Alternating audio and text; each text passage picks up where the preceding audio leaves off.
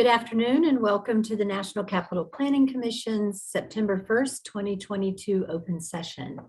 First, Ms. Coster, would you please take the roll? Certainly.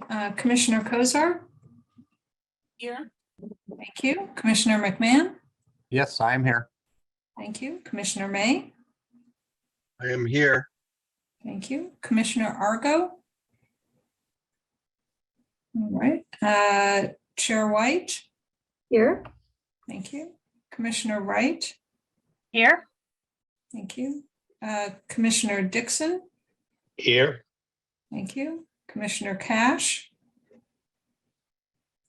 Not here. Commissioner Davis? Not here. And Commissioner Ginsburg? I'm here. Thank you. I'll note that Marcel Acosta, the Executive Director, Ann Schuyler, the General Counsel, and Diane Sullivan, the Urban Design and Plan Review Division Director, are also in the meeting. Noting the presence of a quorum, I'd like to call this meeting to order. Today's meeting is live streamed and will be available in a few days as a video on NCPC's website. If there is no objection, the agenda as posted is adopted as the order of business. At this time, we will play a short video clip of the Pledge of Allegiance. I pledge allegiance to the flag of the United States of America and to the republic for which it stands, one nation, under God, indivisible, with liberty and justice for all. NCPC will continue to conduct its meetings online until renovations on the Commission chamber are complete. We also are continuing to monitor public health requirements for in-person gatherings. I want to share how we will be conducting Commission business. During Commission deliberations, I will use a round-robin format to ask each Commissioner if they have any questions or comments. As a reminder, during deliberations, all Commissioners should be on video during that time, unless, of course, you're experiencing technical issues, and we will address them. At other times, when Commissioners wish to be recognized, they should unmute and ask to be recognized. Agenda item 2 is review and approval of the Commission's 2023 meeting schedule. You should have received the schedule for next year's Commission meetings.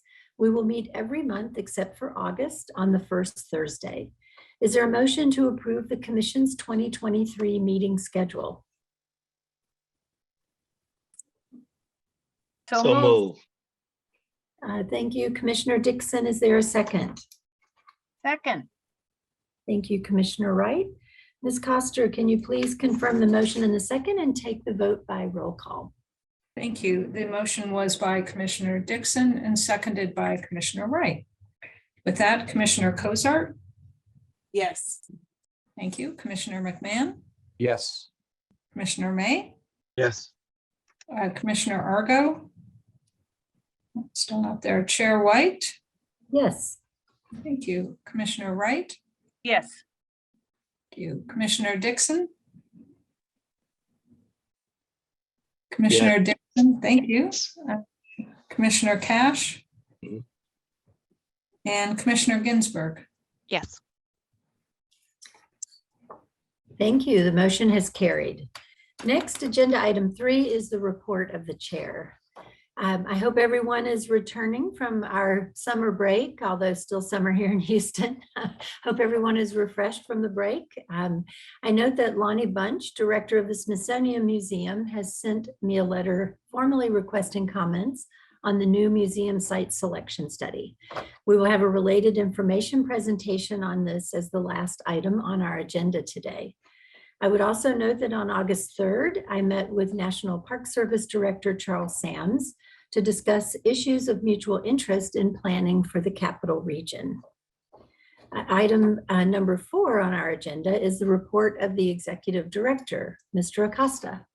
Thank you, Chair White, and good afternoon.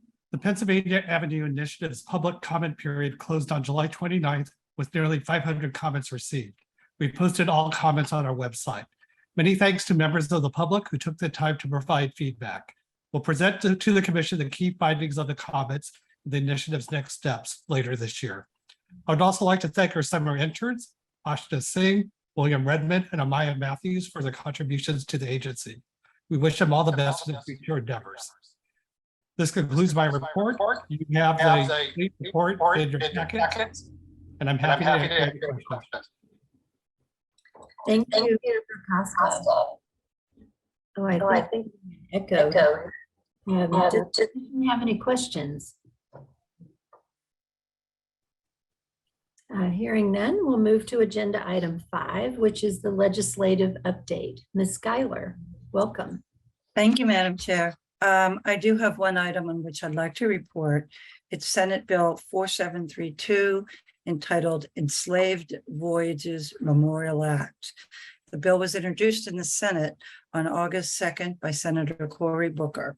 It was referred to the Committee on Energy and Natural Resources. The bill authorizes the Georgetown African American Historic Landmark Project and Tour to establish a commemorative work on federal land in the district to commemorate the enslaved individuals, the identities of whom may be known or unknown, who endured the Middle Passage. The Georgetown African American Historic Landmark Project and Tour shall be solely responsible for acceptance of contributions for and payment of the expenses of the establishment of the commemorative work. For your information, there is a companion bill in the House, HR 4009, that was introduced by Representative Norton in June of last year. This concludes my report, and I'm happy to answer any questions. Thank you. Does the commission have any questions for Ms. Schuyler? Hearing none, we'll move to agenda item 6, which is our consent calendar. There are 2 items on this month's consent calendar. The first is for approval of preliminary and final site and building plans for improvements to the National Gallery of Art Sculpture Garden in Washington, D.C. This project was submitted by the National Gallery of Art. The second item is for preliminary and final site development plan approval of a tower installation at Joint Base Anacostia-Bolling in Washington, D.C. This was submitted by the Department of the Air Force. Are there any questions or discussion on the consent calendar items? Hearing none, is there a motion to approve the consent calendar? So moved. Thank you, Commissioner McMahon. Is there a second? I'll second. Thank you, Commissioner Argo. Ms. Coster, can you please confirm the motion in the second and take the vote by roll call? Yes, the motion was made by Commissioner McMahon and seconded by Commissioner Argo. And with that, Commissioner Kozar. Yes. Thank you, Commissioner McMahon. Yes. Thank you, Commissioner May. Yes. Thank you, Commissioner Argo. Yes. Thank you, Chair White. Yes. Thank you, Commissioner Wright. Yes. Thank you, Commissioner Dixon. Yes. Thank you. And Commissioner Ginsburg. Thank you. The motion has carried. Agenda item 7A is a request to approve preliminary site development plans for the Peace Corps Commemorative Park. And today we will be hearing from Mr. Webb. Welcome. Thank you, Chair White.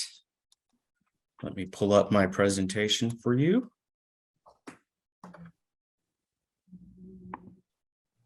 Are y'all able to see my screen? Yes. Thank you. Good afternoon, members of the Commission. The National Park Service, on behalf of the Peace Corps Commemorative Foundation, has submitted preliminary site development plans for the Peace Corps commemorative work for Commission review. The Commission last reviewed this project in May 2019 when it provided comments on the concept for the commemorative work. Since that review, the applicant has responded to the Commission's comments and made significant changes to the design of the work. The applicant will return to the Commission for a final review at a future date. As a reminder, the proposed site for the future commemorative work sits along Louisiana Avenue in Northwest Washington, D.C. in Reservation 727.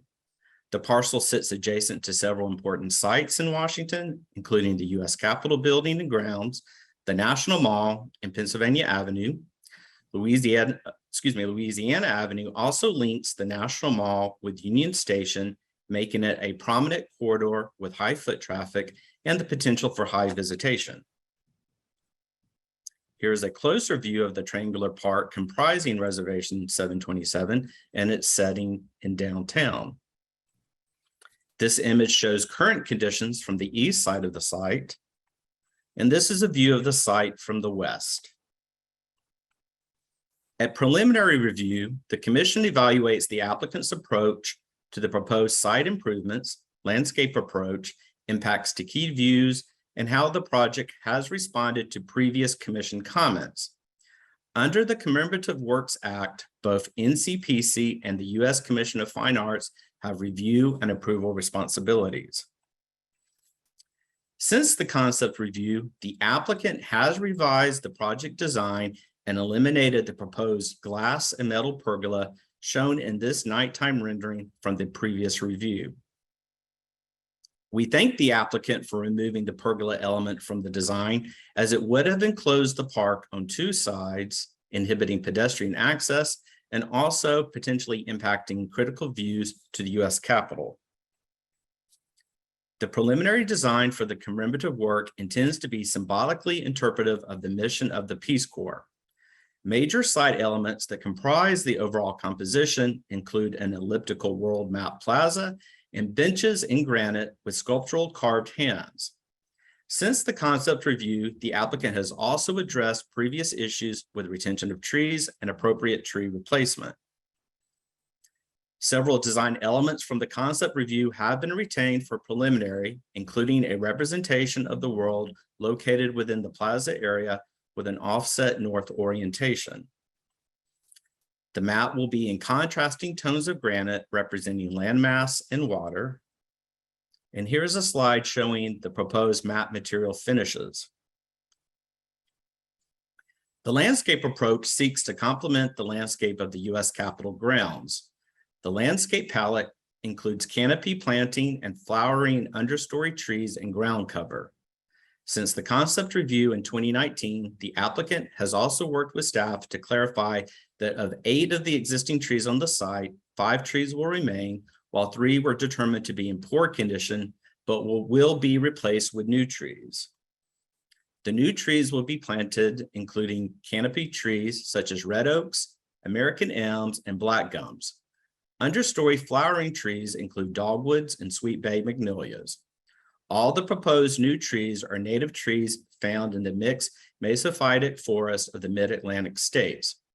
Therefore, staff recommends that the commission find the applicant has addressed the commission's concern of retention of healthy trees and adequate tree replacement. The applicant has included coneflower as part of the planting palette, which is a pollinator species. The other design component retained from the concept review and carried forward for this preliminary review include 3 granite benches represented as sculptural hands. The 3 outreaching hands which surround the plaza have been studied by the applicant and configured to convey a sense of sharing, of giving as well as receiving, and of teaching as well as learning. At their tallest, the benches measure 3 feet 7 inches, with the seating component of the benches measuring 1 foot 6 inches from the ground. Each of the 3 hands will have a different position.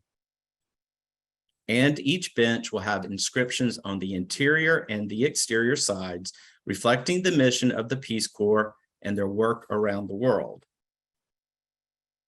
Staff appreciates all the design modifications that have occurred since concept review.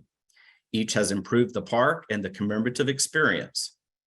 Since this is a preliminary review and as design development continues, the sculptural benches may also benefit from some additional refinement to ensure they appear warm and inviting to visitors.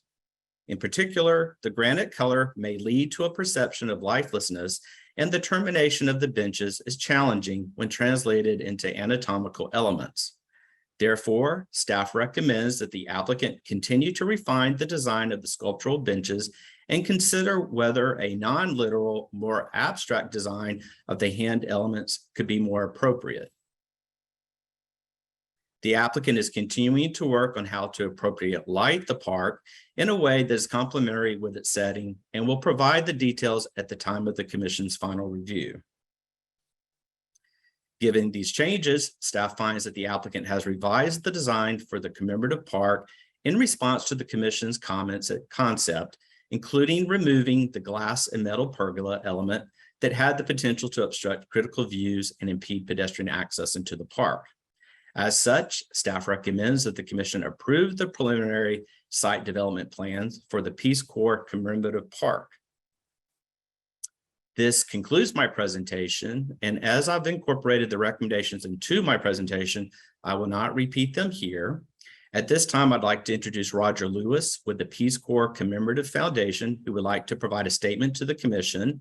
And I'll note that Doug Hayes with Michael Vergesen Landscape Architects is also here representing the applicant. And after Mr. Lewis's comments, we all will be available for any questions from the commission. Thank you. Thank you, Mr. Webb, and welcome, Mr. Lewis. Thank you very much for this opportunity to offer a few words about the Peace Corps commemorative design concept. And I should check, can you hear me?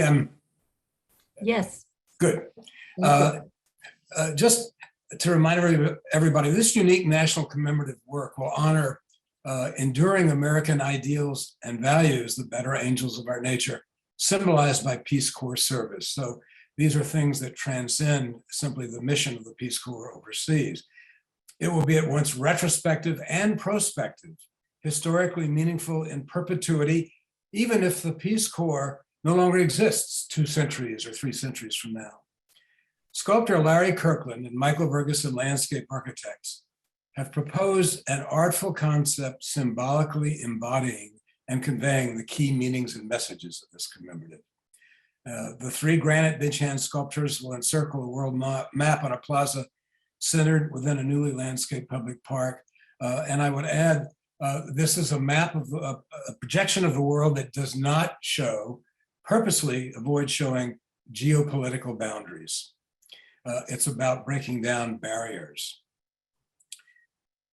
For the 3 hands, Larry Kirkland used digital renderings and cast plaster models, as you've seen, to thoroughly explore the aesthetic character, placement, orientation, and positioning of each hand's palm, thumb, and fingers. Based on Larry Kirkland's artistic explorations, the design team and the Peace Corps Commemorative Foundation Board concluded that figural, realistic hands would most clearly represent and express generosity and outreach, giving and receiving, teaching and learning, as has been mentioned. I would conclude by just saying we are very confident, the design team and the board of the Commemorative Foundation, we are very confident that this park and artwork always will be inspiringly interpreted and well understood, thanks in part to the timeless form and beauty of these realistically shaped human hands. And I'll be happy to answer questions. Thank you so much, Mr. Lewis. We appreciate you being here. Do commissioners have any questions? Hearing no questions, we do have one person signed up to speak. Our first speaker is Bernard Byrne. Mr. Byrne, you will have 3 minutes to provide your testimony. Thank you. Please recommend that the National Park Service add common milkweed, Asclepias syriaca, and swamp milkweed, Asclepias incarnata, to this park's landscape plan and the planting plant palette. The planting palette states, flowering plants will be interspersed between the ground cover and bioretention area plantings. The page shows that the interplanted species will be coneflower and daffodil. The planting palette will contain prairie dropseed and an iris, blue flag, in its stormwater management bioretention area. The palette will contain common rush as a ground cover in its ground plane. It is called ground plane. It is therefore important for you to recognize that 2 of these plants, prairie dropseed and common rush, do not adequately support pollinators. Prairie dropseed is a wind-pollinated grass. Common rush is a grass-like perennial that is typically pollinated by wind. Monarch butterfly populations are declining throughout the United States. To help reverse this decline, President Obama issued in 2014 a memorandum entitled Creating a Federal Strategy to Promote the Health of Honeybees and Other Pollinators. The memorandum noted that there was an immediate risk of failed butterfly population migration because of its decline.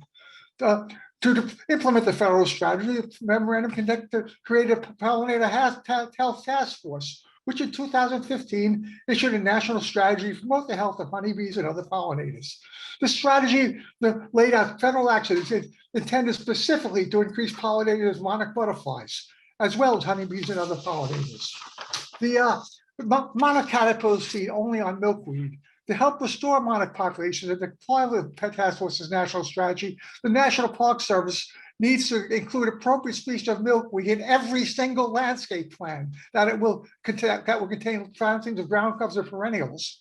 Common milkweed is the only milkweed species that thrives in natural areas in the Washington, D.C. area, and that monarchs prefer when laying eggs. The Smithsonian is Natural History Pollinator Garden, Natural History Museum Pollinator Garden, contains much common milkweed. Common milkweed is therefore suitable for planting within this park as a ground cover and as an interplanted species. Monarchs also prefer swamp milkweed when laying eggs. This milkweed thrives in the margins of wet areas. This plant is therefore suitable for planting within the park's fire retention area because it will absorb stormwater that drains into the area. To comply with President Obama's memorandum and the task force's national strategy, the Park Service needs to, and this is important, plant common milkweed as a replacement for common rush in the ground cover in the ground plane and as an addition in the interplanted species. Plant swamp milkweed as a replacement for prairie drop seed in the bioretention area. Therefore, the two species, wherever you put them, swamp milkweed and common milkweed really need to be in the planting palette. Please recommend that the National Park Service do this. It would be nice to say that they should do this, put milkweed in all of their projects. This one didn't have it. It really should have. Please see my written statement for further information about this subject. Thank you. Thank you very much, Mr. Byrne. Does the commission have any questions? Madam Secretary, Madam Chair. Yes, Commissioner Dixon. I just wondered whether or not, maybe I don't have a picture.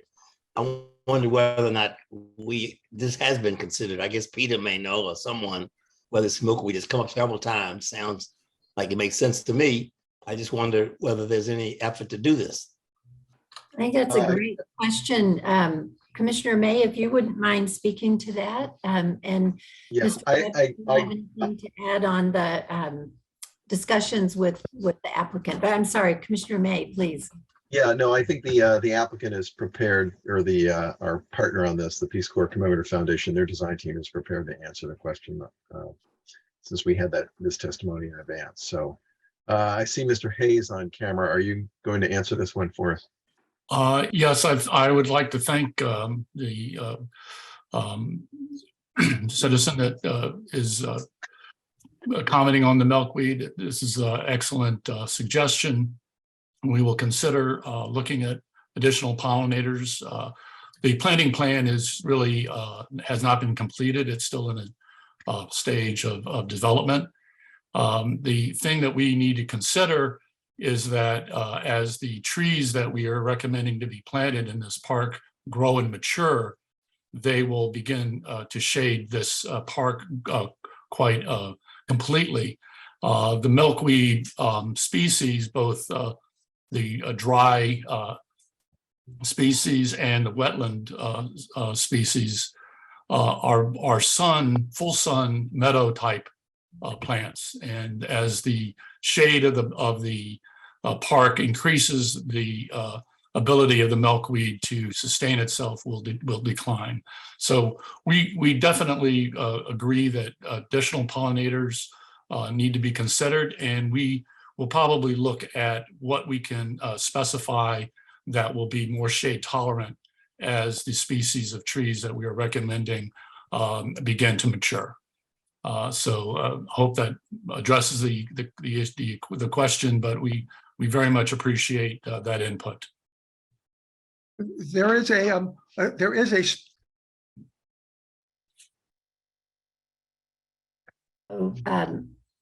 Mr. Byrne is muted. Mr. Byrne, did you, you're muted again. Mhm. Mr. Byrne, you're on mute. Well, let me just say in the interim, I appreciate Okay, Mr. yes, I would just like to say this poke milkweed is a shade tolerant milkweed. And that grows in Virginia. It's probably not as primary a species as the other two they said, but if the other, and this should be a progressive thing. If the what I said to plant stop growing, just have a plant, replace it with poke milkweed. Thank you. Thank you so much, Mr. Byrne. We really appreciate your passion for this subject. So thank you for being with us today. So I'll now open it to the commission for discussion. Can everyone please turn on their cameras? I will start with Commissioner Wright and then go in a round robin format on normal seating order. Please keep your webcams on during the discussion. So Commissioner Wright.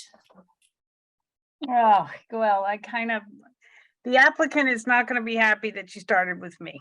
Oh dear. I'm out of my lane. For the planning commission, it all checks out and it's been responsive to comments. And while I want to be careful to be very clear with the sculptor that the hands are beautifully executed or planned to be executed. That what we've seen is just, they're beautiful, but the benches just don't, I just don't think conceptually it works, and aesthetically the hands are done a disservice by being, the termination of these benches. And I would refer you to works like, everybody knows the creation of Adam in the Sistine Chapel.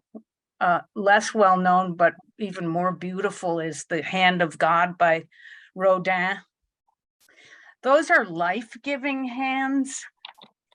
And these, I get the idea, but they feel, I'm not sure, I agree with the EDR that an exploration of an abstraction would be worth doing, because these they don't, to me, speak to me of, they may be reaching out, but these are not peace offering hands. These almost look cadaverous.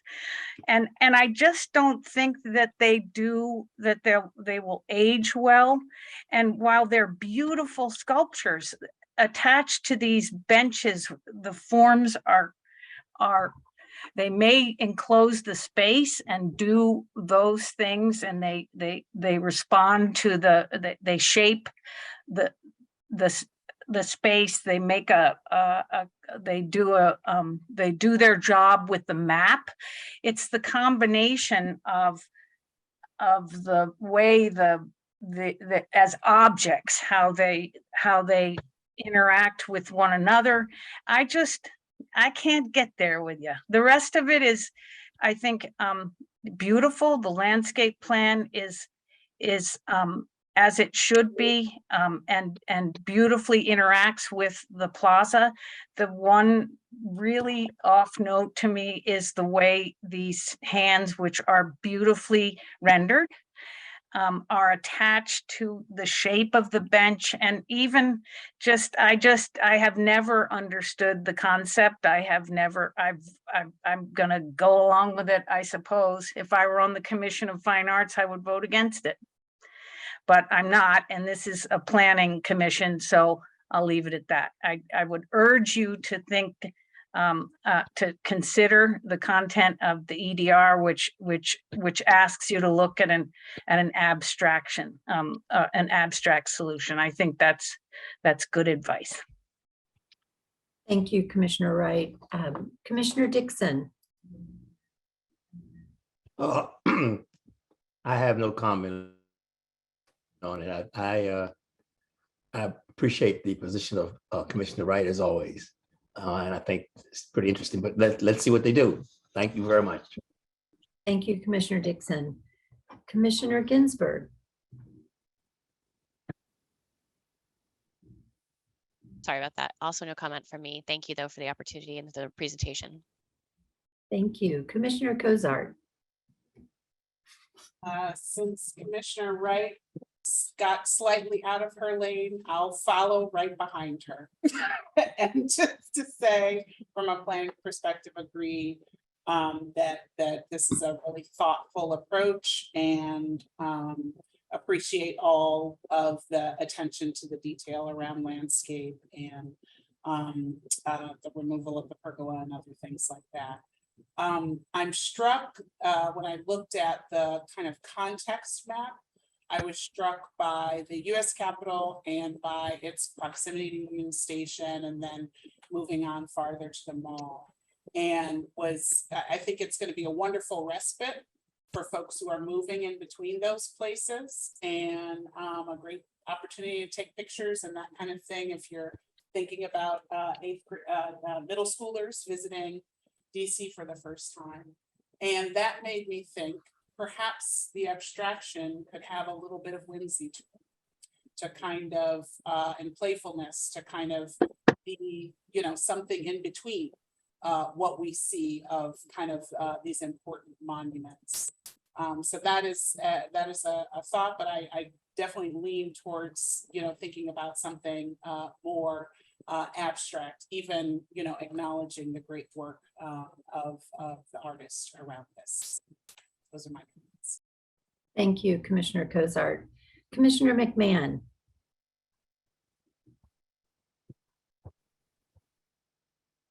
You're on mute, Commissioner.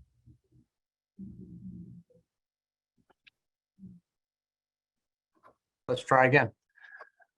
Thanks. Appreciate the changes made by the applicant on this, and I also appreciate the comments of my fellow commissioners as I continue to learn about art and its application in the public environment.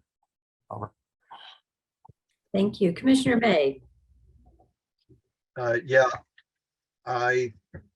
first I'd like to say that I believe that the design team has been very responsive to the past comments by this commission, and certainly responsive to the comments that came from the Commission of Fine Arts.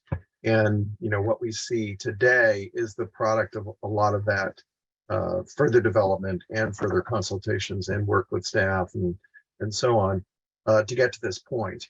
And I think some of the concerns that Commissioner Wright is raising are things that have been on the mind of the design team from the very beginning. Certainly, it's similar to many of the comments that I had made early in the process, where the configuration of the benches and the connection to the hands, the creation of that sculpture were not as well refined as they are now.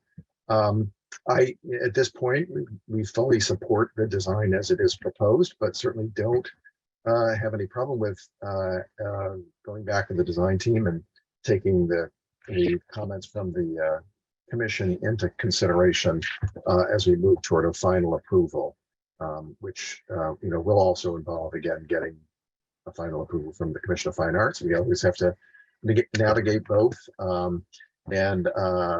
Interestingly, there's it's one of those circumstances where there has been significant support for the features that are a concern to Commissioner Wright and the staff at this point. But we always have to navigate this kind of a complex course in order to get to a final approval, and we will certainly work with the applicant to do that diligently. Thank you, Commissioner May. Commissioner Argo. Just a quick comment. I appreciate the comments both of Commissioner Wright and Commissioner May, and would align myself with them. The first thing, and I'm not quite sure what I mean, it's a comment. I'm not quite sure what to do with it. The first thing that came to mind to me with this design was how easy and tempting it would be for visitors, especially young ones, to sit in a hand, to try to climb and sit in the hand.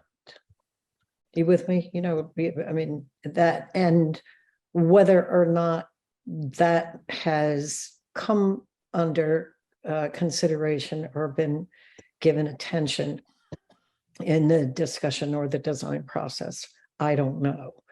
I'm not, I know I appreciate the design.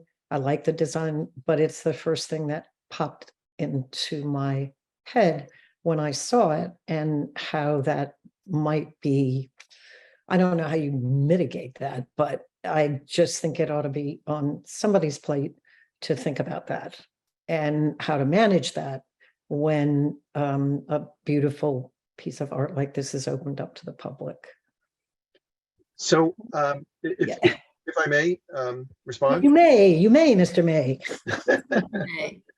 So I certainly would be happy to check, bring Roger Lewis back into the conversation, but I think, because he might be able to answer more specifically about the extent to which the design team has considered this.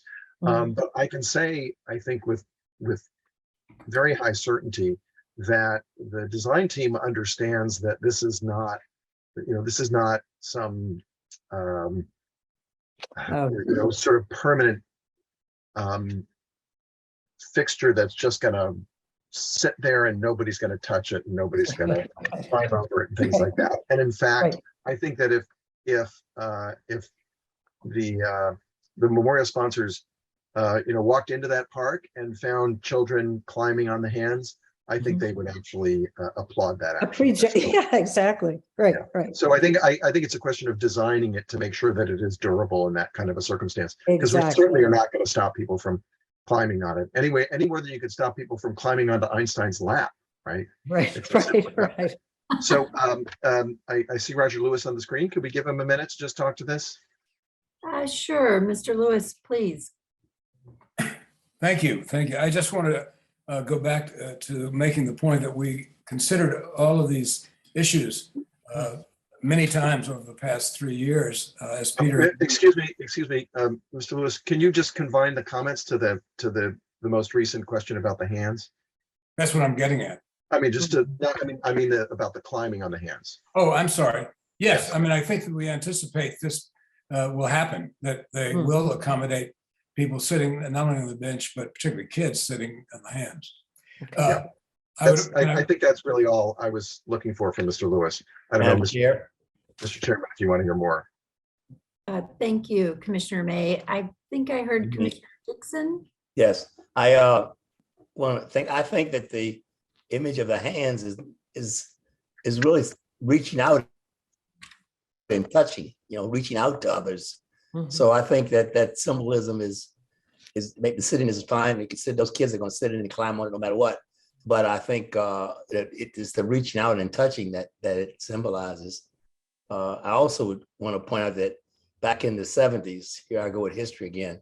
I had the option to help build a software package to take care of all these Peace Corps sites all around the world, and it was very exciting.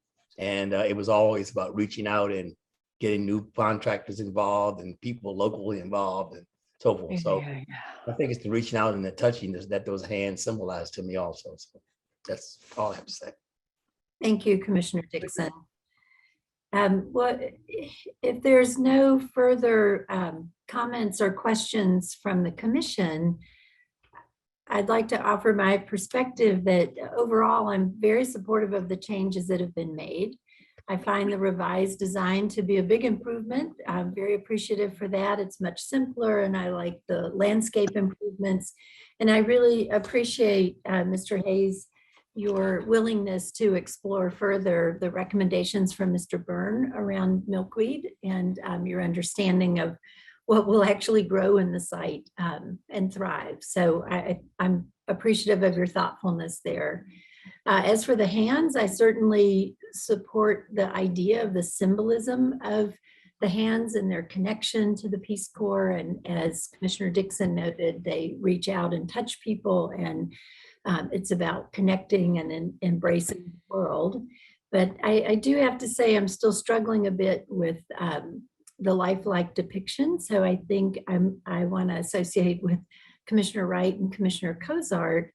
But I have to say, from a planning perspective, I do think we have to think about how someone would experience a public space and how it would make them feel. And I just want to share from my own personal perspective, the other thing that makes me a little uncomfortable is the idea of 3 hands instead of 2 hands.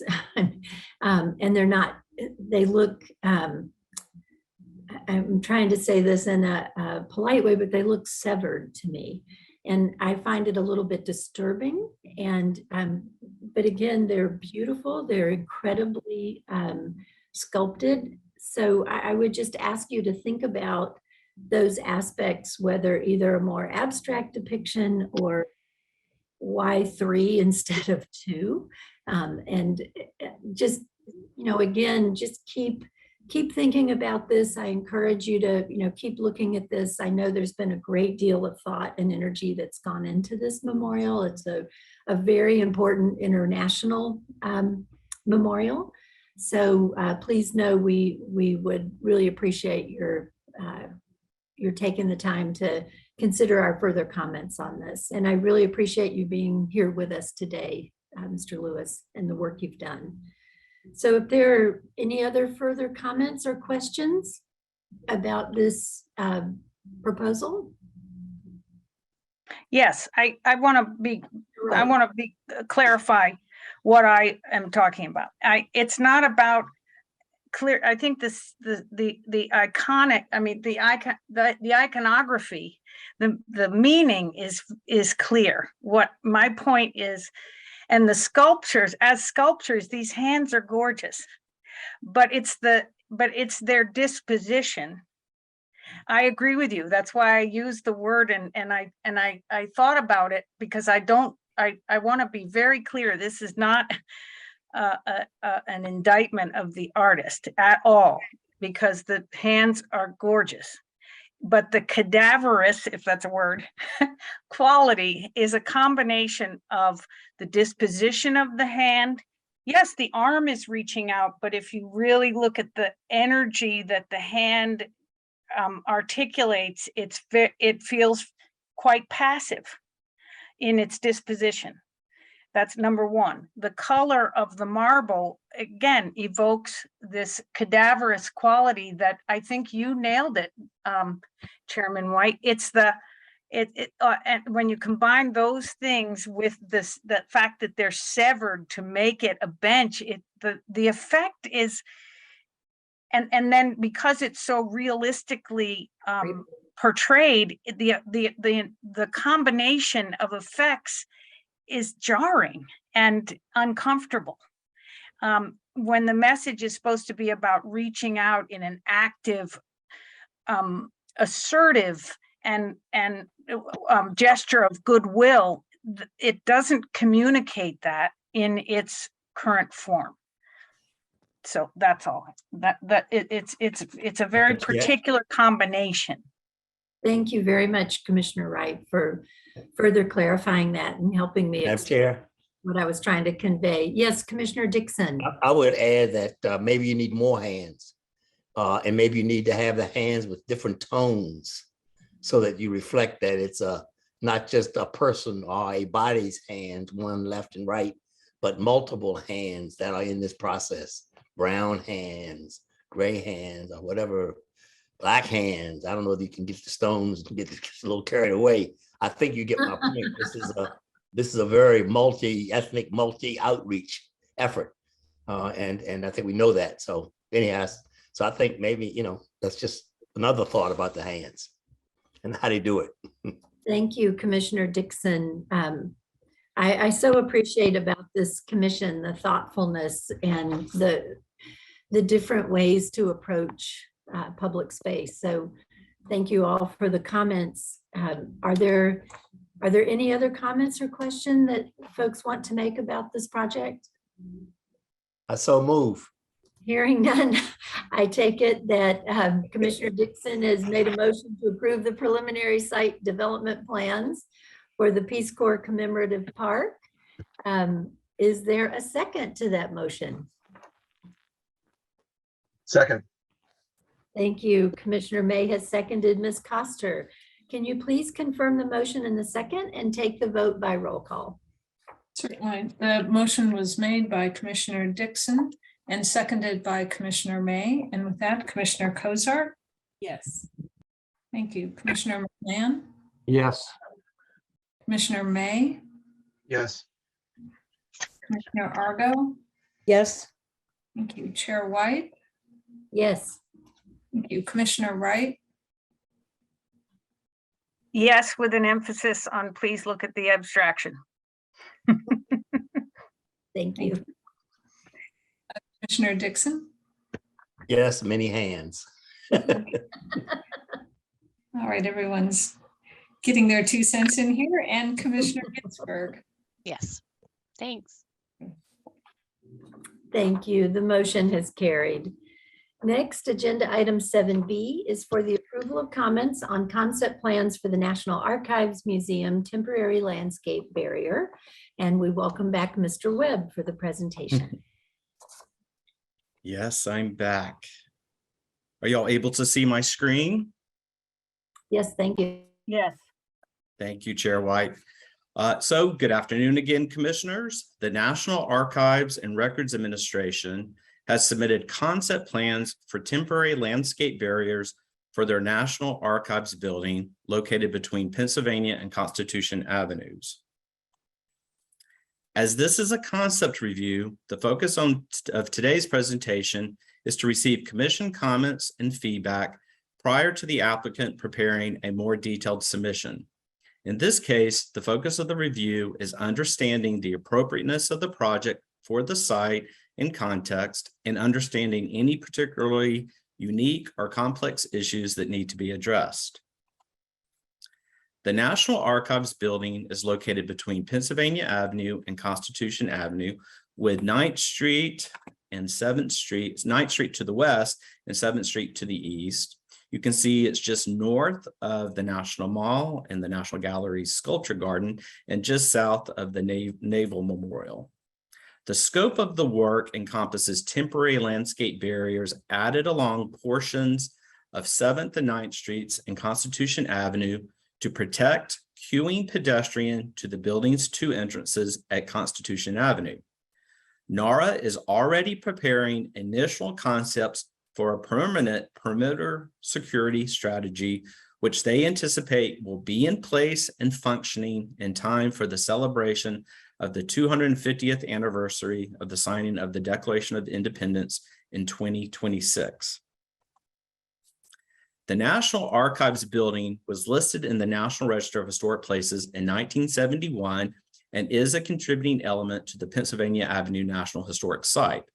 Therefore, any potential adverse effects related to a permanent security strategy for the building, as well as identified or potential historically significant elements, such as the setting and landscape, will be evaluated during the Section 106 consultation process. During this evaluation, the consulting parties will consider the different approaches for the permanent security and any potential impacts to significant elements which may result in trade-offs as the project evolves. Here are some photographs showing the existing conditions along the main entrances into the building along Constitution Avenue. And here are some additional existing condition photographs. Here is the existing site plan along Constitution Avenue. Currently, the front of the building does not have any security or safety barriers. The 2 visitor entrances are here outlined in red. And in developing the proposed temporary safety approach, the applicant met with the review agencies to seek an approach that would provide the desired safety for pedestrians and visitors to the building queuing along Constitution Avenue, while minimizing the impact to the setting and public space. In addition, all of the proposed safety elements can be removed with minimal impact to the existing streetscape. However, staff finds that the setting and the prominence of the National Archives building requires a restrained, context-sensitive approach to any permanent perimeter security elements. As I mentioned, the applicant is seeking approval for these temporary barriers to provide safety to their visitors, since there have been incidences where buses and cars have left the roadway and entered the sidewalk areas along Constitution Avenue, as shown in these images. And as this photo shows, the lines of visitors queuing for the entrances into the National Archives building often stretch along the sidewalks fronting Constitution Avenue and turning onto 9th and 7th Streets. All of the proposed work will occur in NARA's property as indicated in the site plans provided in the submission and confirmed with the District Department of Transportation's right-of-way team. Thus, no public space permits are required for this project. The temporary safety barriers consist of two types: 43 rectangular concrete planters and 29 rounded bollards. The rectangular concrete barriers are 49 inches long, 24 inches wide, and 30 inches tall. The bollards will have a 24-inch diameter and will also be 30 inches tall.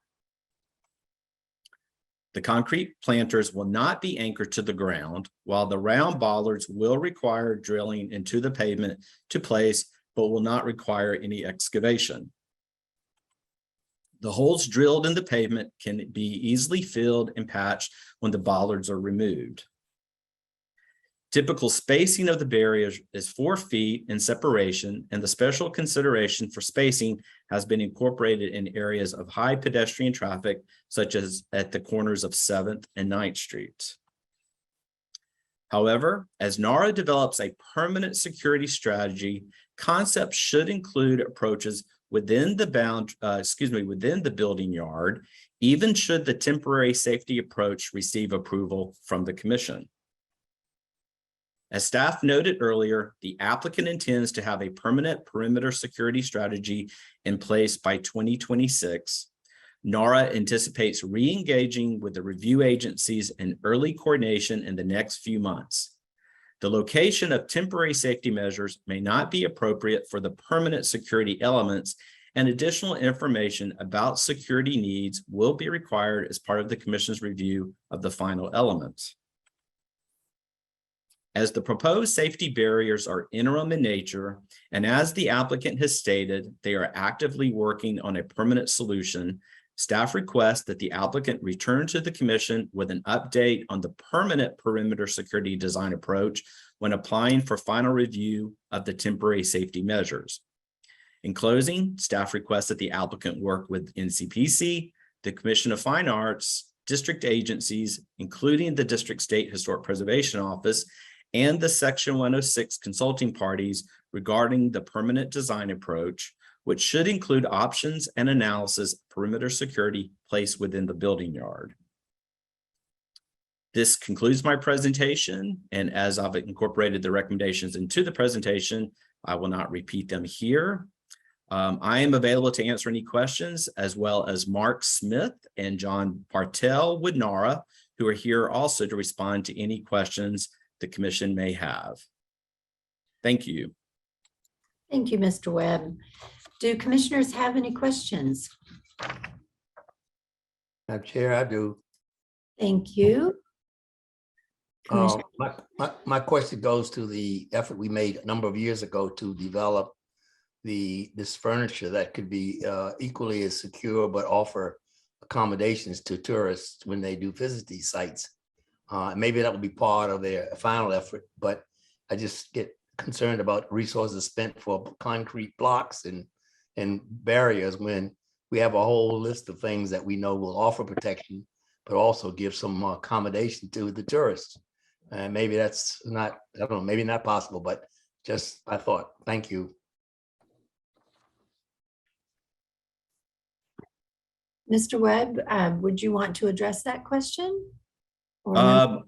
Since we've just started talking with the applicant of what their permanent concepts, I think that should be included. I think from talking to them about the permanent strategy, they are open to going back and looking at different options. So Mr. Smith may be better to address that. And as he addresses like the time frame when they're going to re-engage and looking at permanent security elements. Yes, we, as Lee mentioned, and thank you for your presentation. It was very well done. We have actually begun work on the permanent approach. I should mention that permanent solution did not arise from security concerns. It's actually part of a larger effort to improve the visitor experience for the visitors to the archives. And when we saw what that visitor experience team was looking at as you approach and enter the building, we recognized that also can be made to provide the security that we were looking for. So that is really the driver for the permanent solution. The security aspect simply right along as part of the process. And we can certainly look at the usability of the site from a seating landscape improvement effort as we do that. As to timing, we've got some revised concepts we're ready to start staff discussions on. Probably in the next few weeks if we can arrange schedule, otherwise early October. Thank you. Commissioner Dixon, does that address your question? Well, it does. I just want to be sure it's clear that they did a whole research. We did a lot of work on this at one point and developed examples of things that could be put in for security that had value and function, and were also met the requirements to make areas secure. They were rigid enough, strong enough, but provided that. Also, in terms of benches, seating, things that would not encourage homeless folk to sleep on them, even though we need to deal with that problem, but not in this manner, and other things. And just a table, or rather than a box, or just the, now we have a bunch of things I thought we looked at, and maybe we can share those more widely so folk can think about them. Thank you very much, because that was very important work that establishes a great baseline for consideration. So thank you. Any other questions? Madam Chair. Yes, Commissioner May. Yeah, I have a few questions. We saw a photo of people queued on the sidewalk. Is that like the normal everyday condition, or is that just certain times of year? I mean, I know our visitation ebbs and flows. Is it what's the frequency of seeing that kind of lineup on the sidewalk? Prior to the pandemic, that was a typical day. 365 days. Well, 200 and some days, yes. 200 and some days. Okay. And have you done like some sort of analysis of what the numbers are and what the frequency is and things like that? So when we get to the final, you'll be able to talk about that.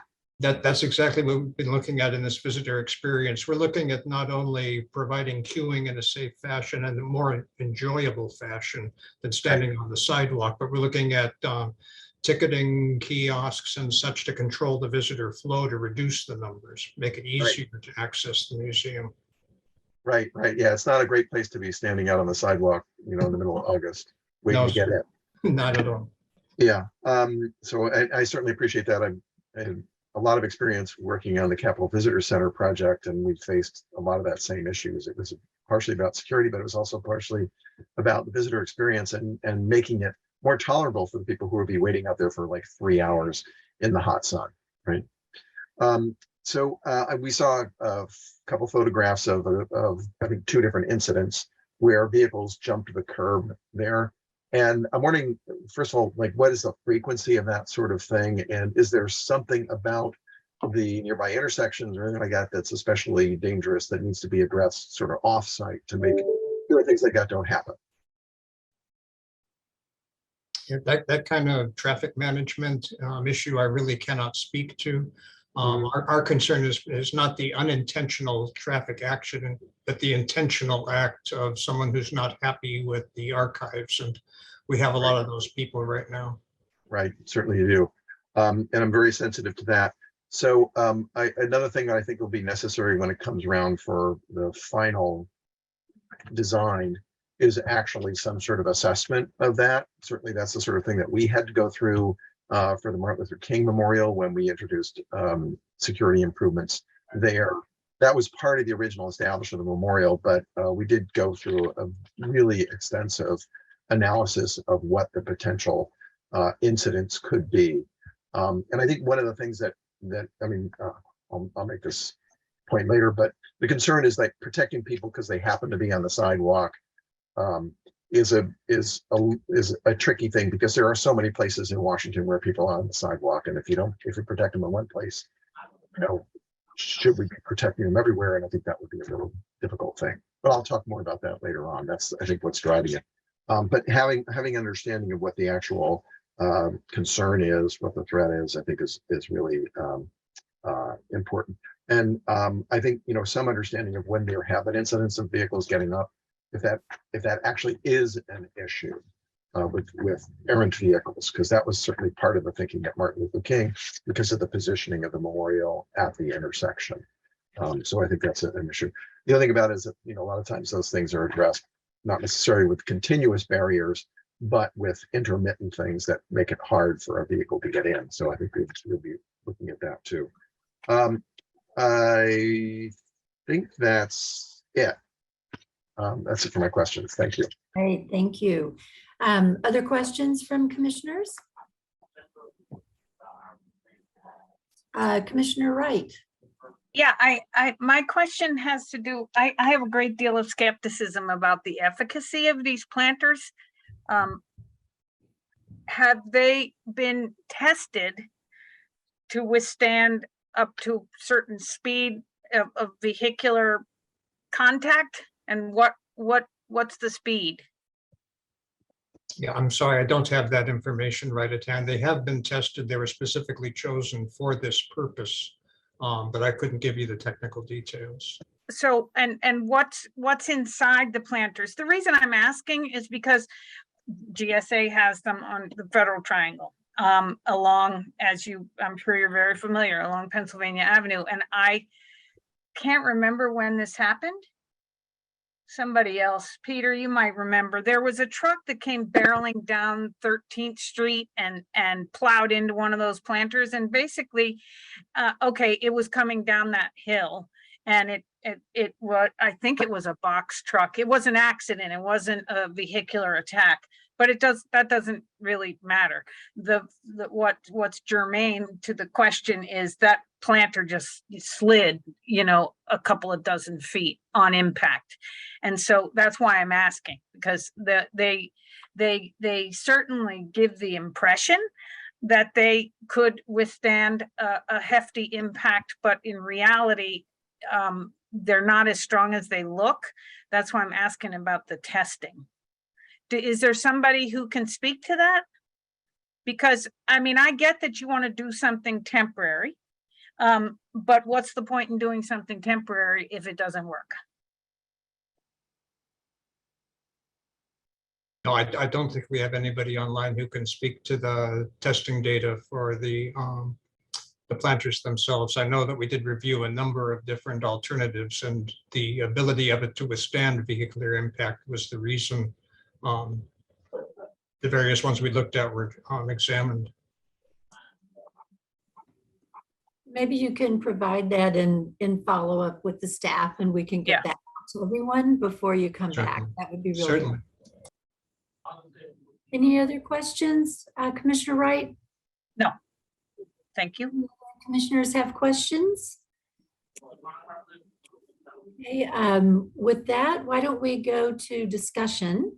If everyone would please turn on their cameras, I will start with Commissioner Cozart and then go in a round robin format using our normal seating order. So if you would please keep your webcams on during the discussion, and we will hear from Commissioner Cozart. Just thank you for the presentation. Thank you. Commissioner McMahon.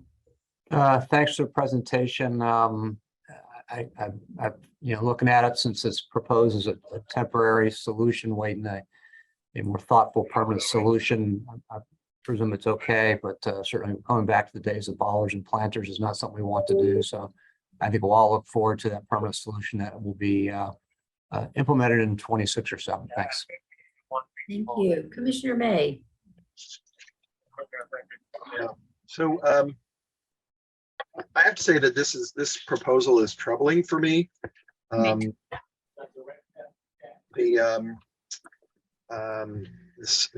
NCPC has historically been reticent to allow for any kind of security improvements in the sidewalk space.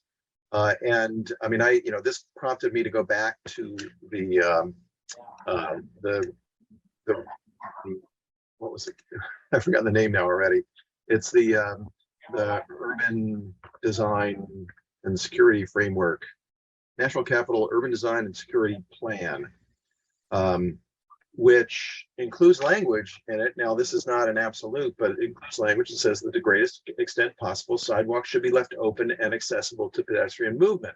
And generally, streetscapes, but which should be excluded zone.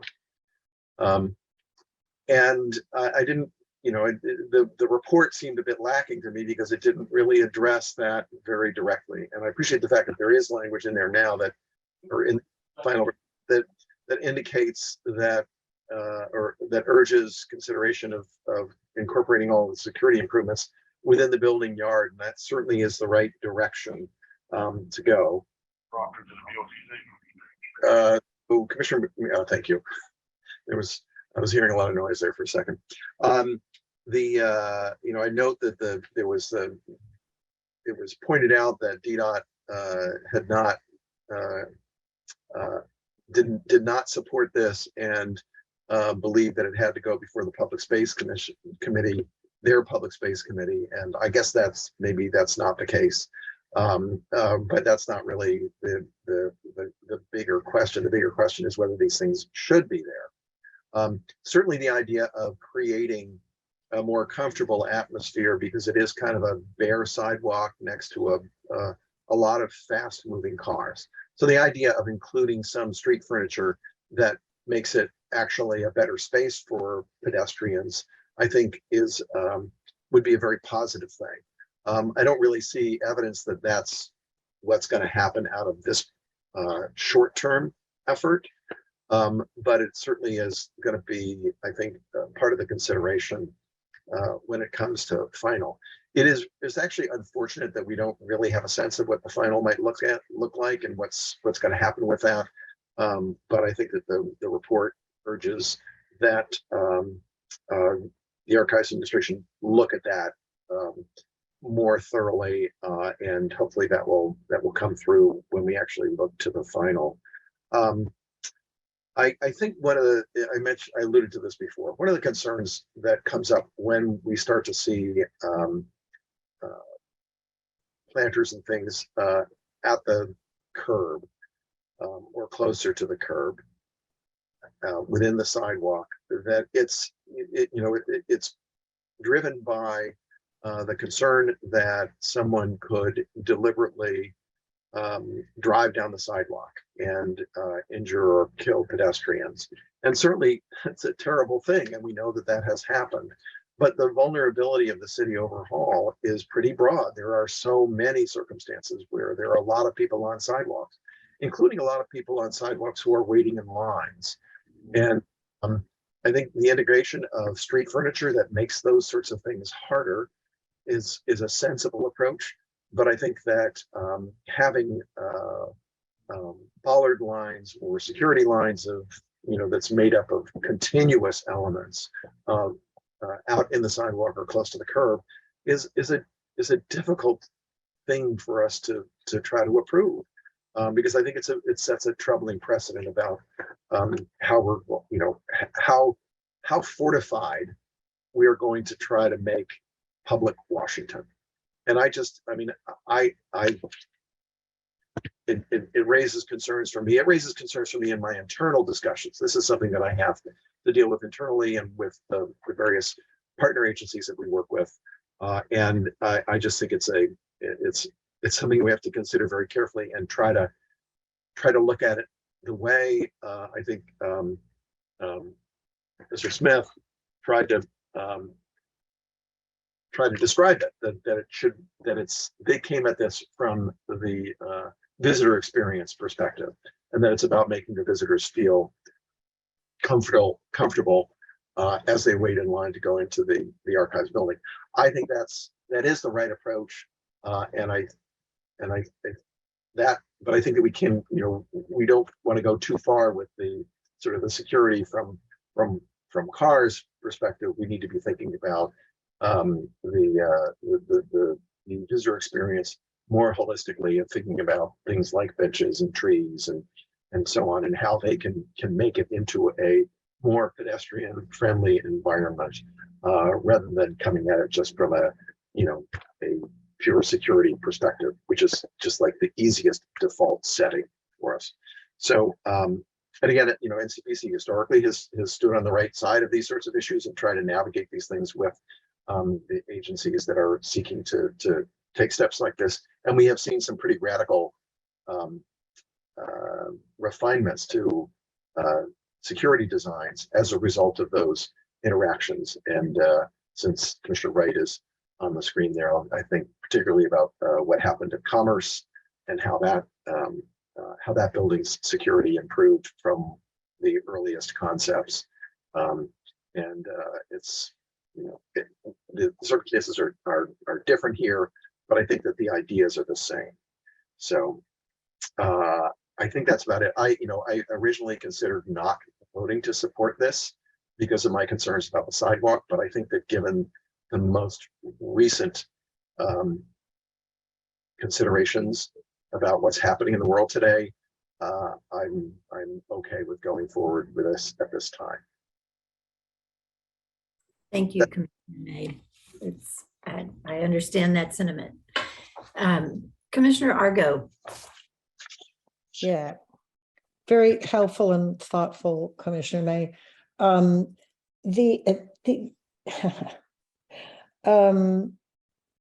What was that I wrote down? How fortified do we want to make the visitor's experience? I think either Peter said that or somebody said that, but I think that is a question that what I'm focused on right now is that question and how we maybe think about how we can provide some information to the commission that staff could think about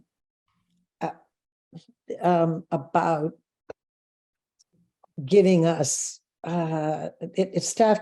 I don't know whether we want this, whether we want a separate kind of presentation, but I think the whole issue of security,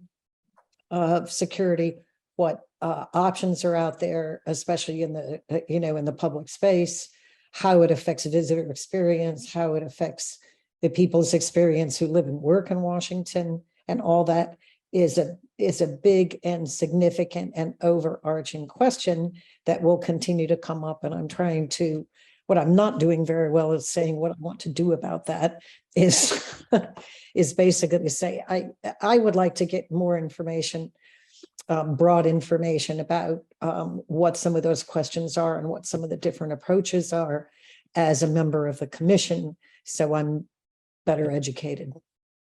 That's sort of what I want to say. Thank you, Commissioner Argo. Perhaps we'll have a refresh and revisit the original standards and see if we need to update them in any way. So I think that's a really good question about how do we keep those fresh and keep looking at new solutions. So I appreciate that comment. Commissioner Wright. Yeah, I would save time by referring to Mr. May's remarks and adding just slightly to them. I also thought about voting against it, but given what's happening with the poor, gosh, it's the archivists, man, they're just making all kinds of waves. And and right now doing something, I mean, I don't usually say this, but I think in this case, something is better than nothing.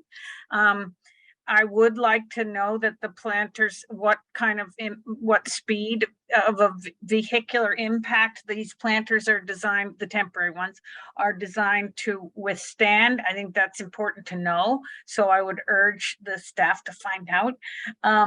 Because there is a threshold at which something isn't better than nothing. And it may be worth nervous visitors just feeling protected.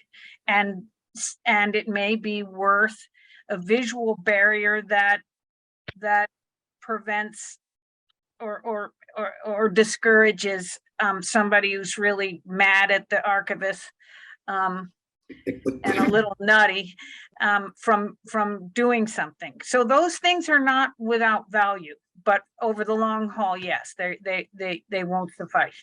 And then I would say, yes, thank you, Mr. May. I would refer you to the Department of Commerce and encourage you.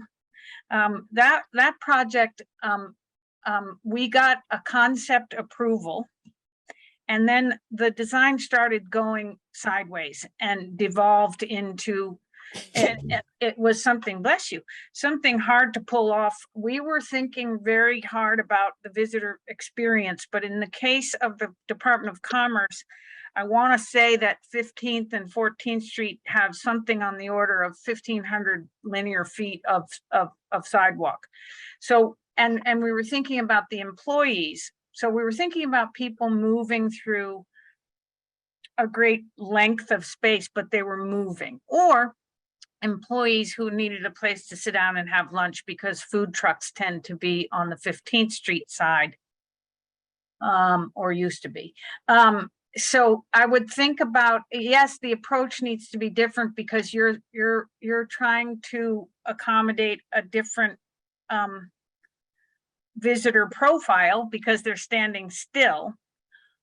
But yes, the emphasis should be on seating and their comfort while they wait for a long time in the hot sun. And yes, trees, because there's you can protect from vehicular attack, but also you need to think about just their comfort. And that informed our design. When we got halfway through, we realized we were going in the wrong direction and we started again.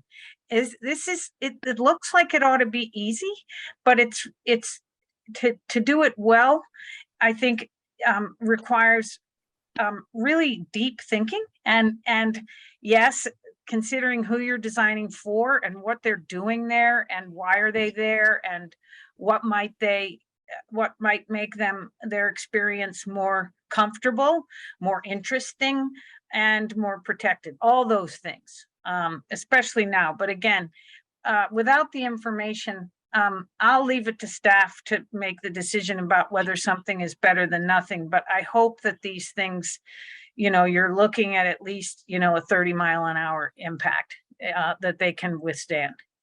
Because there's also, like the slides you showed with the bus and the taxi, there are people, coming around that corner who don't intend for it to be, there's no nefarious intent. There's just recklessness.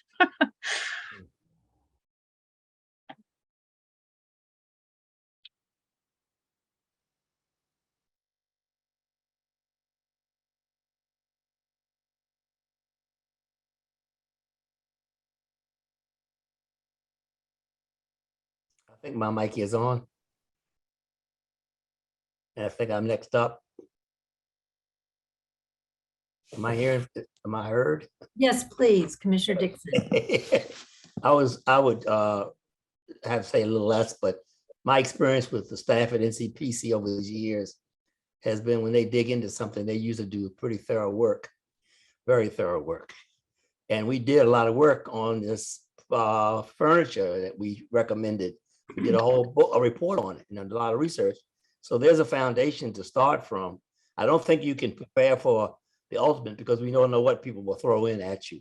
But the kind of like things that we're talking about, trucks, cabs, things that are common vehicles, I think, we got to be able to protect for those. But we do need to look at this idea of providing accommodation, even if it's some kind of a artificial umbrella of some kind. I know we saw the ones at HUD that blew apart. That didn't work too well, but maybe we need more. And trees, I think, are very useful too, as has been said. So I do think we've done a lot of work on this, I believe. Now we need to go dig at it and go back and see if it has real value and get people more used to seeing furniture type stuff, useful stuff put down, rather than just go right to those in quote flower pot trash cans that they put in to get loaded with trash, or people even sleep in some of them. So that's not solving the problem, and it doesn't stop the vehicles often either. So anyhow, that's all. Let's go back, bring out what we got, and let's see if we need to redo it and encourage it, promote it more. Thank you. Thank you very much. Commissioner Ginsburg.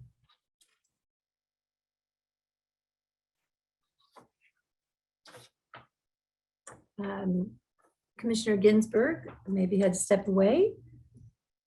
Well, I'll just add that I'm glad that the applicant has begun the process of analyzing these alternatives for the permanent security. And, obviously what you heard today, it's very important to us that we hear what this analysis is for alternatives so that we can really address this very critical question. So we typically seek solutions within the buildings or the property's building yard to keep security elements out of the public realm. But I understand this is a historic building and any alternative will need to consider impacts to the building and the landscape. But we look forward to hearing back from you to hear more and how we want to address these very critical issues. And just to note, going back to an earlier comment from Commissioner May, in taking a look at the broader context of what is happening at this intersection that could be addressed perhaps by the transportation department, looking at traffic calming, bump outs. I know that's a very controversial thing in many places, but I do think you have to look beyond just the area that you're responsible for and work to see if our traffic can be managed in a little bit different way. So for those unintended, or as Commissioner Wright said, sort of reckless incidents versus intentional, I think those are really important to take a look at. So I appreciate that reminder, Commissioner May, that we have to look beyond the specific space that we're dealing with and understand that context around the traffic incidents. Are there any further comments or questions? I see Commissioner Wright's hand went up first and then Commissioner May. Yes, thank you. I forgot something too. Also keep in mind when you're looking at the permanent solution, this is one thing we learned when we started looking at a project at USDA, where in a parking lot where there is a farmer's market. We started thinking about, well, if there is, what you don't want to do is you need to design for the possibility of panic by the visitors, because if there is an incident and the public is trying to scatter, we were thinking of it in the old school kind of way at first, which was, well, we want to kind of soften the perimeter security as much as we can and make it invisible. And we had it designed to be masked by a shrubbery and all of this. And then we realized, well, if there was a vehicular attack and a car did penetrate the security and smashed into the parking lot, people would panic and be injured trying to escape, and they would not be able to see the cable and rail system that we had, bollards and rail. It's something to keep in mind that's just another consideration, and that's not something that we were used to thinking about. In your case, if we were just thinking about protecting the building, we would say go into the building yard. There's no reason to be out in public space if you're just trying to protect the building, but your job is different here. And so since you're trying to protect, the unsuspecting, and probably inattentive public who's sitting there waiting, queuing for tickets or to get inside, they're not going to be paying attention, but you have to make evacuation also something that's not hindered by whatever you put in. Great point. Commissioner May. Yeah, I also wanted to mention the fact that, what's happening with the street, I think really is a critical consideration, in that additional consultation with DDOT, particularly from a long-term solution, is very important. And I would note that Constitution Avenue is just such a total car-oriented highway kind of road, and is very bicycle unfriendly. And But the district is making moves all over the city to make this city more bicycle friendly, and maybe there is something coming down the pike that will, sorry, pardon the pun, something in the future that could actually help improve the security circumstance here with those developments that are outside the property line. And the other thing I would mention is just that I happen to notice on one of the slides that the consultant team is on this, in particular Buyer Blender Bell was shown as participating in this. I don't know what their role is. All I can say is that they do very fine work and have worked on many security projects in Washington and come up with some very creative ways of dealing with that in different circumstances. So hopefully they will be involved in the permanent solution. And if they are, I think that the National Archives and Records Administration will be well served by the insight that they can bring to it. Thank you. Any further comments or questions from the commissioners? Hearing none, is there a motion to approve the comments on concept plans for the National Archives Museum temporary landscape barrier? So moved. Thank you, Commissioner Cozart. Is there a second?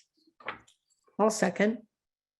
Thank you, Commissioner Argo. Ms. Coster, can you please confirm the motion in the second and take the vote by roll call? Sure. The motion was made by Commissioner Cozart, seconded by Commissioner Argo. And with that, Commissioner Cozart, Yes. Commissioner McMahon, Yes. Commissioner May, Yes. Commissioner Argo. Yes. Thank you. Chair White, Yes. Commissioner Wright, Yes. Commissioner Dixon, Yes. and Commissioner Ginsburg. She may have stepped away momentarily. Thank you. The motion has carried.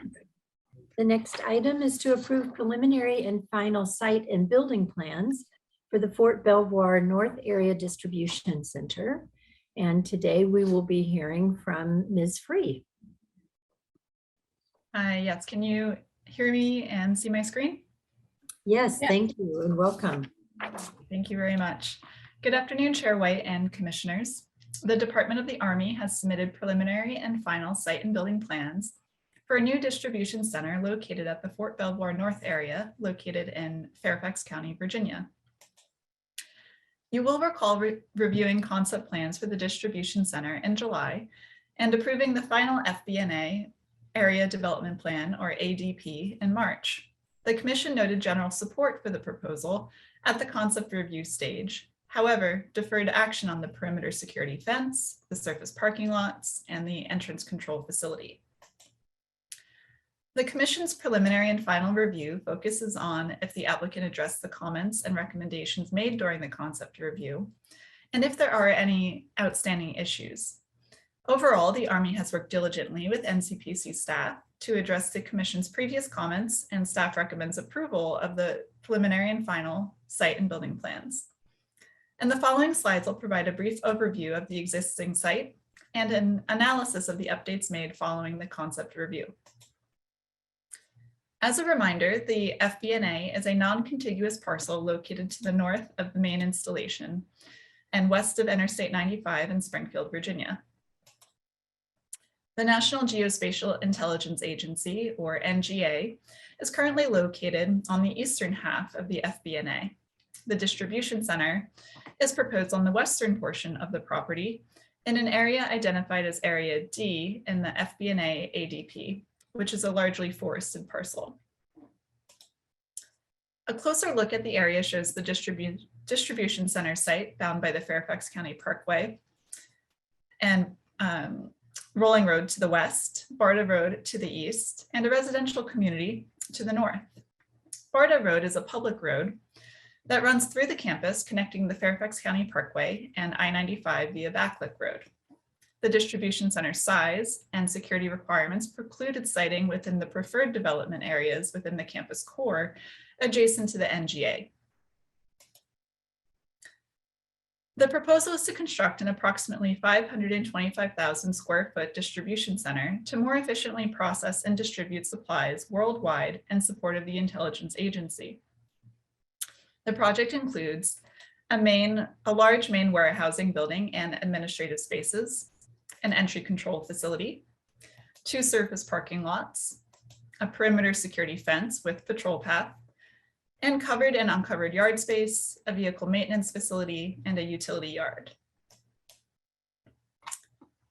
At the concept review in July, the Commission deferred approval of the surface parking lots, the entry control facility, and the perimeter security fence with a request for more information and that the Army evaluate how to further minimize and mitigate impacts to existing trees.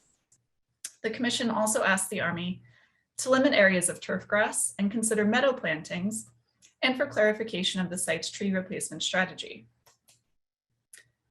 The Army revisited the plans and determined that they have reduced the development footprint of the buildings, roads, and perimeter fence to the greatest extent possible, while still meeting its programmatic and mission needs.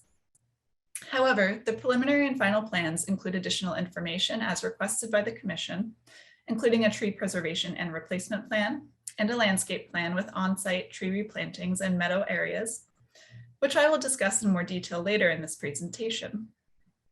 In the next few slides, I will provide an update of the elements deferred by the Commission at the concept review. The Army indicated that the proposal includes surface parking and not structured parking for 3 reasons. First, the surface design provides a low profile to limit visibility from the adjacent neighborhood. Second, the surface lots require less construction intensity than a reinforced concrete parking structure. And lastly, the surface lots provide additional area to install solar arrays. The entry control facility, or ECF, will be located at the primary entrance to the facility on Barda Road. The ECF consists of a gatehouse with vehicle checkpoint, security parking, visitor parking, inbound lanes and outbound lanes, a rejection security access lane, and an inspection detention lane. The ECF is located to provide required sightlines from the gatehouse and to avoid water resources and steep slopes, which results in the elongated roadway leading up to the gatehouse. With regard to perimeter security, a chain link fence is currently installed along 60% of the distribution center site limits. Areas of tree clearing already exist around the fence from when it was installed. This fence is compromised in many locations as seen in the photos on this slide. And while the NGA facility on the east side of the FB&A is secured, the distribution center site is currently not secure. A perimeter security fence is required pursuant to security countermeasures commensurate with the baseline level of protection for a level 4 facility. As a level 4 facility, the minimum setback from the buildings to the uncontrolled perimeter is 350 feet or more wherever possible. The Army proposes to remove the existing chain link fence and install a new 9-foot tall perimeter security fence and associated infrastructure in its place. This will utilize areas of existing clearing, limit additional tree removal, and avoid and minimize impacts to wetlands and RPAs. The remainder of the perimeter fence, where no fence currently exists today, will follow Fairfax County Parkway and Barda Road and then return to the north. The proposed security fence will be black and an ornamental palisade style similar to the image on the left. As shown on the image on the right, a 30-foot wide clear zone is required to accommodate a 10-foot wide gravel patrol path and a 10-foot wide strip on both sides of the fence for security infrastructure, including lighting, and for site clearance. The cleared areas may consist of low maintenance meadow and grass plantings. The site borders residential properties to the north, where the existing chain link fence is currently used as a boundary marker, as seen in the image on the left.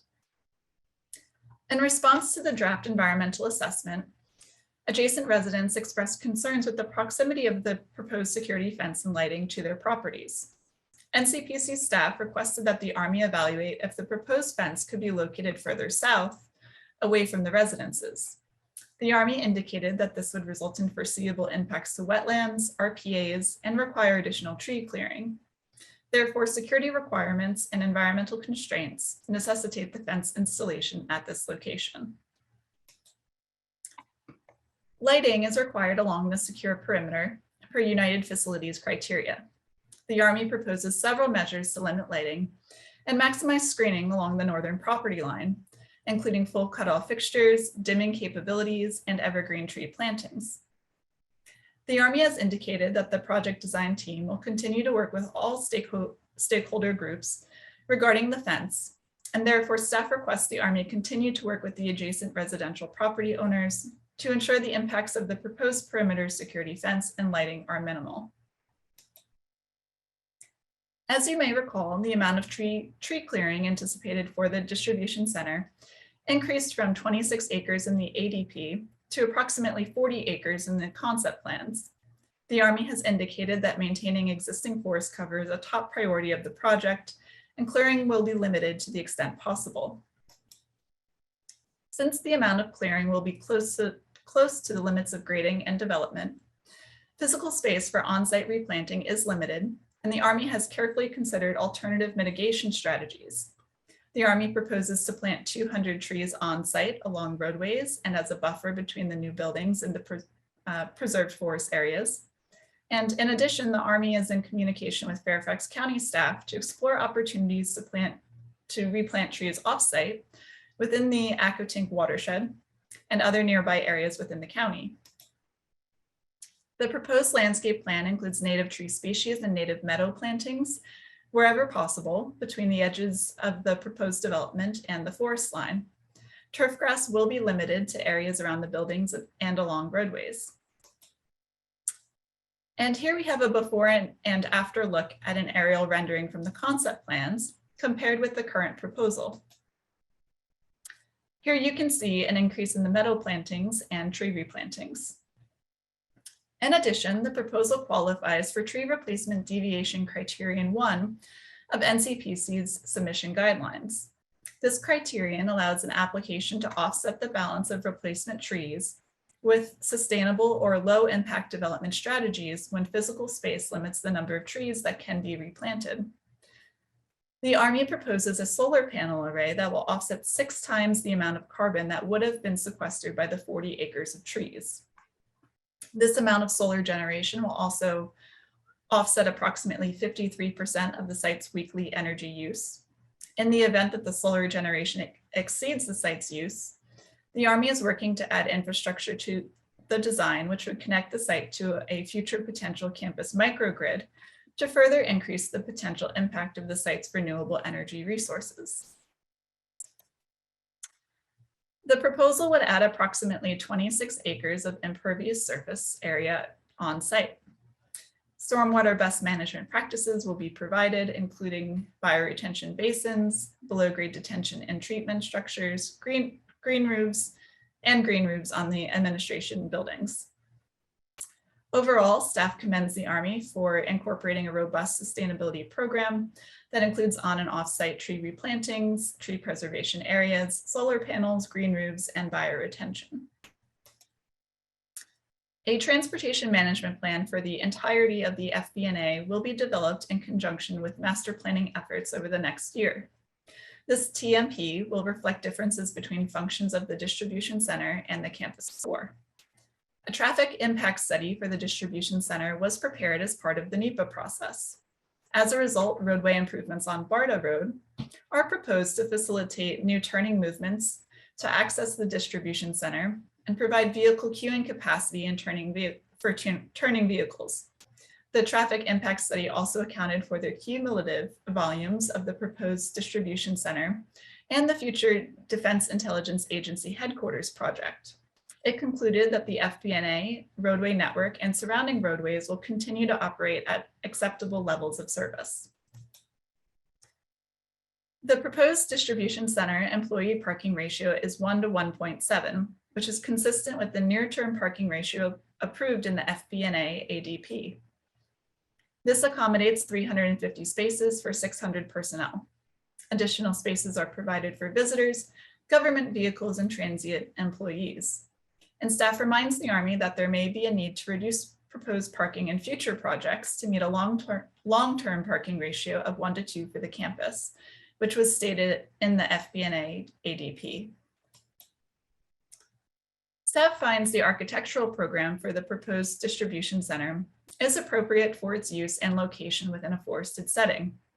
The conceptual theme for the proposed buildings is camouflage, where the building facades will utilize textures and materials that blend with the wooded surroundings.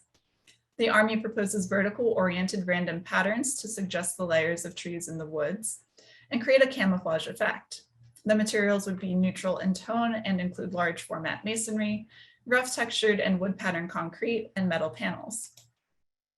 As mentioned earlier, the proposed distribution center will consist of a one-story high bay building, an attached two-story administration building, and several separate skiff spaces with green roofs above the administrative portions of the building. The proposed buildings will be designed to meet a minimum standard of LEED Silver, which is a third-party green building rating standard system intended to facilitate advancements in sustainable building design and construction. The architectural program also includes a gatehouse at the entrance control facility. Similar to the distribution center buildings, there will be metal panel and masonry proposed. And as I have incorporated the executive director's recommendations into my presentation, I will not repeat them here. And this concludes my presentation. I will now introduce Dr. John Bellamy, representing the Joint Program Management Office of the Fort Belvoir North area. Thank you. Hello, and thank you very much, Stephanie, Ms. Free. I really appreciate that. And it's a great report, and thank you for your time compiling all the information and all the work we've done to create the EDR.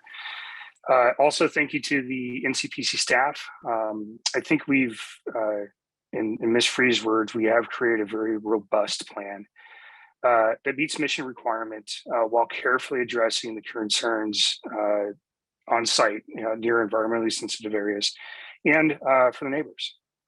And so I would like to take 1 minute to speak to some of the neighbor concerns, and then come back to the project as a whole. So I believe Mr. Redmond is scheduled to speak, but I want to say, Mr. and Mrs. Redmond, your concerns have been heard, acknowledged, and thank you for making these part of this proceeding, because what it has been able to allow us to do, as Stephanie said, I believe on slide 16, is roll those concerns into the design itself. And so the downward lighting, dimmable fixtures, and the future evergreen screening, all those items are part of the considerations that we can put into the design now, and not make it as an afterthought as we go along.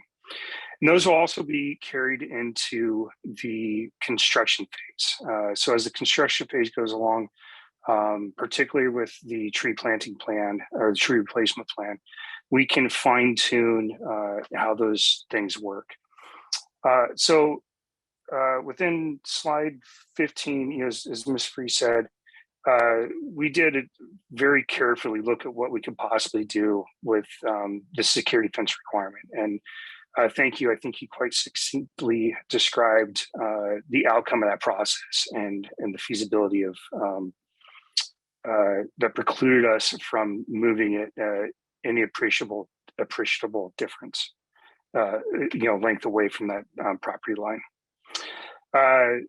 In slide 16, I think this really comes up to the points of the design that will be incorporated and carried into the construction. I know there's comments about the cameras and the term patrol road. I'll get to the patrol road in a minute. But the cameras and lights or the monitoring of the fence line allow us to not have to have personnel physically there as much. And so we use that capability to reduce the amount of activity or motion along the fence line as much as we can. The term patrol road is a very general term. The DoD likes to use it. Unfortunately, I don't even though we use it all the time, it probably doesn't characterize what the maintenance path along the fence is actually for. It's primarily to allow observation of the fence for maintenance activity.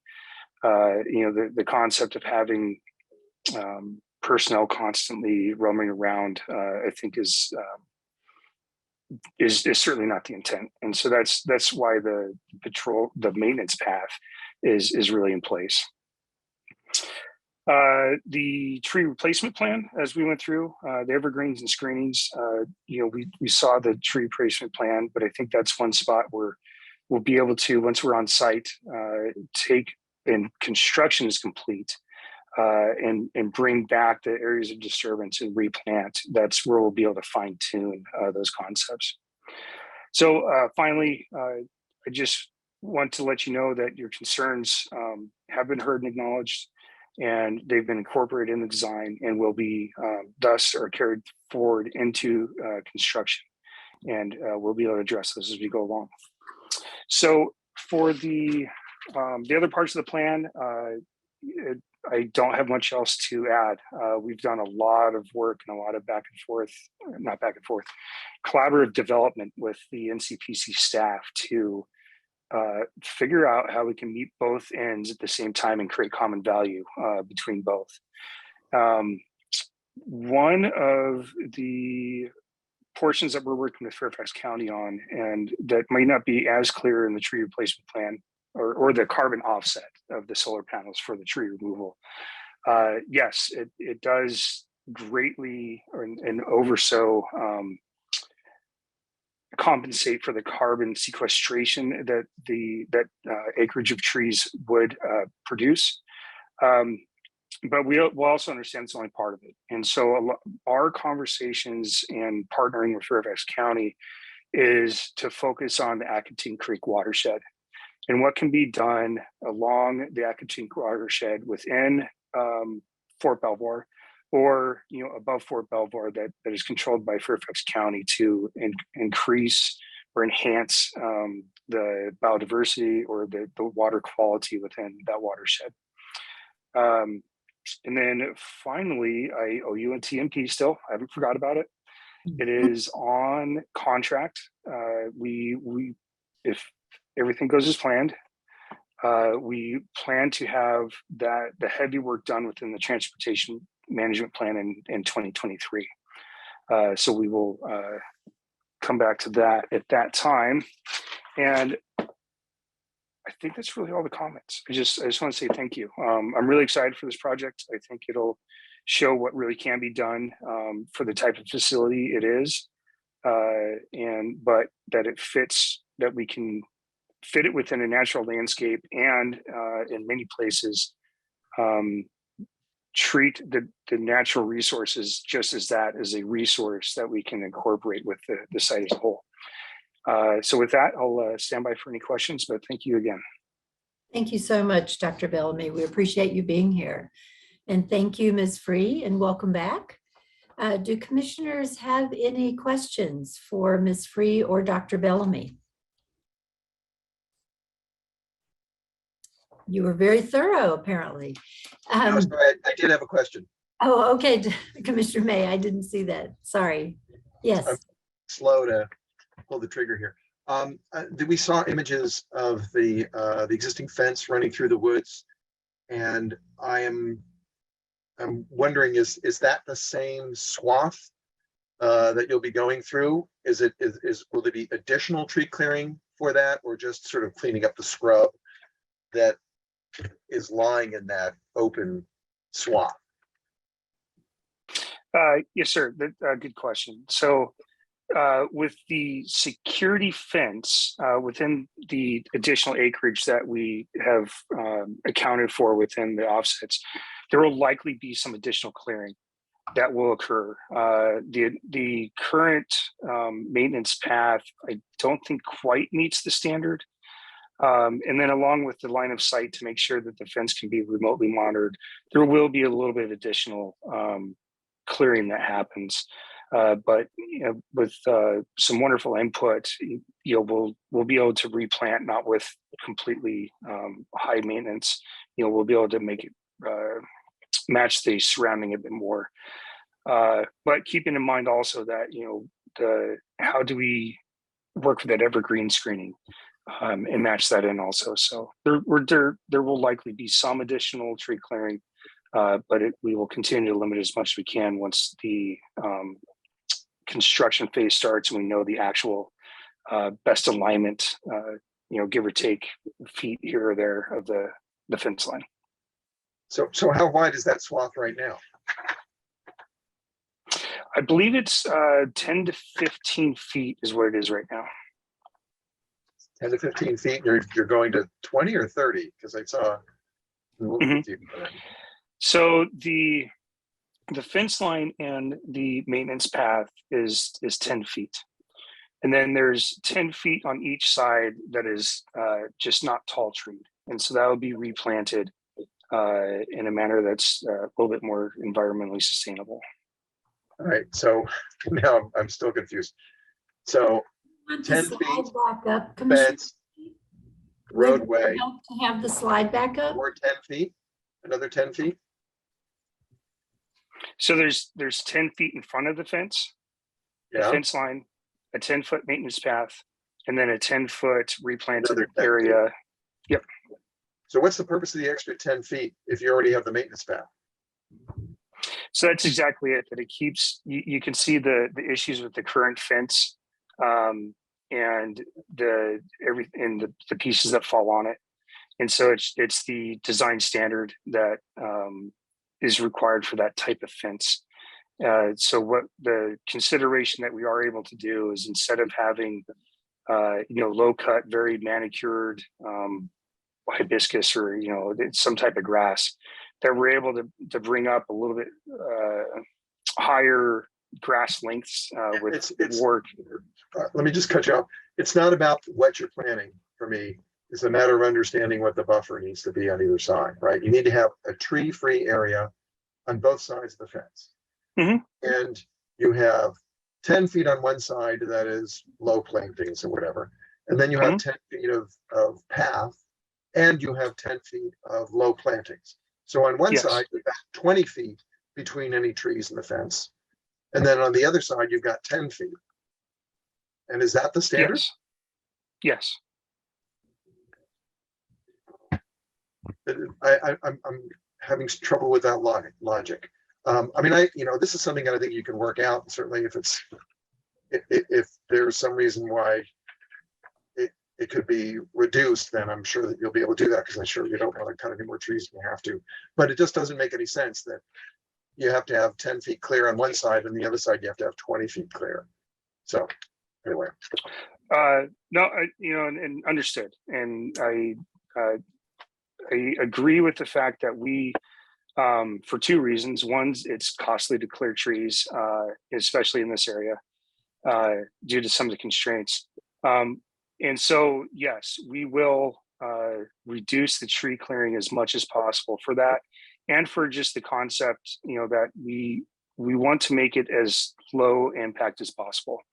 So as the alignment is actually in the construction phase, as the alignment is actually made, if there is the opportunity to reduce those barriers in front of the fence line and on the opposite side of the maintenance path, then that will be done. Okay, thank you. Thank you. Excuse me, can you hear me? My name is Charles Redmond, and I thought I was led to believe that I'd be able to make a statement. Yes, ma'am. Mr. Redmond, we're going to get to you in just one moment, if you would. Oh, okay. No problem. Thank you. I just wanted to ask the commissioners, were there any other questions for Ms. Free or Dr. Bellamy before we get to your testimony? Any other questions? Hearing none, we do have one person signed up to speak, Mr. Charles Redmond. Mr. Redmond, we appreciate you being here, and you will have 3 minutes to provide your testimony. Thank you. Sure. My name is Charles Redmond. Thank you for the opportunity to speak today. I have a brief statement to read, followed by a question. I see I'm not on video for some reason. I don't know why. Our home at 7815. Okay, start my video. Very good. Here you are. Okay, thank you. Our home at 7815 Rose Garden Lane in Springfield backs up to the Fort Belvoir North area. We learned of the Army's plans to install a security fence with lighting, cameras, and patrol path less than 30 feet from our rear property line. As plans stand, the installation of a security fence 30 feet from our property will devalue our home and affect our quality of life. In fact, 18 homes in our community of Presidential Hills will be directly and negatively impacted by the security fence installation. The thought of armed military personnel passing by while we're in the so-called privacy of our backyard, separated merely by a see-through security fence, is very unsettling to say the least. However, I was relieved to learn in a conversation with NCPC Urban Planner Stephanie Free that the Army had assured the NCPC of their commitment to be a good neighbor, to work with the appropriate professionals to mitigate any adverse effects on neighboring properties. These intentions were reinforced in a letter to us from Colonel Joshua P. Graves of the Fort Belvoir Office of the Garrison Commander, in which he states, quote, "The U.S. government is committed to evaluating additional tree buffer at property lines to provide visual buffer between the perimeter fence and adjacent residential property." These are comforting words, but vague words as well. If in fact this lit, monitored, and patrolled security fence is inevitable, we need specifics on how the Army will accomplish the buffer task. With patrols, cameras, and I must say cameras kind of bother us, and lighting along the security line, along the fence line, it is imperative there be a year-round visual screen between our property and FBNA. Both my wife and I have military roots. My father was a 36-year Army veteran and full colonel, now buried at Arlington National Cemetery. My wife's father was a liaison officer during the Korean War. And while we understand the U.S. government's position to protect military buildings and personnel, they also have a responsibility to do so without impacting civilian lives. In closing, my question is, with specifics, how exactly is the Army going to provide the year-round visibility buffer between the security fence and our rear property line? And will the Army keep their neighbors abreast of plans moving forward? Thank you, and I'll listen to your reply. That was those were the comments that I sent in to the NCPC. However, after listening to Mr. Bellamy, I think I just need to stress the fact that, and I saw the drawings, that, and we need 100% visibility barrier. That's the only thing that's going to make us feel okay about the fact that they've got cameras there. They can turn, if they're 360-degree cameras, they've got a straight sight line into our backyard and our privacy. And that's not to mention the patrols that are be going back and forth.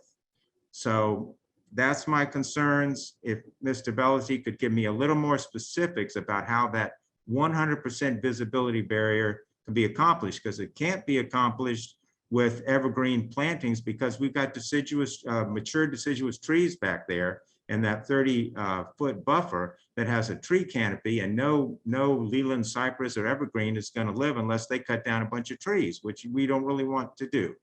So that's my comments. That's my question. I'll stop and listen to the answer.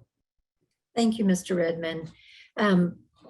Why don't we address your question first, and then I'll see if there are any questions of you that the commissioners may have, if that's Sure. okay. Dr. Bellamy, would you like to speak further to the question from Mr. Redmond? Yes, and thank you. So the cameras, at first, there's a lot of rules around monitoring. And so the cameras are for view of the alignment of the fence line only. They're not something that we're allowed to, just openly monitor around us. And so they have a very specific purpose. And that, again, that purpose is to remotely monitor just the security feature, and which allows us to reduce the number of people that would be going around your property.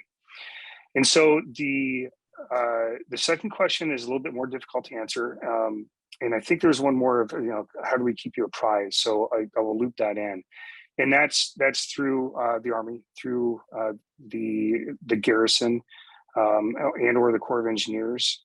And so while the environmental process is going on, and then through the garrison. And so that is the point where the tree replacement plan and the landscape architects and landscape team will come in. And once we have the final alignments, so we can thread that line of not taking down extra trees, but also understanding your concerns with your property line, that they'll be able to come in and help develop that solution for the screening. Thank you, Dr. Bellamy. Are there any questions for Mr. Redmond from the commissioners? Hearing none.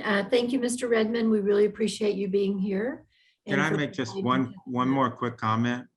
I understand about the rules about the cameras, but can I ask Mr. Bellamy, would they be capable of looking into my backyard if they so desired to do so? So the actual equipment will be selected as it goes into the construction phase. But I will bring that back to the security team. So my experience on these types of projects is they're fixed cameras, so that they look purposefully just along one alignment. And that way the operator knows what section of, if he's looking at a specific camera, he knows exactly which section of fence he's looking on. But I understand the concern for that, and I will bring that back to the team that translates design into construction activities and product selection to understand that, there's not a need to have a swinging camera. Oh, appreciate that. And one final question: is 100% visibility barrier possible? I mean, is that something you think that could possibly be incorporated into this design? Sir, I don't know. I will have my landscaping capabilities are not good. I cannot grow a garden, and so I'll have to leave that with the professionals that do that. All right. Well, thank you, Mr. Bellamy. Thank you for your concern. I really do appreciate it. Yes, sir. And we will continue to work that problem set as best we can. So thank you. Well, thank you both. At this point, I'd like to open it up to the commission for discussion. So if the commissioners would please turn on your cameras. We'll start with Commissioner McMahon and then go in a round robin format using our normal seating order.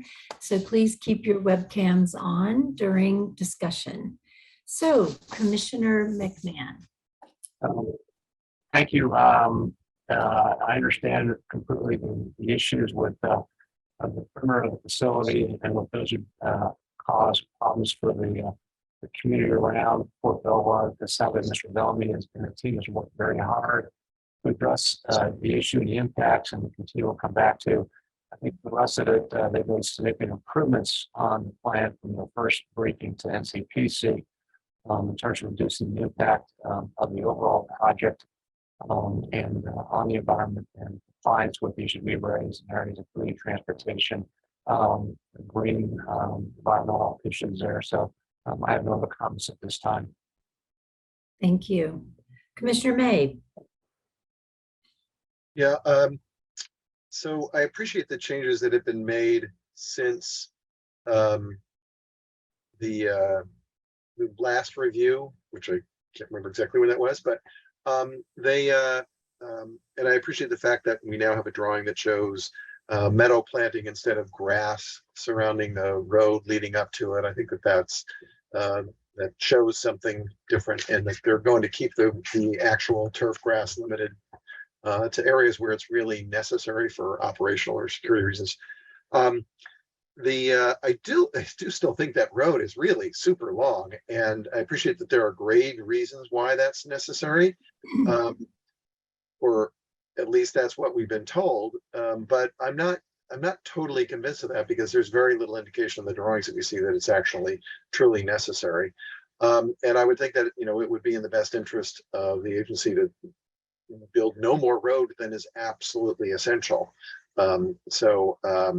if there's an opportunity to shorten that road and reduce the asphalt, I think that would be a good thing, but it's not enough that I would at this moment want to, slow the project or vote against it. I just think that it's sort of silly to build more road than you really need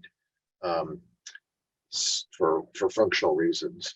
As far as the fence goes and the swath and the concerns that were raised today, I think I'm sympathetic to that, and I'm on a certain level, but my focus is really about loss of existing trees more so than how close are they going to be to the abutting property owners. I mean, the fact that they've got a buffer at all, I think, is a pretty positive thing, and the willingness of the agency to put in plantings that will help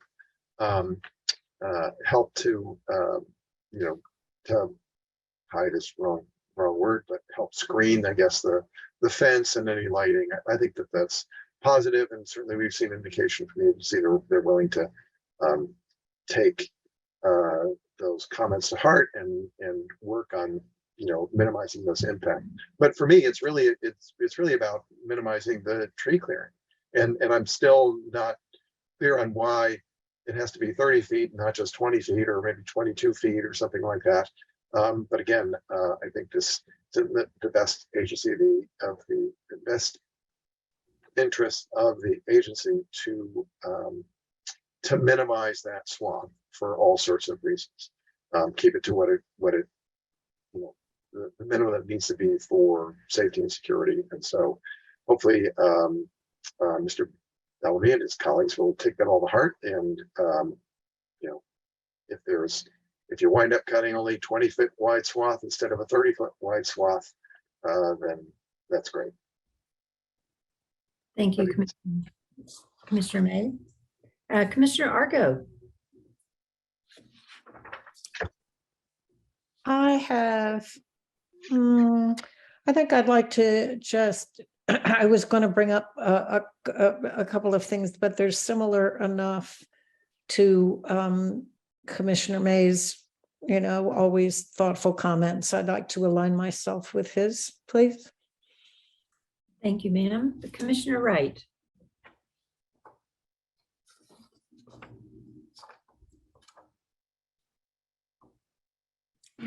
I don't have much to add other than to say, I should have asked this before for clarification, but did I hear you say this is 26 acres of impervious?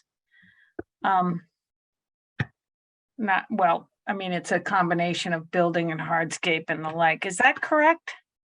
That's correct, yes. Okay. So, I'll take the Army at its word that this is what's necessary for the program.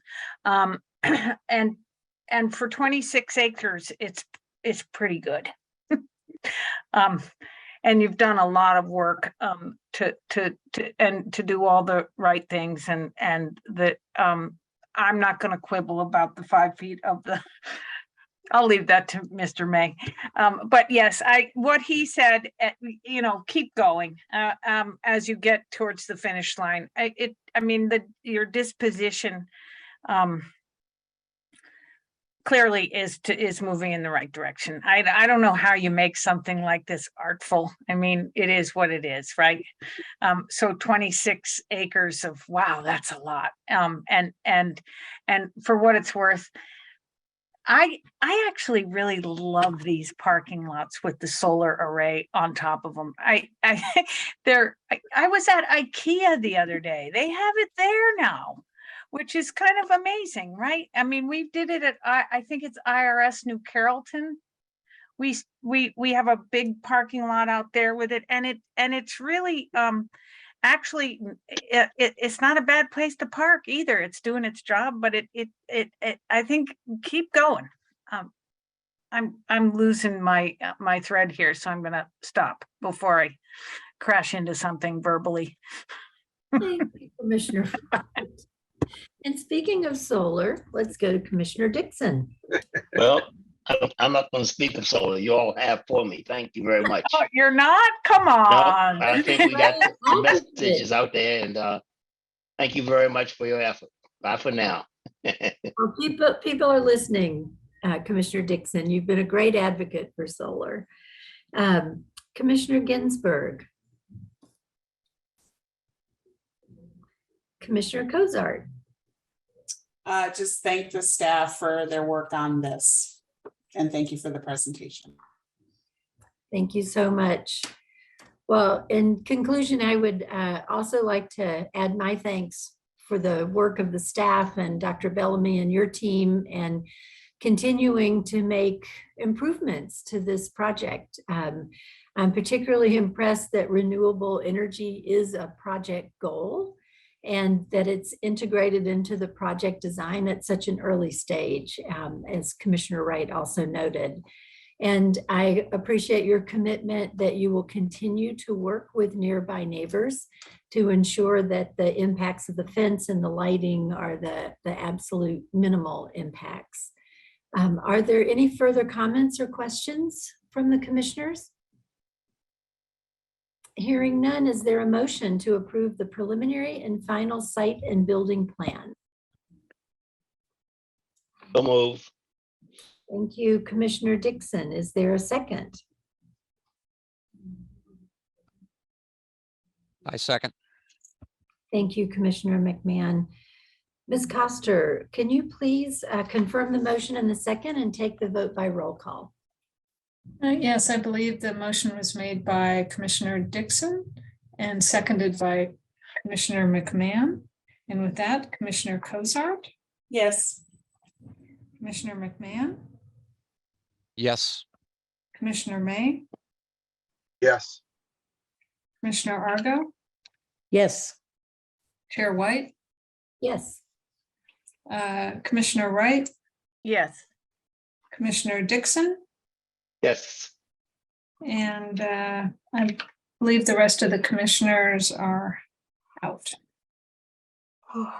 Thank you. The motion is carried. So with that, we will move to agenda items 7D, E, and F. They all involve area development plans for Joint Base Anacostia-Bolling. We will hear a consolidated presentation regarding all three proposals, and then we will take action on each item separately following the presentation. So welcome, Mr. Weil, for the presentation. Thank you very much. I will share my screen.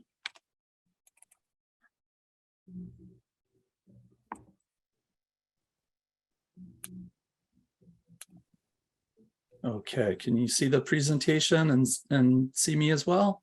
Yes, thank you. Okay, thank you very much.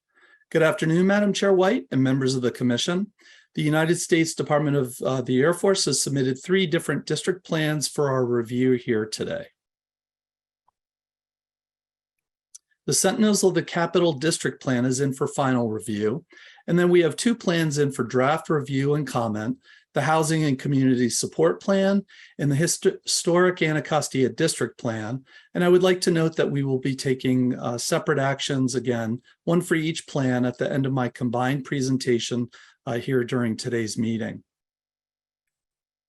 Regarding JBAB's 4th planning district, known as the Historic Bowling District, the Commission previously gave final approval to that plan in February 2022, as well as the larger Installation Development Plan and Transportation Management Plan. For the final Sentinels plan, we are considering how the Air Force has addressed our previous comments through the final plan submission. And for the 2 draft plan submissions, we are considering issues like parking, do the projects support the district's planning objectives, future development siting, and flood resiliency. As a reminder, Joint Base Anacostia-Bolling, or JBAB, is situated in Southeast Washington, D.C. at the convergence of the Potomac and Anacostia Rivers in Ward 8, bordered by the Naval Research Laboratory to the south, Frederick Douglass Memorial Bridge to the north, South Capitol Street and I-295 to the east, and the Potomac and Anacostia Rivers along its west side. JBAB is located approximately 1.5 miles to the southeast of the U.S. Capitol building and at the base of the Washington Topographic Bowl, just to the west of the Department of Homeland Security's St. Elizabeth's West Campus. JBAB has a population of 17,000 military and civilian employees and families, hosting units that include the National Guard, Military Reserve, United States Coast Guard, and other federal agency personnel.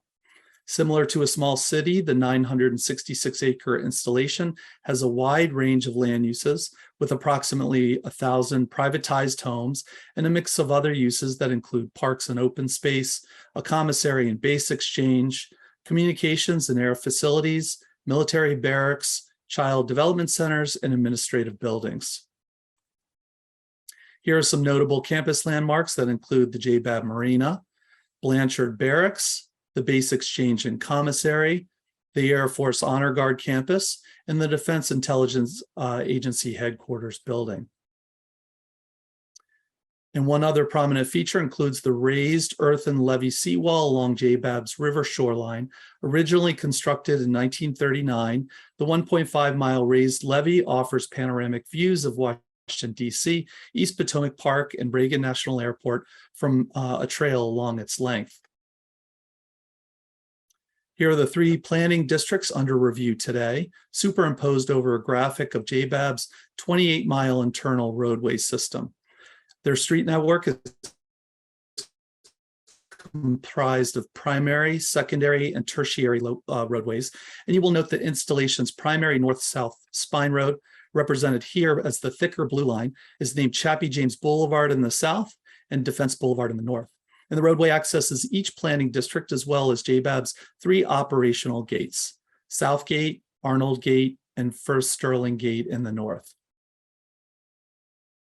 As you can see here, about half of the installation is susceptible to flooding, with virtually all of the Anacostia district located within the 100-year floodplain, shown here in blue, and portions of the Sentinels and Housing and Community Support District also in flood-prone areas. And with that larger background installation wide overview, I will now go through each plan one by one, describing both their contents and our comments. And I will start with the southernmost district, which is named the Housing and Community Support District. The district is currently made up of mostly military housing, as shown in the land use map on the left in purple. Other notable development includes the JBAB Marina, Base Exchange and Commissary, and the South Gate, which currently provides access for employees, visitors, and large commercial trucks. Here are the planning objectives for the district: to leverage its waterfront assets, to provide development that supports military and community needs, to improve gate security and efficiency, and to connect and enhance district corridors with trails and open space amenities. The district framework plan, which is shown here, begins to translate these objectives into future projects, and the plan shows key existing elements that include activity nodes, landmarks, and paths and connections, as well as future planning opportunities. From these, the Air Force developed more defined actions to improve the South Gate's functionality, to establish additional pedestrian and bicycle connections, and to improve local community amenities. And from these, the illustrative plan for the district identifies a number of future projects, which are shown here. Key projects include a potential new community center, an improved marina dock that would accommodate future commuter ferry and water taxi service, and a new family camp area. Other projects include the reconfiguration of South Gate, street improvements along Duncan Street, which is a well-used route in the district, a new traffic circle at the intersection of Chappie James Boulevard and Duncan Street, and a new hiker-biker trail along an existing CSX right-of-way that is no longer in use as a railway today. And these projects are all proposed in support of district planning objectives. One more project I would like to highlight is the Air Force's intention to develop a number of new community amenities around the district, including an additional waterfront playground or pavilion and renovation of the waterfront dog park, with additional shade trees around local playgrounds and other community gathering spaces. And these enhancements would make the area more usable for nearby residents and JBAB workers. We note that many of these projects would be compatible with their floodplain location based on their nature as streetscape, recreational, and community improvements.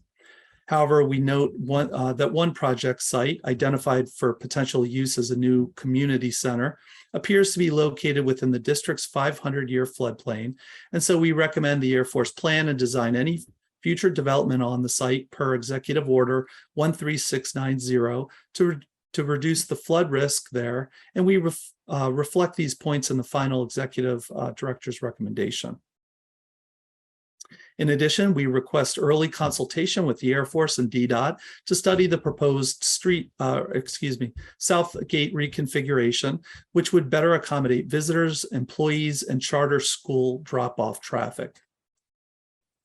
And one final comment on the draft district plan for this district is we recommend the Air Force evaluate opportunities to adaptively reuse an existing DC water pump house near the waterfront in coordination with DC Water and the District State Historic Preservation Office. And we include this point in the final Executive Director's recommendation. So that concludes my presentation of the Housing and Community Support District Plan, and I will now review the Historic Anacostia District Plan, which is also in for draft review. The Anacostia Planning District encompasses the northernmost portion of the installation, which tends to be lower lying with primary land uses that include mission, administration, and industrial development. In addition, there are several pockets of community support, bachelor housing, and green and recreational space in the extreme northern tip of the district. The area's development pattern reflects its previous operation by the military as an early airfield and as a more industrial and service-oriented support facility, formerly known as Support Facility Anacostia, before its merger with Bolling Air Force Base in 2010 to form Joint Base Anacostia-Bolling. The Anacostia Planning District includes a smaller national registered listed district, which is shown here in orange, and known as the Naval Air Station Anacostia Historic District. The area consists of multiple historically significant buildings, some of which are unused, in poor condition, and experiencing subsidence based on existing soil conditions. Here are some planning objectives for the Anacostia Planning District: enabling mission partners and unique missions, enhancing base security and force protection, adapting to and mitigating climate change and sea level rise, and providing complete multimodal transportation networks. Similar to the previous Housing and Support Community District Plan, the Anacostia District Framework Plan translates district objectives into more defined actions, such as enabling greater micromobility, improving the functionality of the first Sterling Gate, and improving the area that is currently used by the Navy Ceremonial Guard Unit.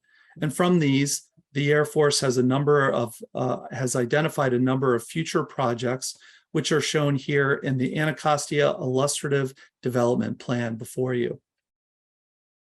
The first project I would like to highlight is a new Navy Ceremonial Guard campus that would include an extended quad with better lighting and an outdoor sheltered practice area. The new site would encompass an expanded car-free space between multiple buildings that are currently used by the Ceremonial Guard Unit as storage, fitness, dining, and as a dormitory. And we note our support for the project's concept in the final Executive Director's recommendation. The Air Force has a high priority plan to rehabilitate the deteriorating seawall levee system along the waterfront's north end, which currently exposes the district to greater flood risk with its lower lying elevation and poor drainage. And we support the need for the levee seawall improvement and also recommend the Air Force design all new development here to comply with Executive Order 13690 as an additional risk reduction measure. The Air Force plans to reconfigure First Sterling Gate and to develop a new commercial vehicle screening area, which would allow more efficient processing of all future commercial truck traffic through a single point. And the new gate and screening area would accommodate appropriate ATFP setbacks and allow for more direct delivery routes to JBAB's nearby service and industrial missions.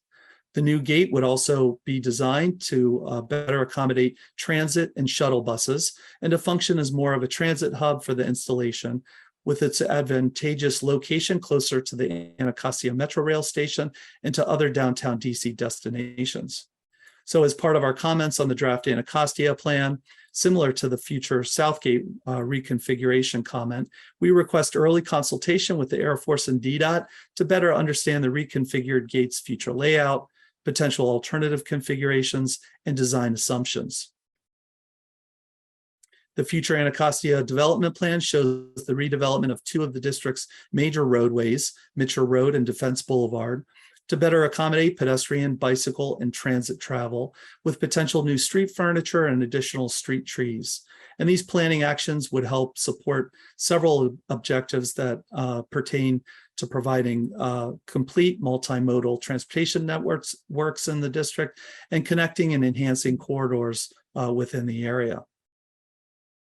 Here's the deteriorated garage that the Air Force plans to convert into a new surface lot, which was recently approved as a delegated action. And the long-term plan for the site is to construct a smaller parking structure to help accommodate additional future JBAB employment, with additional parking capacity allocated at no more than a 1-to-3 ratio. Overall, the Anacostia District Plan shows a total future parking capacity reduction of approximately 570 spaces, with the removal of surface lots as part of the new screening facility in the north and lot reductions associated with the new ceremonial guard campus development. We note the Anacostia District Plan has objectives and language that speak to supporting micro-mobility in the area and to promote more biking, walking, and transit use. And in support of JBAB's planning efforts here, we recommend the Air Force explore the feasibility of connecting the northern end of the levee path to the sidewalk along South Capitol Street in order to shorten the travel distance for pedestrians and bicyclists to downtown locations over the Frederick Douglass Memorial Bridge. The Air Force now has submitted each of its district plans for our review, and in conjunction with the JBAB Transportation Management Plan, we now have a more holistic view of the parking landscape at JBAB, both now and in the future. Based on our review of the Anacostia, Sentinels, and other plans, the Air Force plans to replace employee parking at a 1-to-1 ratio as it consolidates surface parking into future garages. And future parking capacity increases would be tied to employment increases based on a limited 1-to-3 ratio. And the Air Force will use this approach to gradually attain the Transportation Management Plan's overall 1-to-3 long-term goal for the installation. However, staff finds this approach, parking replacement on a 1-for-1 basis and capacity increases based on a 1-to-3 ratio. While this approach will improve the installation's ratio over time, the Air Force needs to limit new capacity even further if the installation is to attain its 1-to-3 goal by the 2041 target year. Thus, we advise the Air Force to develop a reliable means to ensure that future projects do not result in excess parking. And we also include a request in the final executive director's recommendation to review JBAB's TMP data periodically so that we can help the Air Force attain their future travel and parking related goals. Based on its review of the Anacostia District Plan, the DC State Historic Preservation Office has expressed concerns with the Air Force's proposal to develop a new Navy ceremonial guard campus, with the project's potential to affect the integrity of the National Register listed Naval Air Station District. And we note DC SHPO's concerns and support the recommendation for early project consultation between the Air Force, DC SHPO, and NCPC in the final executive director's recommendation.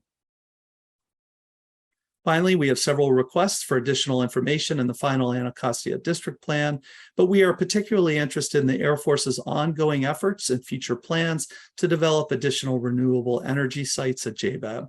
And these would be in addition to several existing sites, which are highlighted here on the slide. So we request an informational briefing to the Commission on the Air Force's future renewable energy plans in the final executive director's recommendation. And with this slide, that concludes my review of the draft Anacostia District Plan. Here is the third and final plan in for final review, the Sentinels of the Capital District Plan. And we previously reviewed this plan as a draft a few months ago, back in June 2022. As a reminder, the district is situated in the central part of JBAB, adjacent to the waterfront, encompassing an airfield, Geesboro Park, and several larger, higher security mission complexes that require restricted access, larger setbacks, and secondary perimeter security. The district planning objectives remain unchanged from the draft document, with objectives that include enabling mission partners and unique missions, consolidating parking, and making efficient and effective use of limited land in the Sentinels district. Similar to the other plans, the final Sentinels framework plan, which remains unchanged from its draft, translates district objectives into the future projects that are shown here in the district development plan. And these remain unchanged from the draft Sentinels plan. As previously noted in our draft review, all of the proposed new development would still be located outside of the district floodplain areas. In our previous draft review, we provided the Air Force with 3 recommendations, which are shown here on this slide. The Air Force responded to our first recommendation by adding a second build-to line directly adjacent to Chappie James Boulevard to represent the possibility of closer development to the street. And in the case of a larger development setback in the future, the Air Force would still remove the surface parking along Chappie James and possibly redevelop the site as a potential park, expanded outdoor seating in the eating area, or simply replant the area as attractive landscaping. The final plan continues to reflect planned and notional future parking consolidation sites on existing lots in response to our second recommendation. And finally, the Air Force does show a preserved waterfront area with only a smaller scale potential project that would expand an existing military working dog facility there. And we note the Air Force elected to forego a more ambitious dormitory project near the riverfront, which is shown here on the left, in an effort to preserve the open character of the waterfront as it exists today. Thus, staff is satisfied with the Air Force's responses as reflected in the final Sentinels district plan submission. Staff is also generally satisfied with the Air Force's responses to our requests for additional information, noting the new JBAB installation facility standards document will include additional guidance on tree planting locations, as well as viewshed preservation through its architectural standards, which will include standards for historic structures. And we request to review an early version of the future installation facility standards document prior to a formal review submission to the commission, so that staff can make sure the document includes the type of information that would benefit our commission's review role and help support our comprehensive plan policies. And we include this request in the final executive director's recommendation. And we include the same parking related language in the final approval recommendation for the Sentinels district plan, which I previously reviewed as part of the Anacostia district plan, since we need to review individual future JBAB projects with a longer term installation-wide planning context in mind. So with that, that concludes my presentation. And as a reminder, we will be taking 3 separate actions here today. First, to approve the final Sentinels of the Capital District Plan.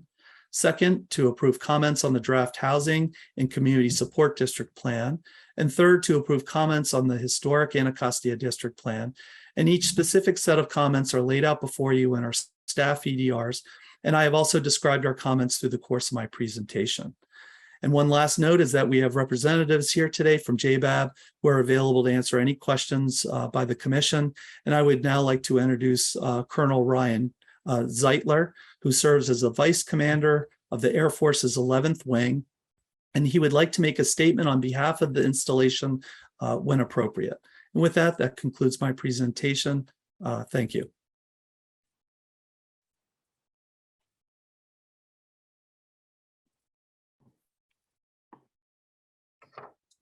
Thank you, Mr. Weil, and welcome, Colonel Zeitler.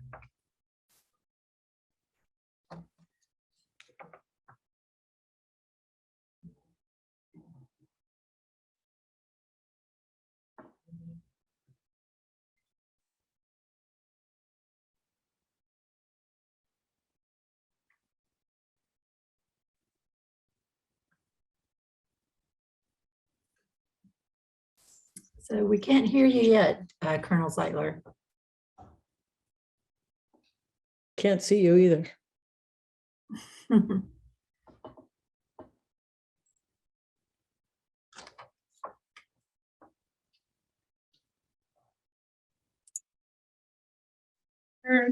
Commissioner Chair White, we're taking a look at it. Their mic and camera are on, so.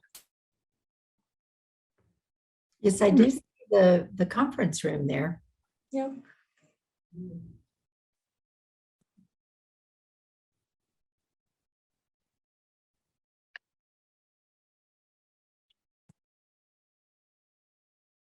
I can see you, but you look frozen.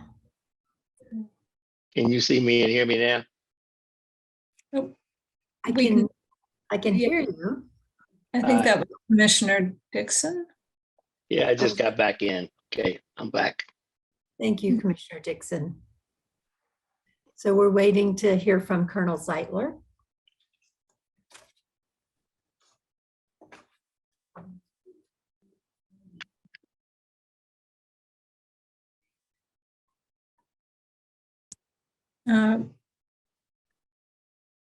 Perhaps Chair White,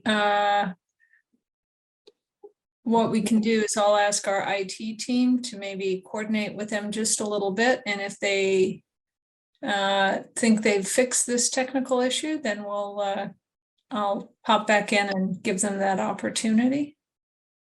All right. So Can you all hear us now? Yes, we can. Wonderful. Welcome. Our apologies. We had like 4 microphones to choose from, and we eventually found the right one that's registering us. So I'll restart. Good afternoon to the commission members. I'm Colonel Ryan Zeitler. I'm the Vice Wing Commander here at Joint Base Anacostia-Bolling, and I got about 5 minutes. I'll re-hit some of the same points that Mr. Weil briefed so well. Thank you, Mr. Weil, for that great brief. And I'm also joined here by 3 colleagues, Kat Keller-Kratzer, Jeremy Gerard, and Mark Berger, who are leaders, engineers, and planners within our civil engineer squadron here at JBAB. So as Mr. Weil said, we are asking for final approval of our Sentinels of the Capital District Plan, and then preliminary review of the Historic Anacostia District Plan and the Housing and Community Support District Plan. There are 3 of our 4 district plans here on JBAB. So as some of you might recall, the lead military service in charge of JBAB was transferred from the Navy to the Air Force in October 2020.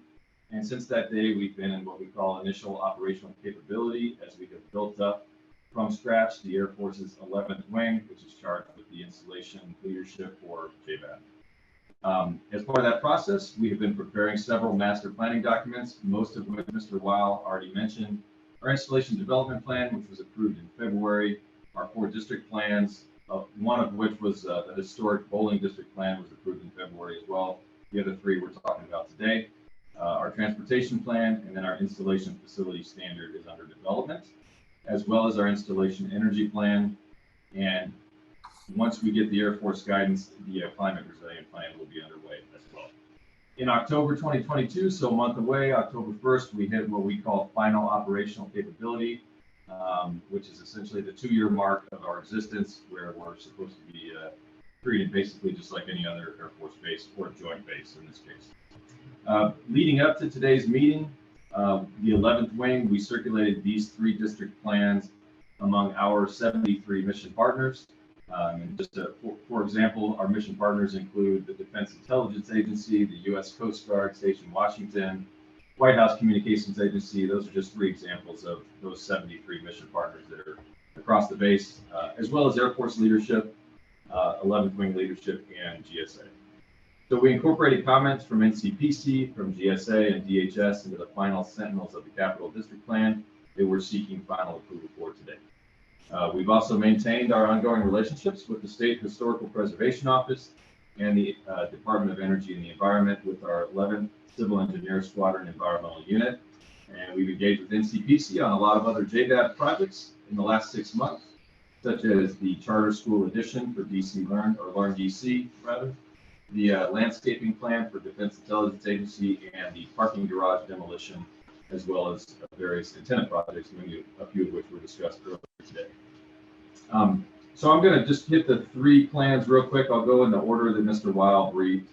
The Housing and Community Support District Plan presents our future long-term development, focused on a new Southgate Entry Control Facility, integrated with a multimodal transportation facility, as well as a new multimodal terminal at the marina, serving fast ferry, Also a network of multi-use trails connecting to the other 3 districts on JBAB, waterfront lodging for Department of Defense staff, and finally a regulating plan to maintain the existing privatized housing neighborhoods. The second plan for review today is our historic Anacostia District Plan, which is named after the former historic Anacostia Navy base and presents our future long-term development focus on similar items, the potential 11th wing and mission partner space needs. Second, a new Perth Sterling entry control facility integrated with a multimodal transportation facility.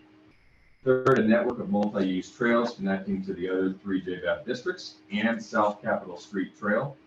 Fourth, the formal U.S. Navy Ceremonial Guard campus. And fifth, a regulating plan to encourage development in developed areas while restricting development in the waterfront and areas adjacent to active airfields. And then finally, what we're seeking final approval for today, the Sentinels of the Capital District Plan, which follows Air Force Instruction 32-1015. We have a lot of those, that's just one of many.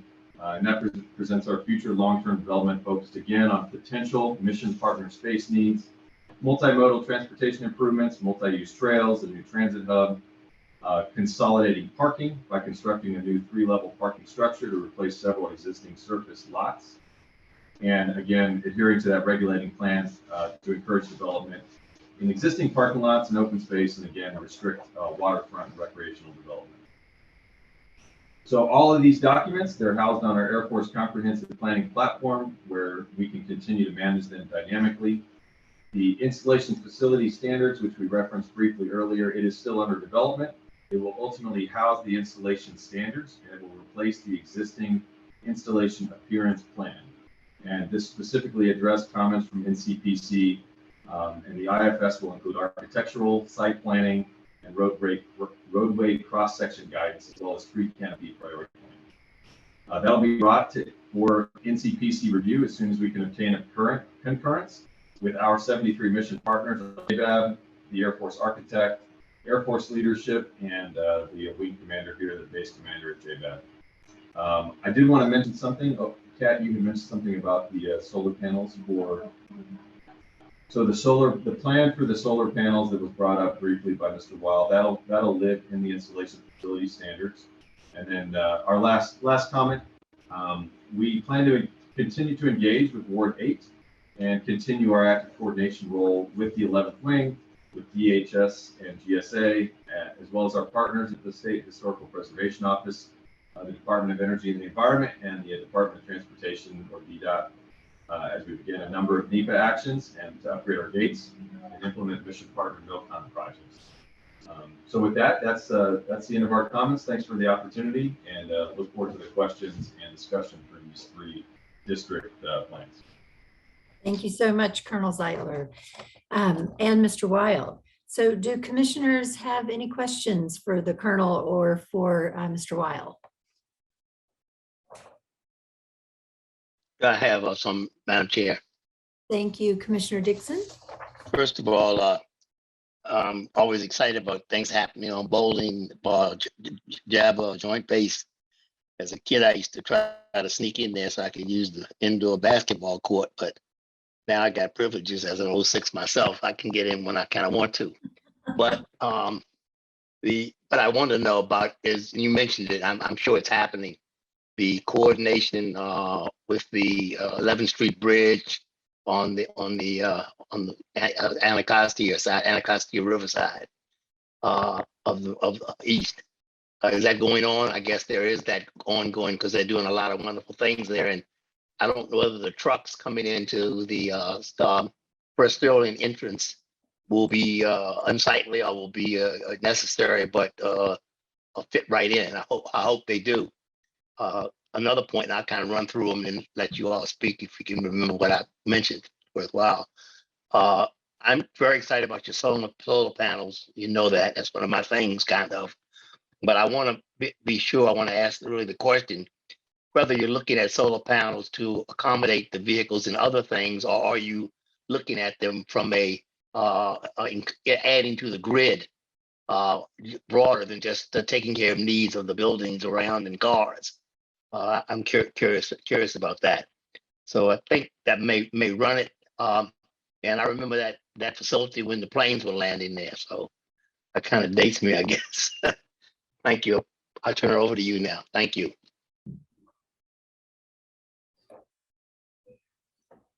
Sure, I'll happily respond to those questions. I'm Kat Keller-Kratzer. I've met most of the commission members with the base. I'm the deputy base civil engineer. The first question. I'm unable to. This is the transcriber. I'm unable to understand her. Yeah, would you try to speak up a little bit? Okay, yeah, I'm not exactly sure where the microphone is, but I'm talking to you, but I will try to speak louder. Is that better? It's still a little hard to understand you. There's some hum in the background.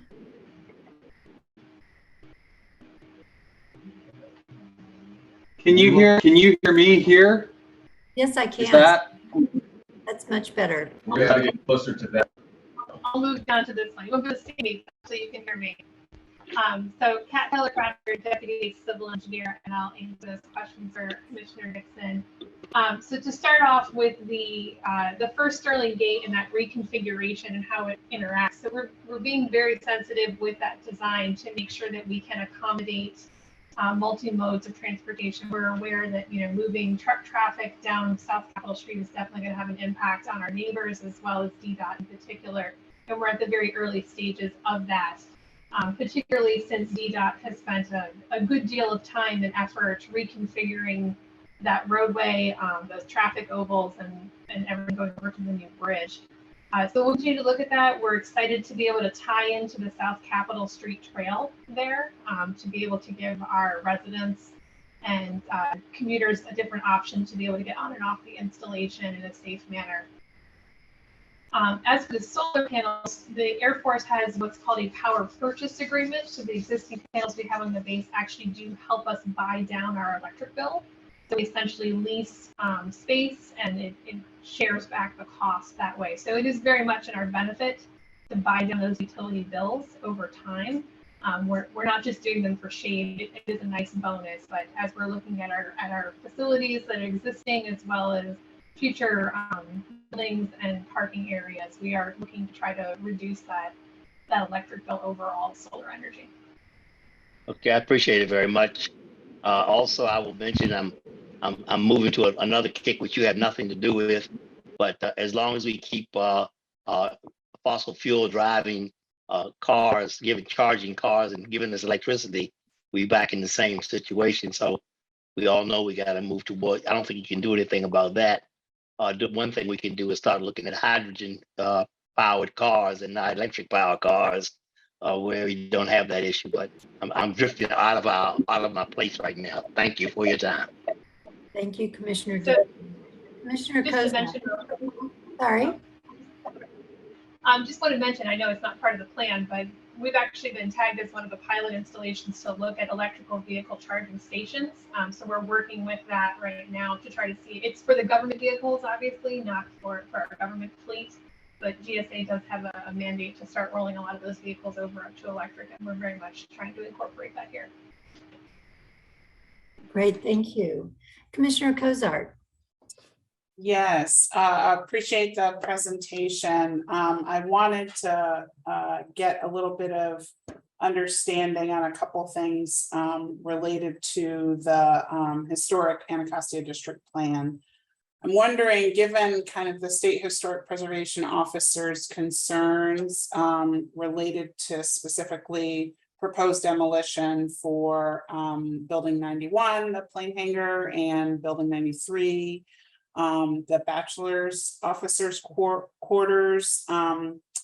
What are some of the options under consideration for reuse of those buildings or repurposing? And are there some other options? What are some of the other options that Air Force is looking at related to providing some ceremonial parade grounds, especially given other open space and parking lots that exist on the campus?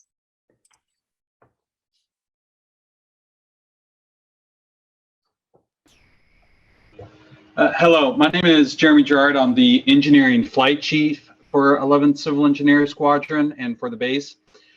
So the plan for building 91 and building 93 per the district plan does show demolition, but obviously in considering the DC HPO's comments, we are also now working and considering other options. So for building 93, we do have some concerns there. It is subsiding due to the soil factors that are there. So building 93 will be a bit challenging. It will also require a lot of maintenance over the long term.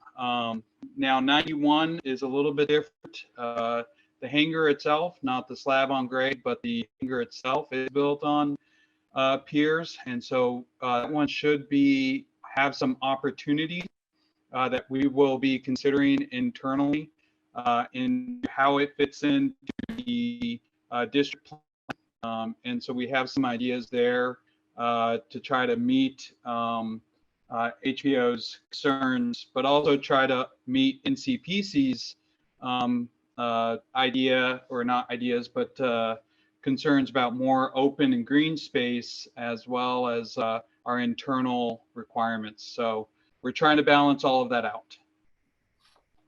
Thank you for that. Any other questions, Commissioner Cozart? Thank you. Any other questions from other commissioners? Hearing none, I will now open it up to the commission for discussion. So would everyone please turn on your cameras? I will start very appropriately so with Honorary Commander Argo, and then go in a round robin format using our normal seating order. So if everyone would please keep your webcams on during the discussion. And just a reminder that your comments can refer to the final approval of the Sentinels of the Capital District Plan, JBAB's Draft Housing and Community Support District Plan, or the draft JBAB Historic Anacostia District Plan. And with that, Commissioner and Honorary Commander Argo. I'm calling you Commander. Thank you. I had one, I have a sort of an overarching question, and I don't think I've heard this before. I was curious to whether or not there is a community group in place that that the JBAB folks work with. Is there a community group that I'm trying to think of, not an ANC, or maybe it would be an ANC or something like that, that the folks at JBAB work with on a regular basis as they're developing plans, these sorts of plans that in most cases have an impact on the community. I have not heard that before, and I'm just wondering if that exists. I will, hi, Commissioner Argo, Mike Weil. I will defer to JBAB on that question. So I think you're asking if there's some sort of a regular standing community liaison group. Right. I believe I've heard Mr. Berger say that they have met with the local community on a number of situations, as instances as they've been developing these plans and other projects. But I will defer to JBAB to get into more specifics on that.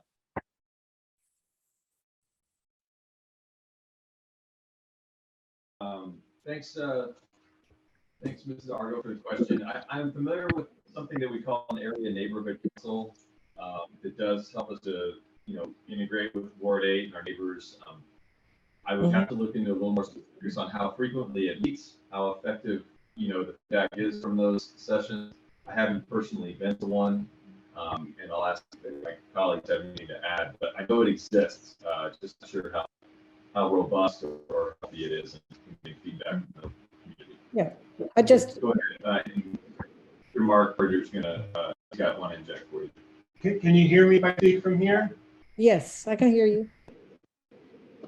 Okay. So we were actively a part of the Frederick Douglass Bridge project, attending those great. meetings, and those meetings. We got introduced to other parties who do have, I don't know whether it's monthly or every other monthly meetings. I'm kind of having a little brain fog on the name of them, but I think one of us is an Anacostia group that we do attend every time, either to fly on the wall or to participate. We also presented them our IDP, or installation development plan, just so they could get a better understanding of what we're planning on doing. And I think there is a specific A and C meeting also that we attend on a regular basis, or invited to. So we do attend them and provide any updates they ask at the time that we attend. Okay. Yeah, I appreciate that. I may have another question or two, but I'm going to roll on to the next commissioner at this point. Thank you. Thank you. Commissioner Wright. Yeah, I don't have any specific comments. I feel like we've seen this a lot.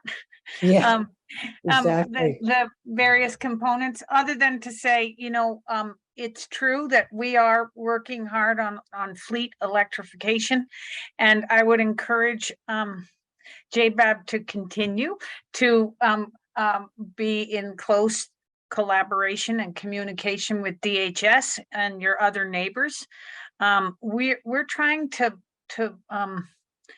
encourage shared resources, and I know there's been some conversation about fleet electrification and charging stations and the like, and I'm hoping that we can eventually, maybe not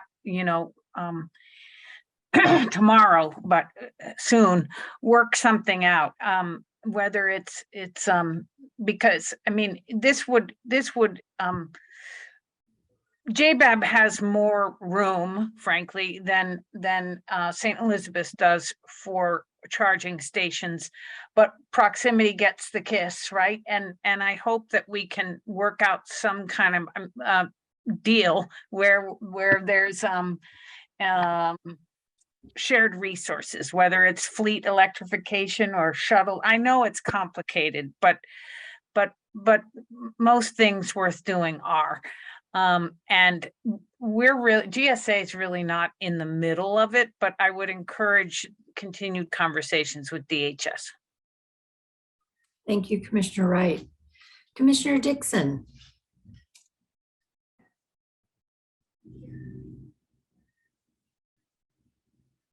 Commissioner Dixon, do you have further comments you'd like to share?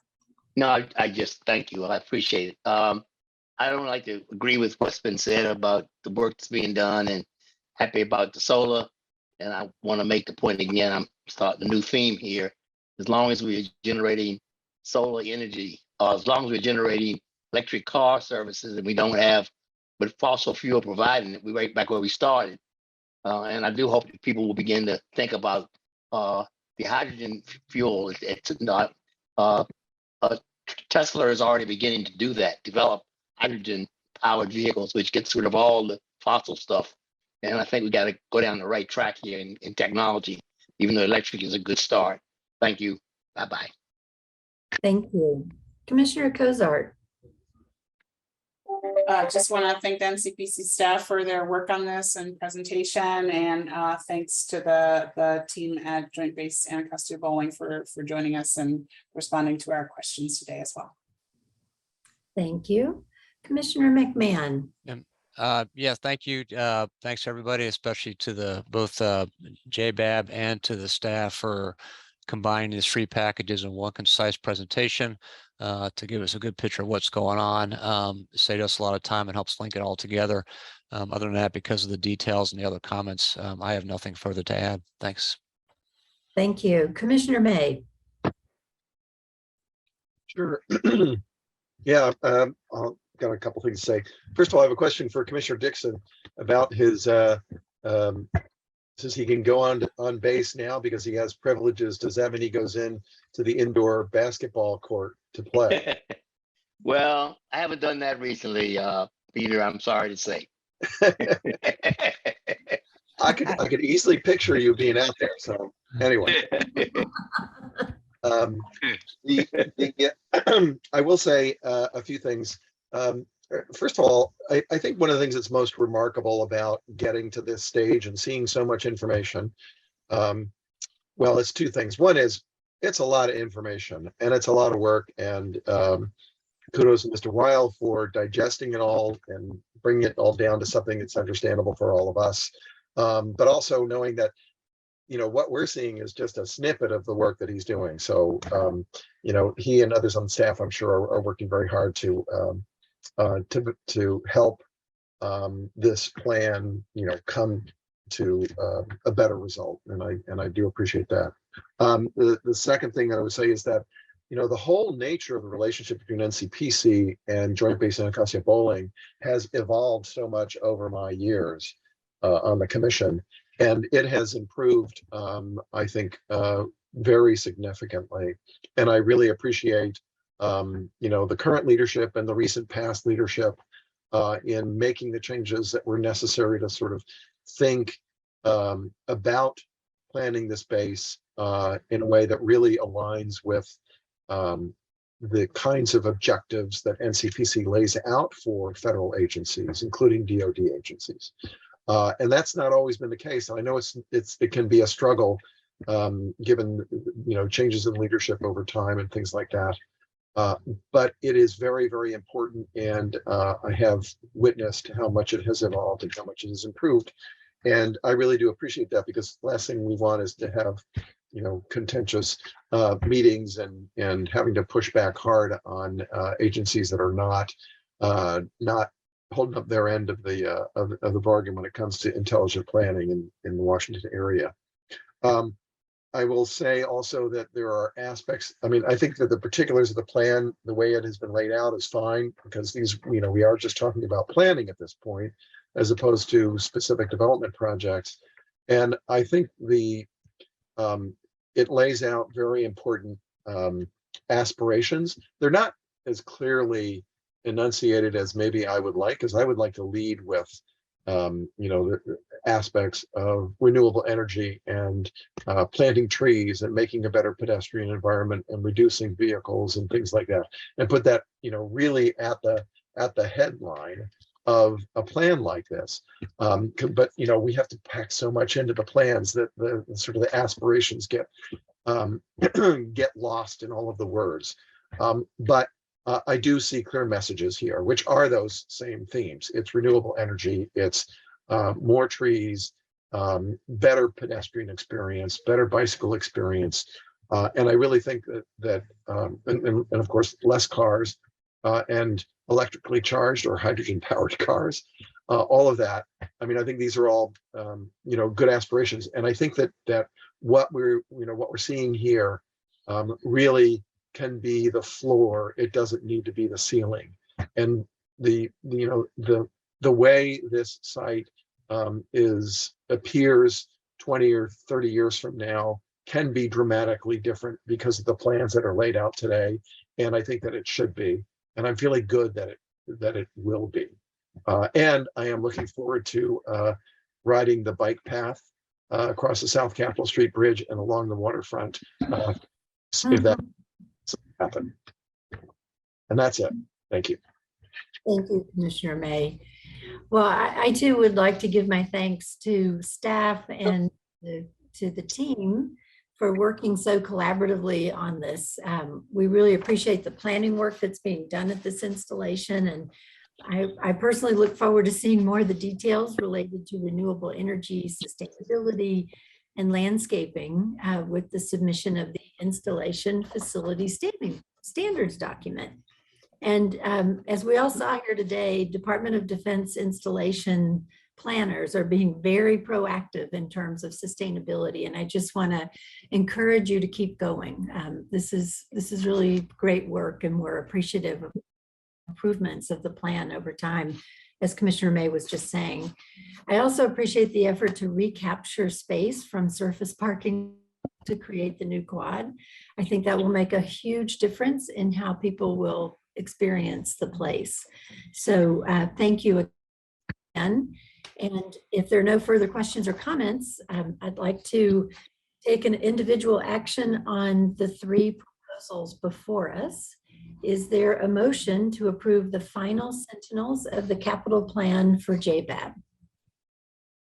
So moved. I think, Second. thank you, Commissioner Argo, and I didn't get the second. I apologize. I did. Arrington Dixon. Commissioner Dixon, Thank you, Commissioner Dixon. sometime call. Yes. Ms. Coster, can you please confirm the motion in the second and take the vote by roll call? Certainly. Commissioner Argo made the motion to approve the final sentinels of the capital plan, and Commissioner Dixon seconded. And with that, Commissioners Cozart, Yes. Commissioner McMahon, Yes. Commissioner May, Yes. Commissioner Argo, Yes. Chair White, Yes. Commissioner Wright, Yes. Commissioner Dixon. Yes. I think, Yes. yes, thank you. Thank you. The motion has carried. Next, is there a motion to approve comments on the draft JBAB Housing and Community Support Plan? So moved. Thank you, Second. Commissioner McMahon. I Second. think that was Commissioner Dixon again. Thank you. Ms. Coster, can you please confirm the motion in the second and take the vote by roll call? Sure. Commissioner McMahon made the motion to approve comments on the JBAB Housing and Community Development Support Plan, and Commissioner Dixon seconded that. So again, Commissioner Cozart, Yes. Commissioner McMahon, Yes. Commissioner May, Yes. Commissioner Argo, Yes. Chair White, Yes. Commissioner Wright, Yes. and Commissioner Dixon. Yes. Thank you. The motion has carried. And finally, is there a motion to approve comments on the draft JBAB Historic Anacostia District Plan? So move.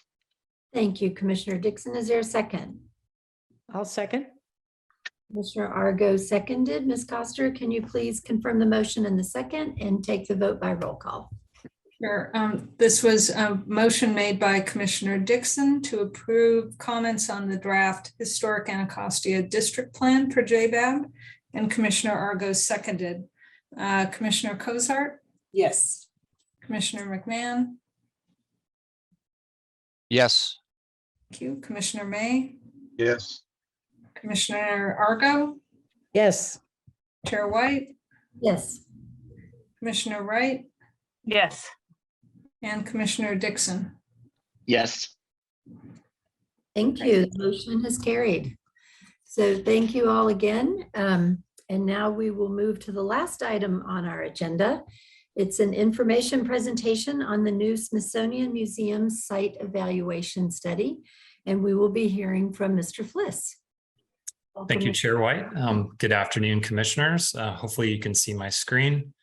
The purpose of this information presentation is to provide an update on the Smithsonian Institution Site Evaluation Study for two new museums, the National Museum of the American Latino and the American Women's History Museum. The Smithsonian previously provided updates to you all in December of 2021, March of this year, and then most recently in July. This is the final update before the Smithsonian's Board of Regents makes their site selections later this year. So just as a reminder, the legislation that established the two new museums provides that the Smithsonian Board of Regents designates sites for the museums by December of 2022. The legislation also requires that the Board of Regents carries out the site selection process in consultation with, among others, the chair of NCPC. As such, NCPC has an advisory role. In past site selections, the chair has generally provided a letter to the Board of Regents with comments or recommendations. And so, as I've mentioned, this is the last briefing, and the Smithsonian will be providing an update on the short list of sites, the proposed program, as well as some massing studies and test fits for those sites, so you can see how they are starting to lay out. Following site selection and transfer of any necessary land to the Smithsonian, NCPC will have review authority for the site and building plans for the museums pursuant to the Planning Act. So just a reminder, there were 26 initial sites that were narrowed down to 14 Tier 1 sites. And now the Smithsonian has identified these 4 focus sites which they're going to go through in more detail, but they include the Arts and Industries Building, Northwest Capitol, the South Monument, and Tidal Basin sites. So in terms of next steps, the Secretary of the Smithsonian has requested comments from the chair by September 15th. These will be provided to the Board of Regents as they deliberate their site selections. And so with that as background, I'm going to now turn it over to Mr. Ron Cortez with the Smithsonian Institution, who's going to provide some remarks and kick off their presentation. Following their presentation itself, I'm going to return with some concluding slides and some a discussion of staff's comments on the sites. And so with that, I will turn it over to Mr. Cortez. Thank you, Matt, and good morning, everyone. It is our pleasure to meet with you again. As Matt mentioned, this will be our final briefing to NCPC prior to completing our site evaluation report for the region's use in selecting for the National Museum of the American Latino and the Smithsonian Women's American Women's History Museum. We look forward to receiving your input on our presentation today. With me today, I also have Lisa Sasaki, Interim Director of the Smithsonian American Women's History Museum.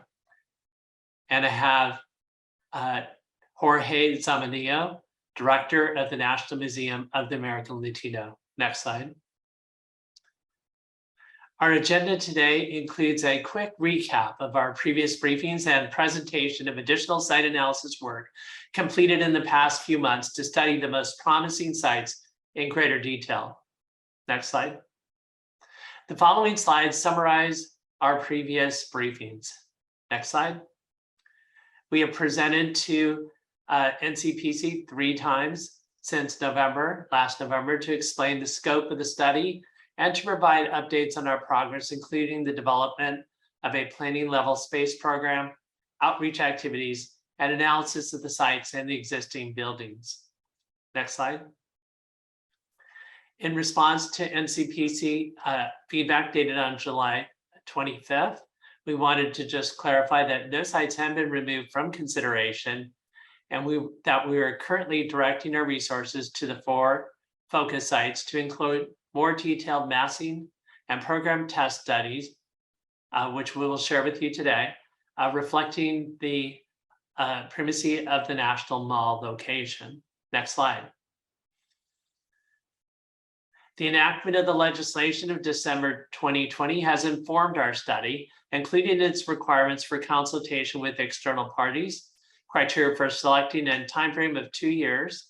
This slide illustrates the common requirements pertaining to both museums. Next slide. In addition to the legislative requirements for both museums, there also are other requirements that were provided in the legislation specific to each museum, and we have been careful to take those into account into our process. Next slide. We have worked, as Matt mentioned, from a list of 27 sites. Initially, there were 26, and we added 1 based upon public input as we began our study. Next slide. As discussed in previous presentations, we narrowed our list down to tier 1 sites. Those were designated as more likely to be able to accommodate the museum. There were also tier 2 sites, which we found were either unavailable or unlikely to meet the Smithsonian's needs for the museum. Next slide. We conducted 9 focus hall groups with constituents of both museums in late November and early December of last year. Those results helped us refine our criteria for our site selection. Although 8 or 9 sections were specific to one or the other museum, the high-level takeaways were quite similar for both of the museums. Next slide. In March, we conducted a national survey that reached a larger group of people, including panels drawn from across the country and reflective of national adult demographics, as well as outreach groups invited to respond via Smithsonian social media and list of interested stakeholders. Outreach groups for each museum were more similar to each other then outreach versus the panel groups for each museum. Next slide. For both museums, respondents were open to either a new building or the reuse of historic building. This was significant since one of our focus sites was the Arts and Industry building, but they preferred to know the specific details before making a decision. Next slide. As mentioned and discussed in previous meetings with NCPC, these are the primary criteria that we looked at. Our analysis used the specific and consistent criteria to evaluate Tier 1 sites to identify the 4 focus sites. And Luann, President of ASG, will discuss those in further detail as part of her presentation. Some of these criteria, including cost factors and proximity to the National Mall and public transportation, were identified in the enactment of the legislation. Others derive from sound planning practices and the unique particulars of planning the major museums in the vicinity of the National Mall. Next slide. Our work since the last presentation with NCPC has emphasized the depth of analysis of the 4 focus sites within the Tier 1 group. Next slide. This map once again shows the 4 focus sites.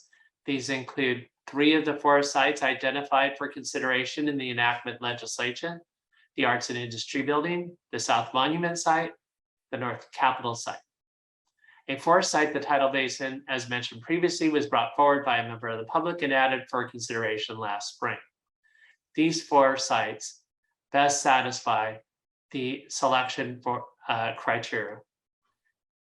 I will now go ahead and like to introduce Luann Green, President of the Consulting and Architecture and Planning firm of Air St. Gross, to present the additional detailed information of these focus sites.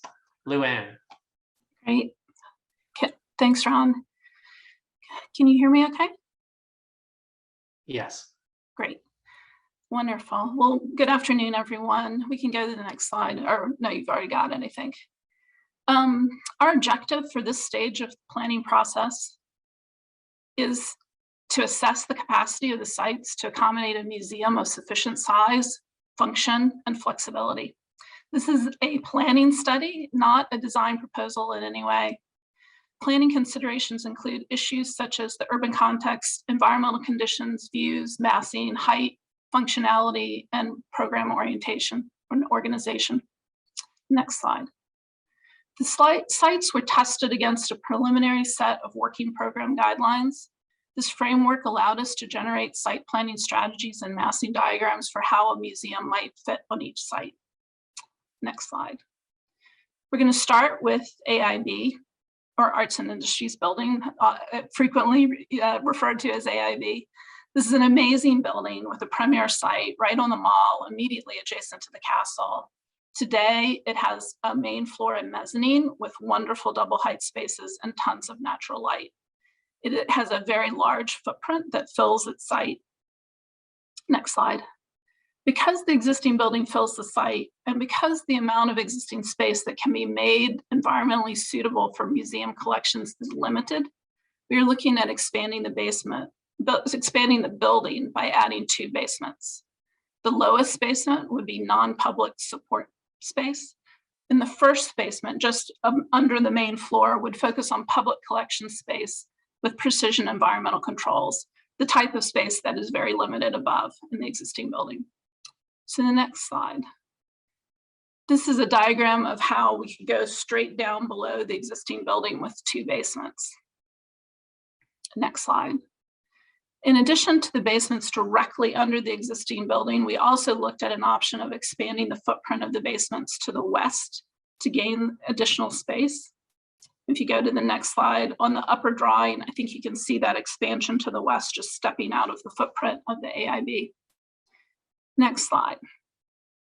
We did look at another option for expanding public collection space at AIB, but it is not actively being pursued at this time.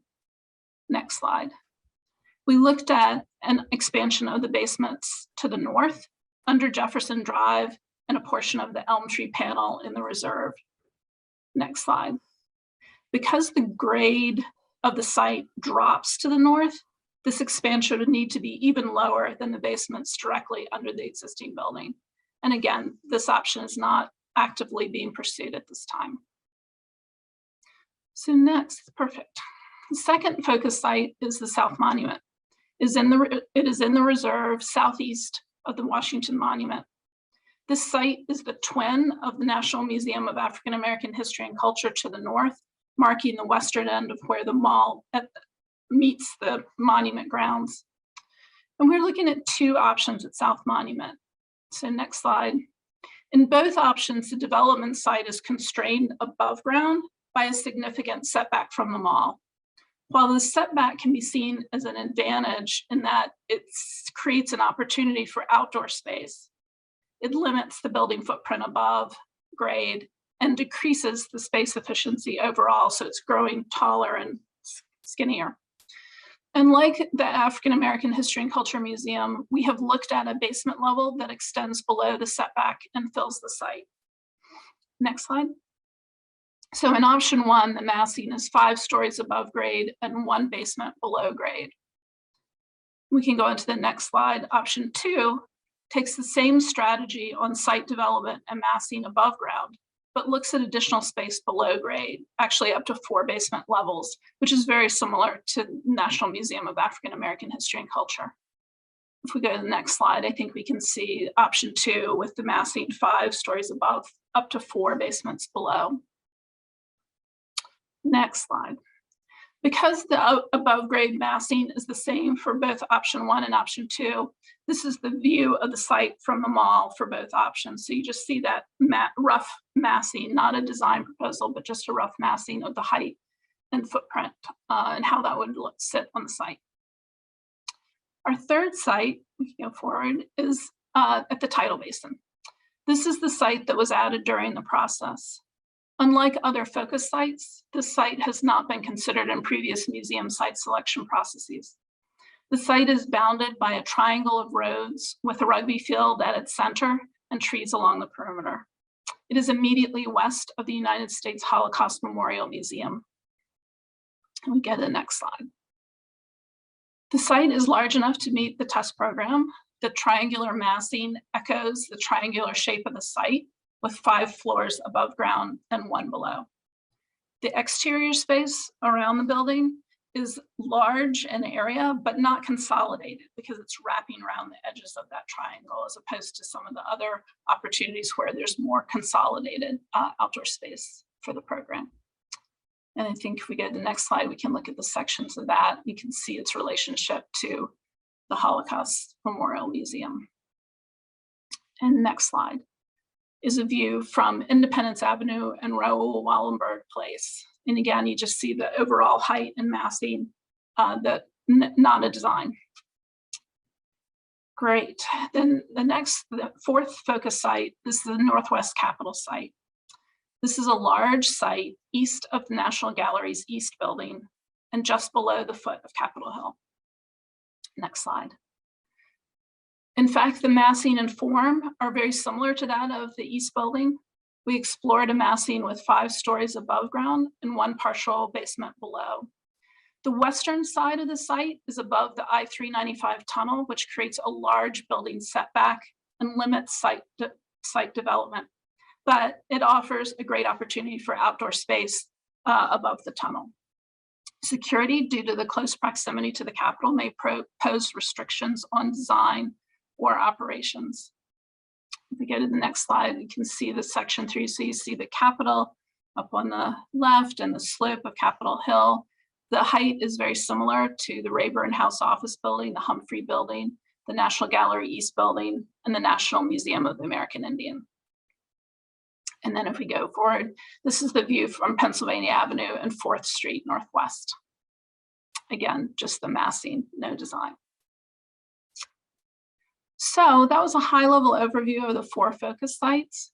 We have reviewed the rating criteria in our previous meetings, but just wanted to refresh your memory. So if we go to the next slide, in order to evaluate the sites within a consistent objective framework, an analytical model was created. The 6 primary criteria each has sub-criteria, with the significance established after discussions with stakeholders. The significance of each sub-criterion was established as either most critical, important, or desirable.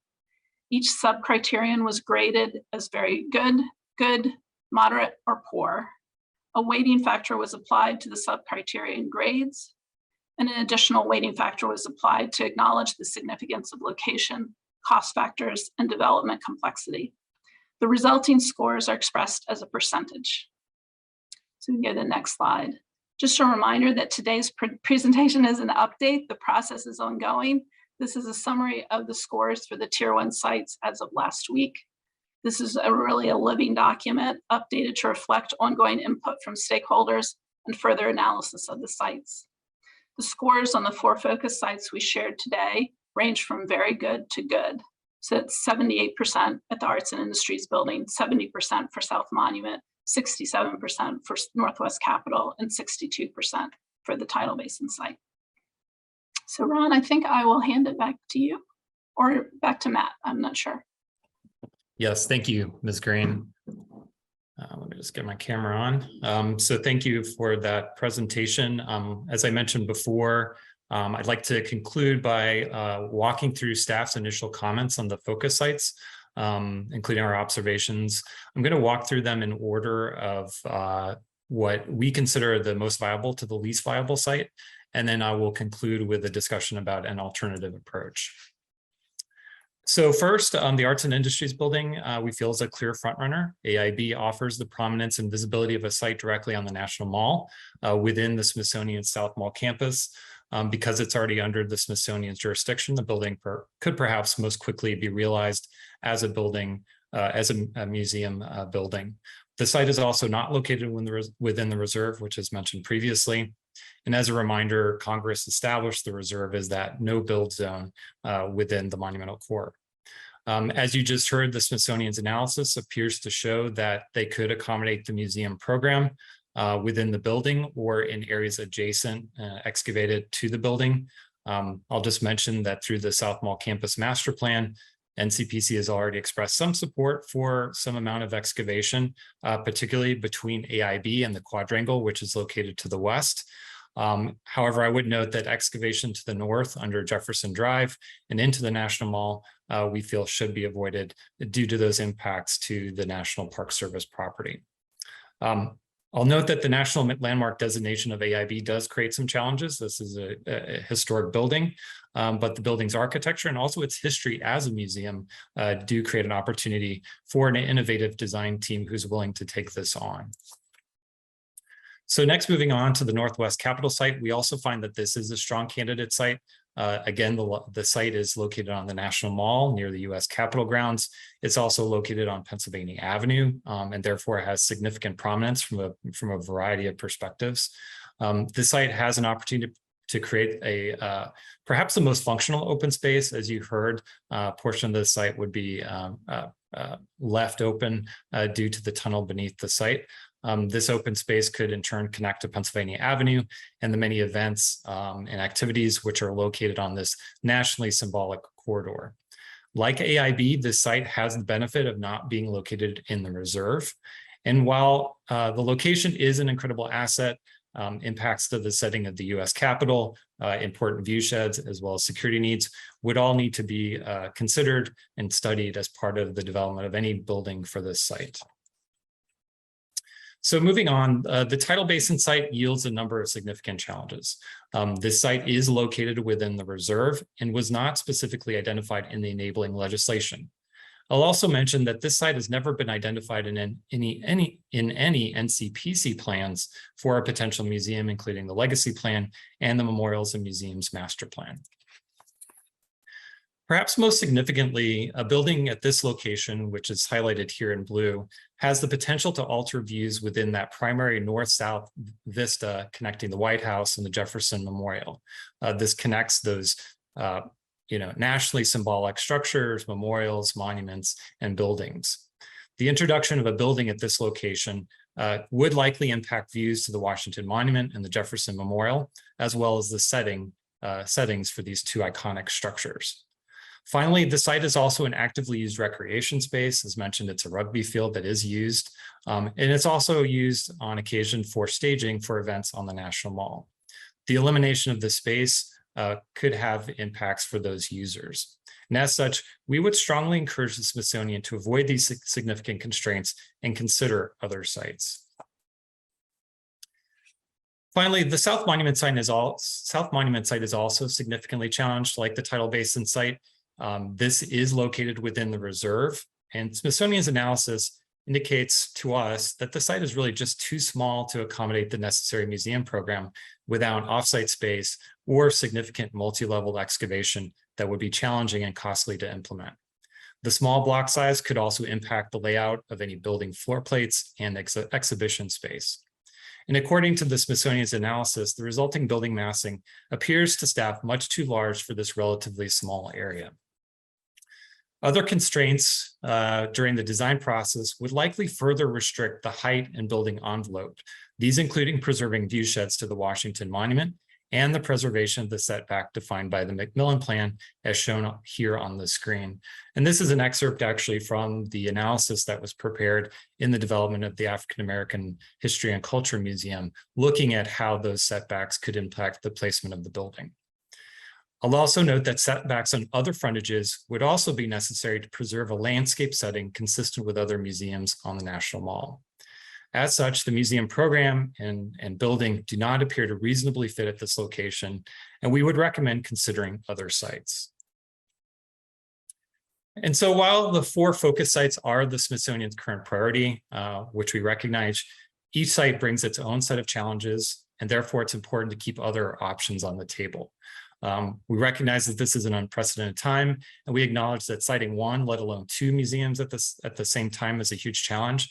And so certainly with a third potentially coming, that creates even more challenges. If these various site constraints are ultimately found to be insurmountable, or if jurisdiction to these sites is unable to be transferred to the Smithsonian, another approach could be considered. During this unique moment in history with, as I mentioned, 3 museums on the horizon, and a contraction of office space, the Smithsonian could consider opportunities on Independence Avenue, which is already home to several museums, including the Castle, the Hop Garden, and the Eisenhower Memorial, so along this corridor. There are a number of possible candidate sites, but I'm going to mention just as one example, this other approach, focusing on potentially expanding the South Mall campus, which the Smithsonian controls, to include the Department of Energy site, which is located just to the south. And this is the Forrestal building, which many of you are familiar with. This area is part of a transforming and vibrant part of the district, which includes the Wharf, which is further south here on the screen, the New Spy Museum, and Banneker Park. This site, highlighted here in blue, when cleared and repurposed, could accommodate multiple museums, each with its own distinct architectural character. This large property adjacent to the existing Smithsonian museums to the north offers increased density and heights, the potential for sweeping views of the National Mall, and placemaking opportunities not present in other mall sites. The location also avoids the many challenges which I've discussed on the focus sites, including size constraints, impacts to view sheds, historic preservation challenges, and the elimination of recreational spaces. The consolidation of federal office space resulting from the shift to telework now suggests that the time could be now to work with the General Services Administration, the Department of Energy, on such an opportunity. In conclusion, the Commission has previously emphasized that we are quickly reaching a point where there will not be any available sites left on the National Mall. As such, we strongly encourage the Smithsonian to look at Independence Avenue and 10th Street as significant opportunities for multiple museums immediately adjacent to the National Mall. The Commission has also previously mentioned other sites, including the Whitten Building, Federal Triangle, and Union Station as other areas to consider. That concludes my comments on behalf of staff. I want to acknowledge again how important and challenging this undertaking is, and we appreciate the Smithsonian's work with staff, and we will look forward to continued cooperation as they move into site selection and the planning and design of these museums. And with that, that concludes my presentation. I'm available to answer any questions, and the Smithsonian team is also available as well for the discussion. Thank you.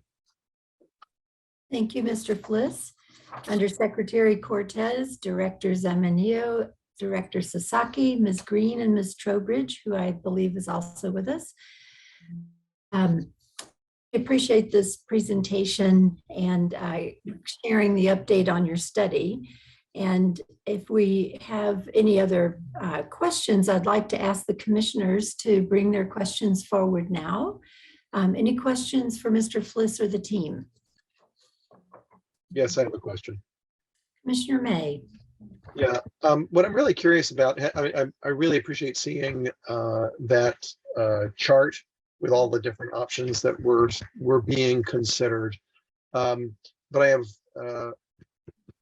essentially two questions. The first one is, in the past, and I can't remember what meeting it was, but the prospect of using the Bureau of Engraving and Printing building that faces on 15th Street and, between 15th and 14th was raised. And at one point I thought it was going to be considered, but I don't see any indication that it has been considered. And I'm wondering if in fact it was, and what you thought, and if it wasn't, why not? Because it is a building that, as I understand it, will be vacated before very long. Yeah, Commissioner May, if I may, thank you for raising that issue.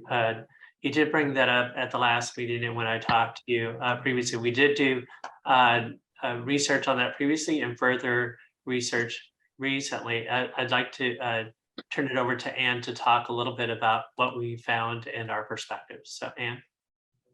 Thank you, Ron. Commissioner May, yes, we haven't brought it forward as a tier 1 site.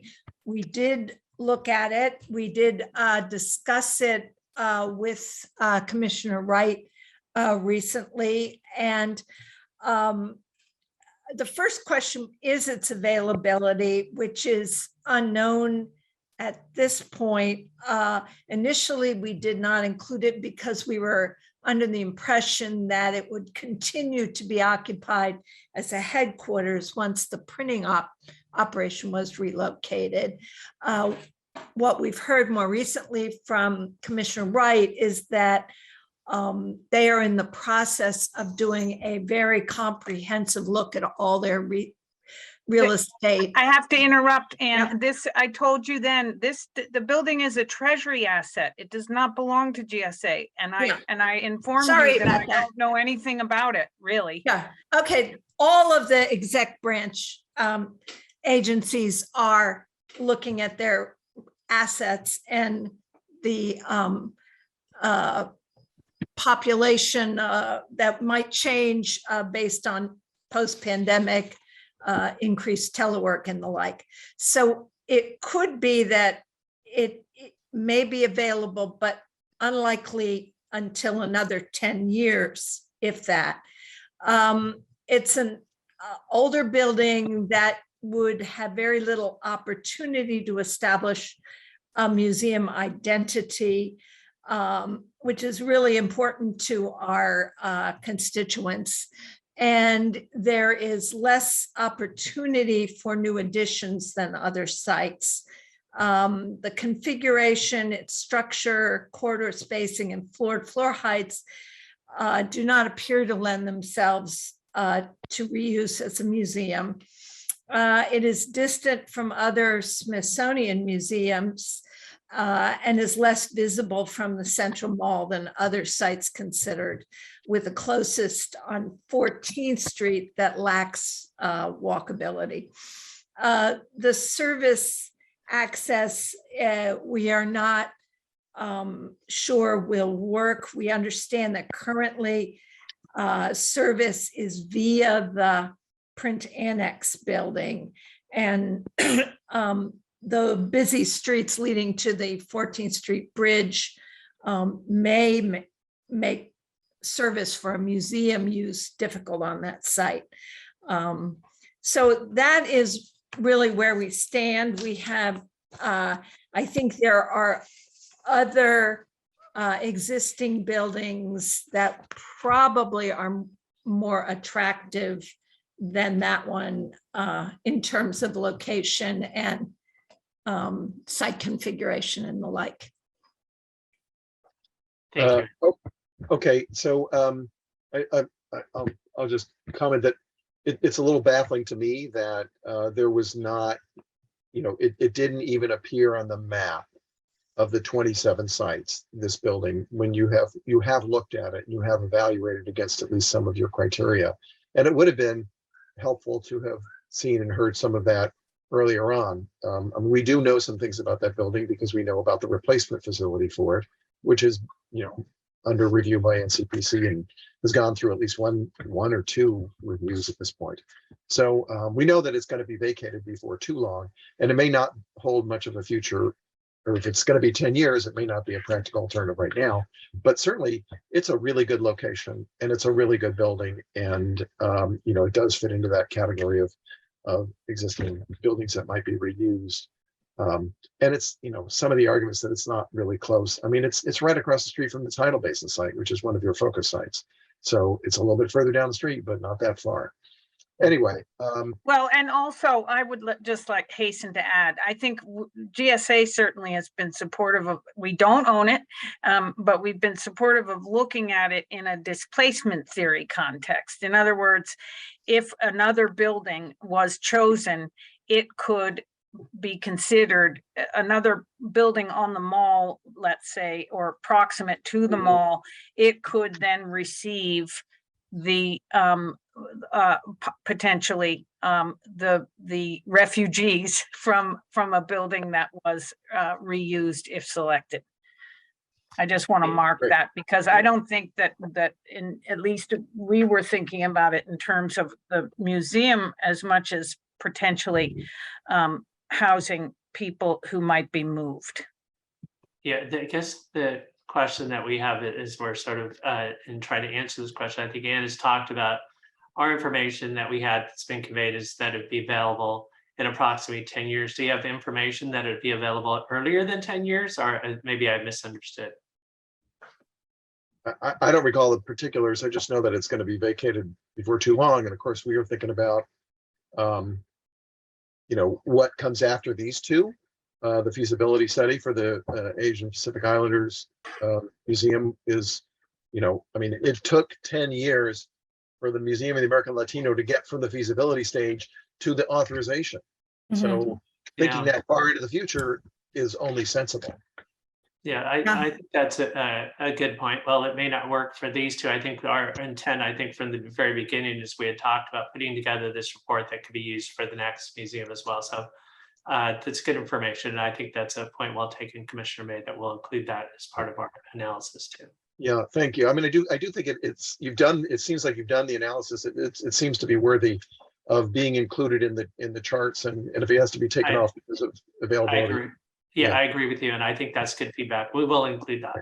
So the next question I have is that, there wasn't really an explicit mention of the concerns that have been raised by the National Park Service in our site meeting and in the virtual meeting that we held about the two sites within the reserve having to do with operational and security considerations. Mr. Fliss made some mention of some of those concerns, but I think we gave you great detailed information about that. And I'm wondering if that has been explicitly taken into consideration in developing that ranking chart that you showed us. The information, first of all, thank you. I think that we did have a very good meeting with the National Park Service and to discuss both the South Monument site and the tidal basin site. I think there was a lot of good information shared back to us, and we did convey that information actually to both of our to all the Smithsonian staff, including to both the committees of the American Latino Committee and the Women's History Museum Council for their incorporation as they were moving forward. If you'd like, I can turn this over to Lisa and Jorge, who can give you a little bit of assurance that that actually did occur. So Lisa or Jorge, who would you like to respond? Sure, I'll just jump in and say that, yes, indeed, for both the Council of the Smithsonian American Women's History Museum as well as I know Jorge will attest for the National Museum of the American Latinos Board, that all of the information has been given over to those bodies to be considered as part of their recommendations, and they are taking those bits of feedback very seriously and considering all of the sites there. Jorge, did you have anything to add? No, we had a board meeting this past Monday, and we had all the information as they formulate their opinion on sites. They'll consider everything, but thank you. Okay. Yeah. If I could just say, it seems. I just want to make sure that it really is fully considered, because I think there are some pretty serious constraints on those two sites that were brought up in those discussions. And this is just, this is beyond the reserve prohibition and everything else, but these are important operational considerations that could affect not just the Park Service's operations, but the Smithsonian's operations. So it's important for the committees to be considering that. It's also important for the Board of Regents to take this into consideration as they evaluate sites. So I hope that all of that information is thoroughly communicated to that board. Commissioner May, I can say that is being included in our report to our regents already, which is thank you. In preparation. Thank you. Thank you very much. Very good question. Thank you. That's it for my questions. Thank you. Thank you, Commissioner. Do other commissioners have questions? I do. Commissioner Kuzner. Hi, and thank you for the presentation and sharing a little bit more background.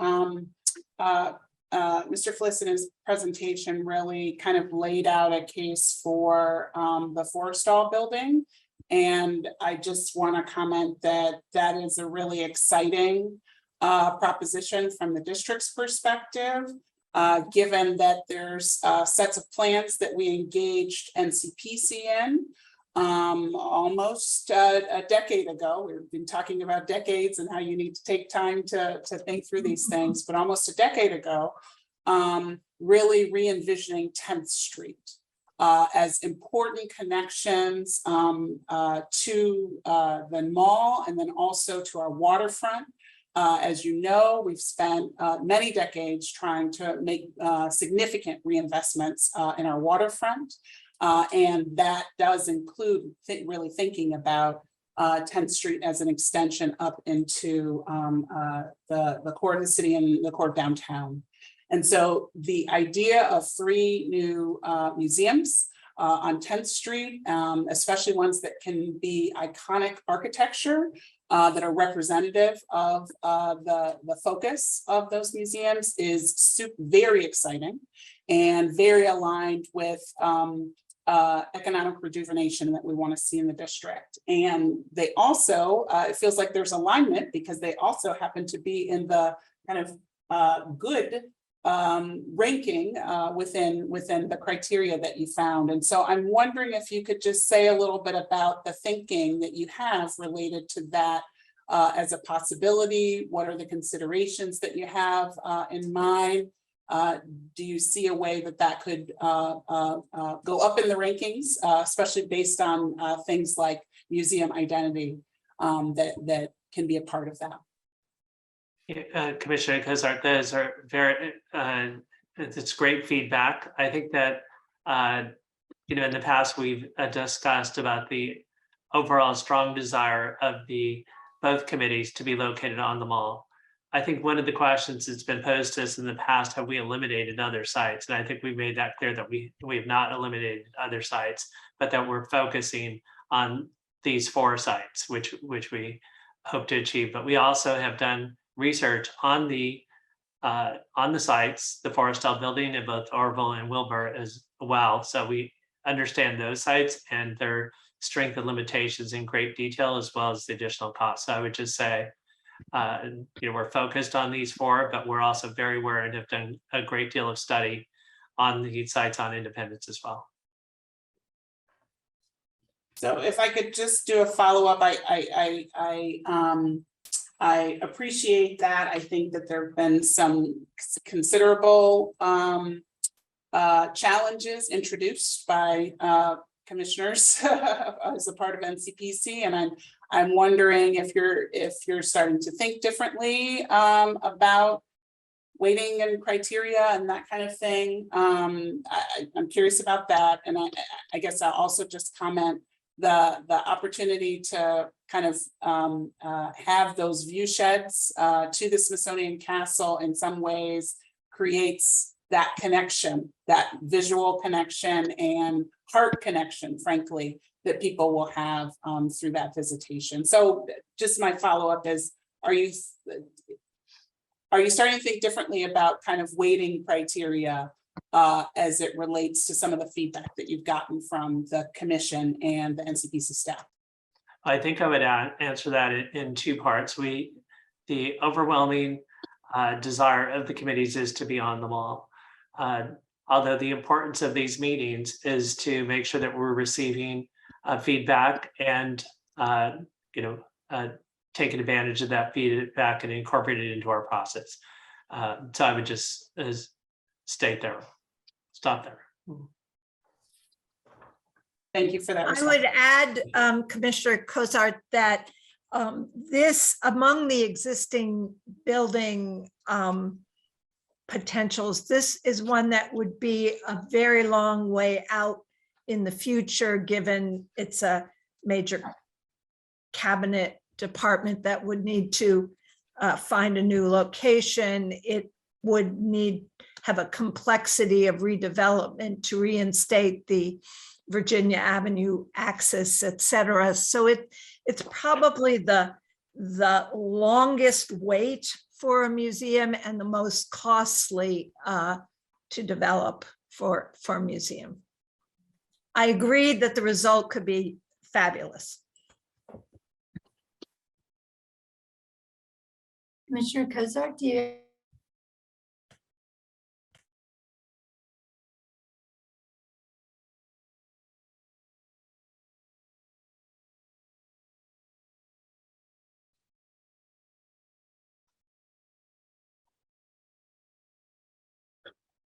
Any other questions? Did the chair freeze? Yeah, I think the chairman is Or did frozen. the chair Zoom freeze? Yes. Is the vice chair available to pick up the reins here? Oh, there she's back. I don't know what happened. Zoom just went away entirely. I apologize. I was lost in Zoom. I was asking Commissioner Cozart if you had any further questions. I don't have any further questions. I'm so sorry for that. Thank you. Any other questions from other commissioners before we go to discussion? All right, I don't see or hear any.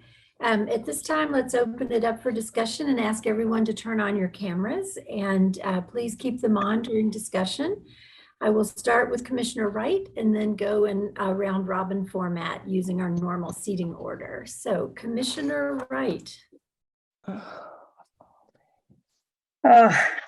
Well, I can't put it any other way than to say that it is disheartening to hear pretty much the same presentation over and over again.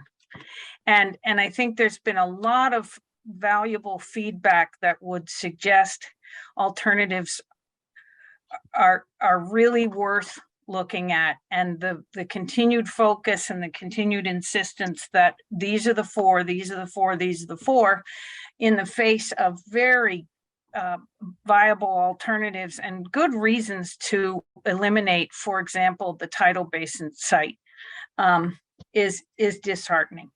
I think we are at a particularly historic moment where the convergence of three things, without talking about specifics, specific locations. I want to, but before I get to those three things, I think one of the things that really strikes me is that there has been a lot of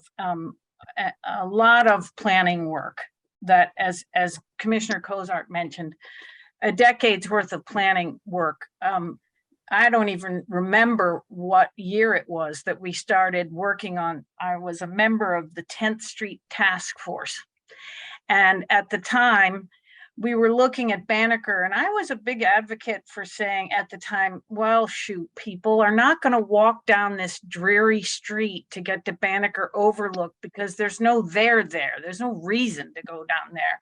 And I was quite skeptical about this whole idea of creating, releasing the like a pressure valve on the mall by thinking about this. And then when we started getting into it, eventually the 10th Street Task Force planning exercises morphed into the Eco District. And so we've been looking at this area of town for at least the 13 years that I've been back in Washington. And it just feels a little bit like we're ignoring all of this work that's been done, anticipating this moment when, and it's true, we're not quite there, but the primacy of location on the mall fails to think forward enough. We are planners. Planners don't think in terms of what's immediately in front of us, but rather our job is to engage the imagination and to engage in well beyond it. That's why it's sometimes frustrating. It's quite abstract sometimes. And we have 3 museums who are right in front of us. The mall, of course, everybody wants to be on the mall. And I've said this before, we hear it at NCMAC with every memorial sponsor there is. And museums too, of course, everybody wants a front row seat. And I appreciate that, but the mall is a finite resource. And if we don't plan for its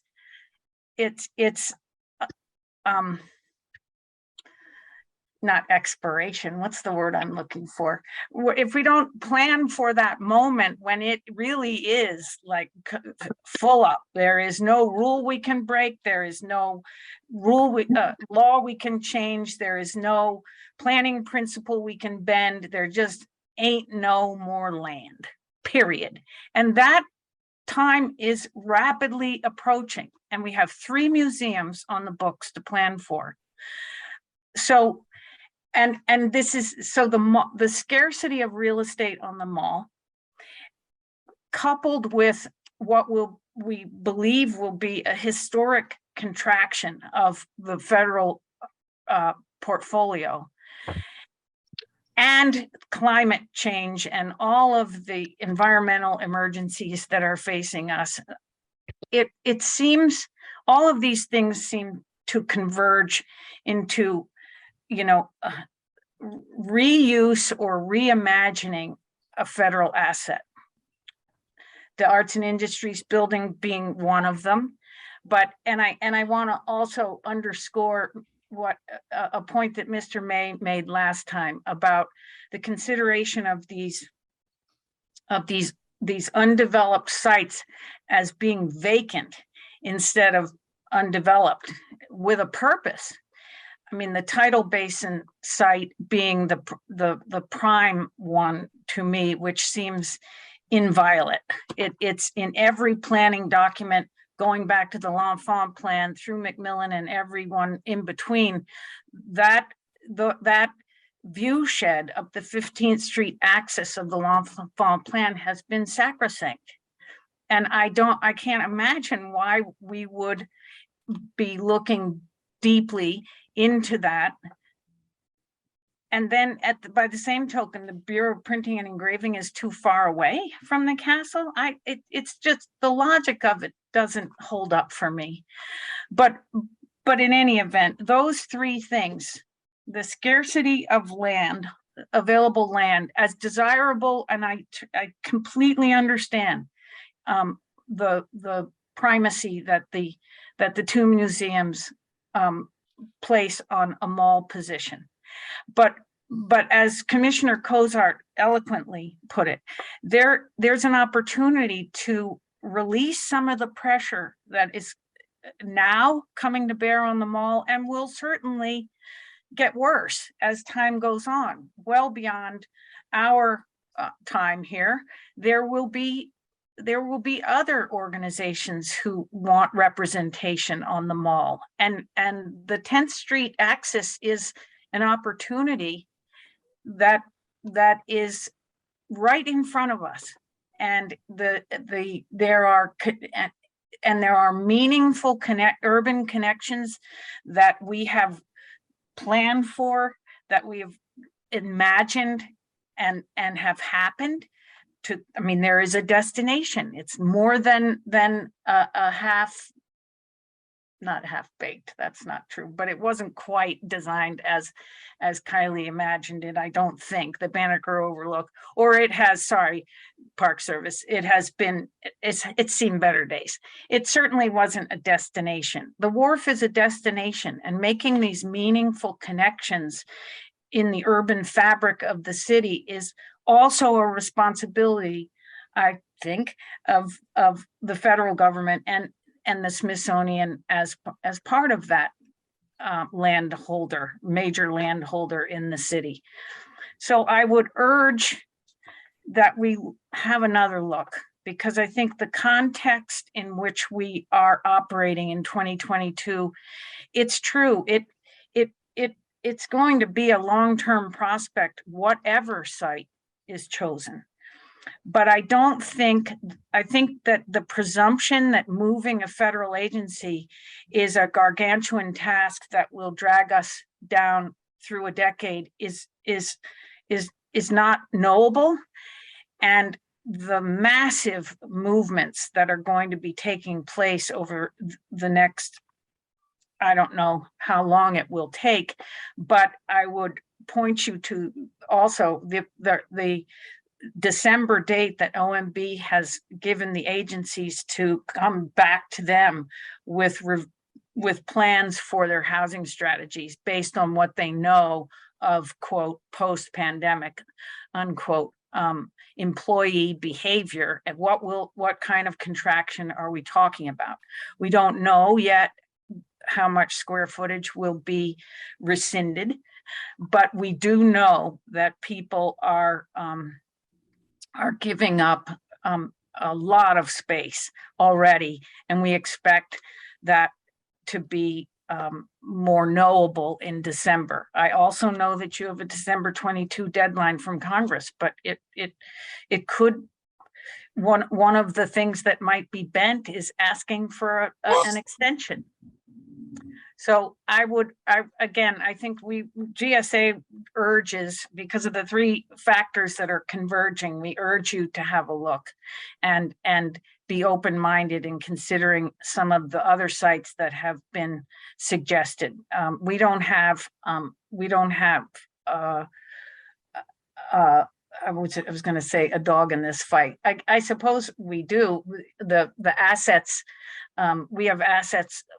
Your list of 27 was filled with GSA assets. We're not pulling for one versus another. We're simply saying these three ideas need to shape the thinking, we believe, because of this historic opportunity to reimagine the federal government's portfolio, and the Smithsonian could take advantage of that. Thank you, Commissioner Wright. Commissioner Dixon.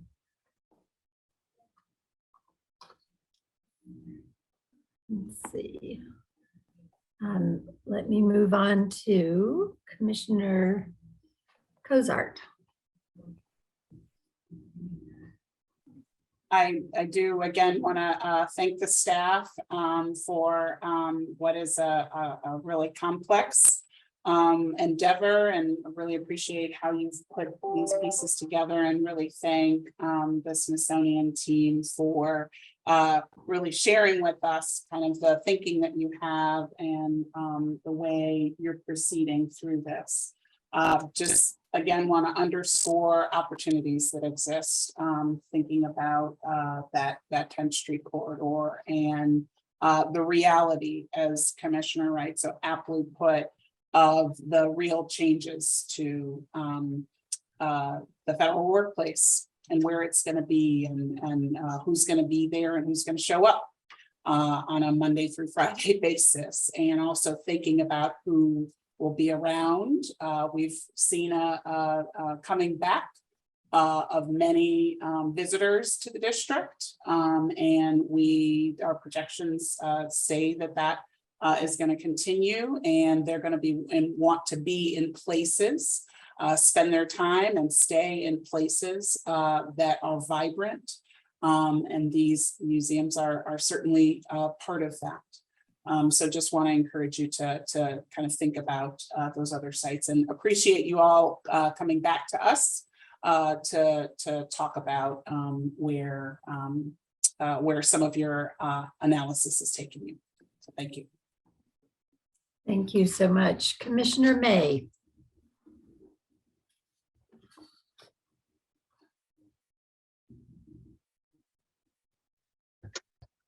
So I'm glad not to have to go first, because a lot of what I would want to say has been said. So I appreciate that, Commissioner Wright, Commissioner Cozart. I will also, but I do have a few things to say myself. So first of all, I want to emphasize the complete support of the National Park Service and the Department of the Interior for the establishment of these museums. I mean, these are important stories to tell and important venues that be created, and we agree that they should be as prominent as possible. But the challenge is not everybody can have their space on the mall when the mall is a finite resource, as Commissioner Wright said. So I think that's really the crux of the challenge. I will say also that it's very interesting to see that chart that gave sort of a ranking of the sites, and that it went beyond the 4. So we understand what's beyond the 4. I think that was really, really helpful. I may want to quibble with some of the scoring, but I can't say I really understand that well. But I think it's still good to see the range of sites that are being considered, and seeing how closely packed sort of the second row is, or the second batch, right? There's a whole bunch of opportunities there, including some that involve, taking over sites for existing federal office buildings that are pretty highly ranked there. So I think that was a very helpful thing to see. And I think that's the one thing that is new from what we had seen before, because so much of what we saw today was things that I think we'd heard before in one context or another. I will say that we remain concerned about sites within the reserve being considered, both because of the legal prohibition, but also because of the points made by Mr. Fliss and of course Commissioner Wright about the north-south cross access, the importance, the north-south view shed, the importance of the great cross access of the mall. I mean, that's the purpose behind the reserve, and that is something that the Congress has already said in the Commemorative Works Act that they want it preserved, and they reiterated it in the authorization for these museums by saying that those sites could not be selected. So, I mean, that does, I understand that creates a bit of a challenge, but there are many challenging aspects to this process. I also just want to state again the reminder that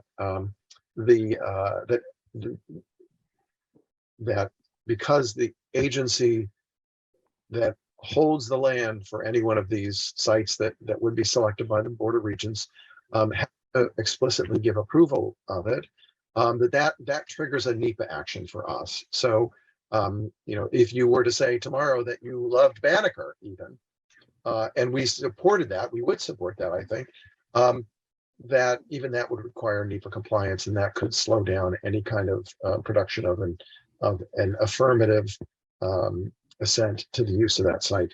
So, we've said this before, and I just feel at this moment I have to repeat it. I do also want to touch on the operational concerns and the security concerns raised in our meetings with the Smithsonian, both virtually and on site. Both of the reserve sites, our sites that are constrained by roads, and very busy roads, and very highly trafficked roads for things like road races and motorcades and things like that. So there are all sorts of closures that could be happening at these sites that wouldn't necessarily be happening at, say, the arts and industry building. It's also worth noting that in the tidal basin especially, that it's a highly trafficked area. I mean, there's really only one road that it faces on, which is 15th Street, because Independence Avenue and Main Avenue, which are the other flanks, are so busy. They are not, this is not like stepping out of a museum and going onto Jefferson and Madison Drive. You know, even when we were there for our site visit, we saw many people jaywalking across the middle of 14th Street, going to the Holocaust Museum from where they're dropped off on the west side of 15th. And so I think there are huge considerations having to do with just visitor safety because of that location. 15th Street as the front for a museum is very challenging, especially when there's a museum right across the street. Then there are all the other operational concerns having to do with security and staging. You know, the tidal basin site is used as a staging area for many, many large events, and we expect the number of events to go up in the future. And so it's only going to get more complicated just from an operational concern. And again, these are constraints not just on our operations, but also on the future operation of these museums, and they should be taken very seriously.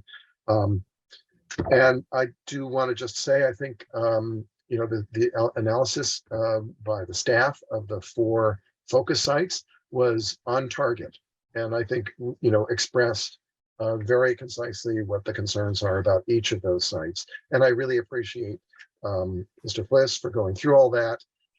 And I also appreciate the fact that, you know, the NCPC is attempting to be visionary about this and attempting to think more broadly about where museums could be located. Because I do think, as Wright said, as Commissioner Cozart said, Mr. Fliss said, you know, we have to plan with imagination. We have to think more broadly about these things. And it's, wow, wouldn't it be great to really solve this problem instead of trying to, you know, squeeze out the last few inches of mall for the sake of one museum or another. Again, this is not to say that we do not support the establishment of museums or a prominent location. We do support that, but I think that it's important that a prominent location is not just what you are working with today, it is what you are imagining in the future. This is what led to the L'Enfant plan and the Macmillan plan. It's this kind of broader planning thinking. So I strongly encourage that. And so that's it for me. Thank you very much. Thank you, Commissioner May. Commissioner Argo, any comments? You are our final commissioner to speak today. Yes, I will.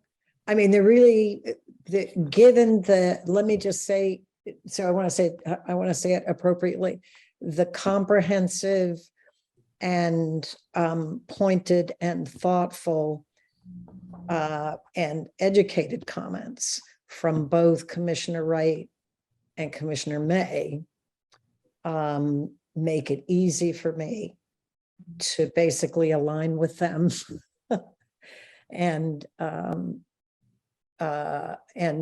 support. I mean, I'm essentially support those comments. I think this is a and particularly the notion of being of really urging the, you know, the community that will come to the Capital Planning Commission at some point, and those that are in the process of seeking feedback and from the Planning Commission to think creatively and to think beyond the kind of parameters that I think that we're used to seeing in Washington about what's the, you know, what's the most valuable, what's the most important space. So I appreciate all that. I have nothing to add beyond that. Thank you. Thank you, Commissioner Argo. Well, I would also like to, Mr. Cortez, you would want to make a comment? I saw your hand is raised there. I thought that was the final one. I just wanted to thank if I could have an opportunity to thank everyone for all of their comments that have come in, and hopefully we've been open about receiving them and conveying them to our leadership team and all of our stakeholders. And we really appreciate the thoughtfulness that those comments were presented today, especially the staff presentation by Matthew Fliss. I thought that was very helpful. And it's really, I think I said it at the very beginning, is that the challenge that we face, of course, is there's no perfect site. There's no site that has all of the square footage and in the location that we would like to be. And I know that there's been, discussion on the Forrestal site, but even that, some of the challenges we didn't go into today because that's not really one of our 4 focus sites, but it does have the challenges in the fact that it's occupied. It's over 1 million square feet. We did do cost estimates on that, that it would cost, of all of our 4 focus options, it would cost an incremental cost of over $1.2 billion. And that's not including needing an additional site or moving costs. So, but we do appreciate all of the comments, and on behalf of the Smithsonian Institution, we will take these and definitely make them part of our process as we move forward. But I appreciate everything that has been said. The time has been taken to visit the sites as well. Thank you very much. Thank you, Undersecretary Cortez. You and your team have a gargantuan task on your hands. And we really appreciate the coordination between your staff and our staff over this past year. I believe we've received 4 briefings now from the Smithsonian staff and consultant team. And we appreciate how they've worked so closely with our staff to provide information and answer questions during this important process. Again, we acknowledge the magnitude and the complexity of this undertaking and appreciate the collaboration. And it's very clear to us that the people who are so passionate about these museums have a strong desire to locate on the National Mall. And the significance this brings is a very high priority for both of the museums. Understand that the importance of representation on the mall is something that needs to be considered, since the mall is a place where we commemorate as a nation, and we want to make sure that stories are told in an equitable way. So we understand the balance that everyone is trying to seek. And these sites are also going to be challenging, as we heard today. And from a planning and design perspective, the Arts and Industries Building and the Northwest Capitol site seem to be the most viable. And I don't think anyone could dispute the prominence and visibility of their locations on the mall. So I want to underscore what was said in the staff's presentation, just as we end this conversation, that if these various site constraints are ultimately found to be insurmountable, or if the underlying jurisdiction cannot be transferred to the Smithsonian, we recommend considering another approach. And as Mr. Fliss said, this is a unique moment in history with 3 museums on the horizon, an unprecedented contraction of office space.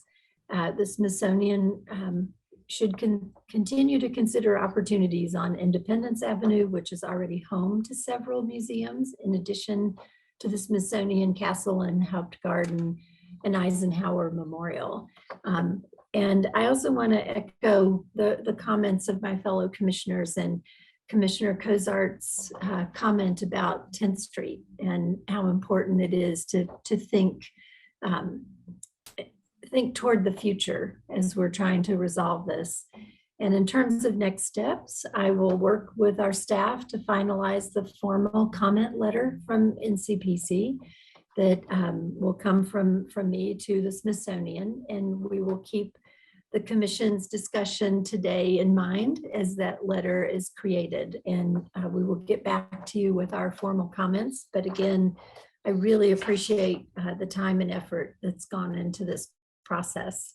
So are there any further comments or questions that any of our commissioners want to make today? If not, Yeah, I believe- I do. I want to come back because it always feels, well, I imagine it feels a little bit like you get beat up a little bit, but the Mr. May's message, I think everyone, well, it's hard to argue with the importance of either one of these organizations, or the third one to come, the next one in the queue. And so when we say to the Smithsonian, you know, we get that everybody wants to be on the mall. We really do. I mean, people, memorial sponsors, it is not uncommon for memorial sponsors to come into the advisory, the NICMAC, the Memorial Advisory Commission, and cry, literally, in front of us. They're so the prospect of not getting a mall location reduces memorial sponsors to tears, and that is not an exaggeration. So I just wanted to come back and say the support for the institutions, for the organizations, is unqualified. My remarks have much more to do with, and GSA's position has much more to do with the long view and the disappointment to come for organizations who also want to be on the mall, and the possibility, you know, the Forrestal possibility. I'm agnostic on the specifics. I'm just urging that the thought to take this opportunity with three museums in front of us to expand the mall in a thoughtful, deliberate way that has actually been studied for quite some time is one that perhaps deserves further deliberation. Thank you, Commissioner Wright. Again, our thanks to the Smithsonian for listening and working with us as we try to resolve this issue and really prepare ourselves for the future. There will be more museums who will come our way. And I think the work that you're doing is really the groundwork that's necessary to consider where those museums will go. And I love what Commissioner Wright just said, thinking about how do we expand the mall. We can't create any more land, but we can take advantage of locations that are adjacent. So with that, this concludes our open session agenda. Our next regular commission meeting will be on Thursday, October 6, 2022 at 1 p.m. If there's no other business, this session is now adjourned. Thank you, everyone.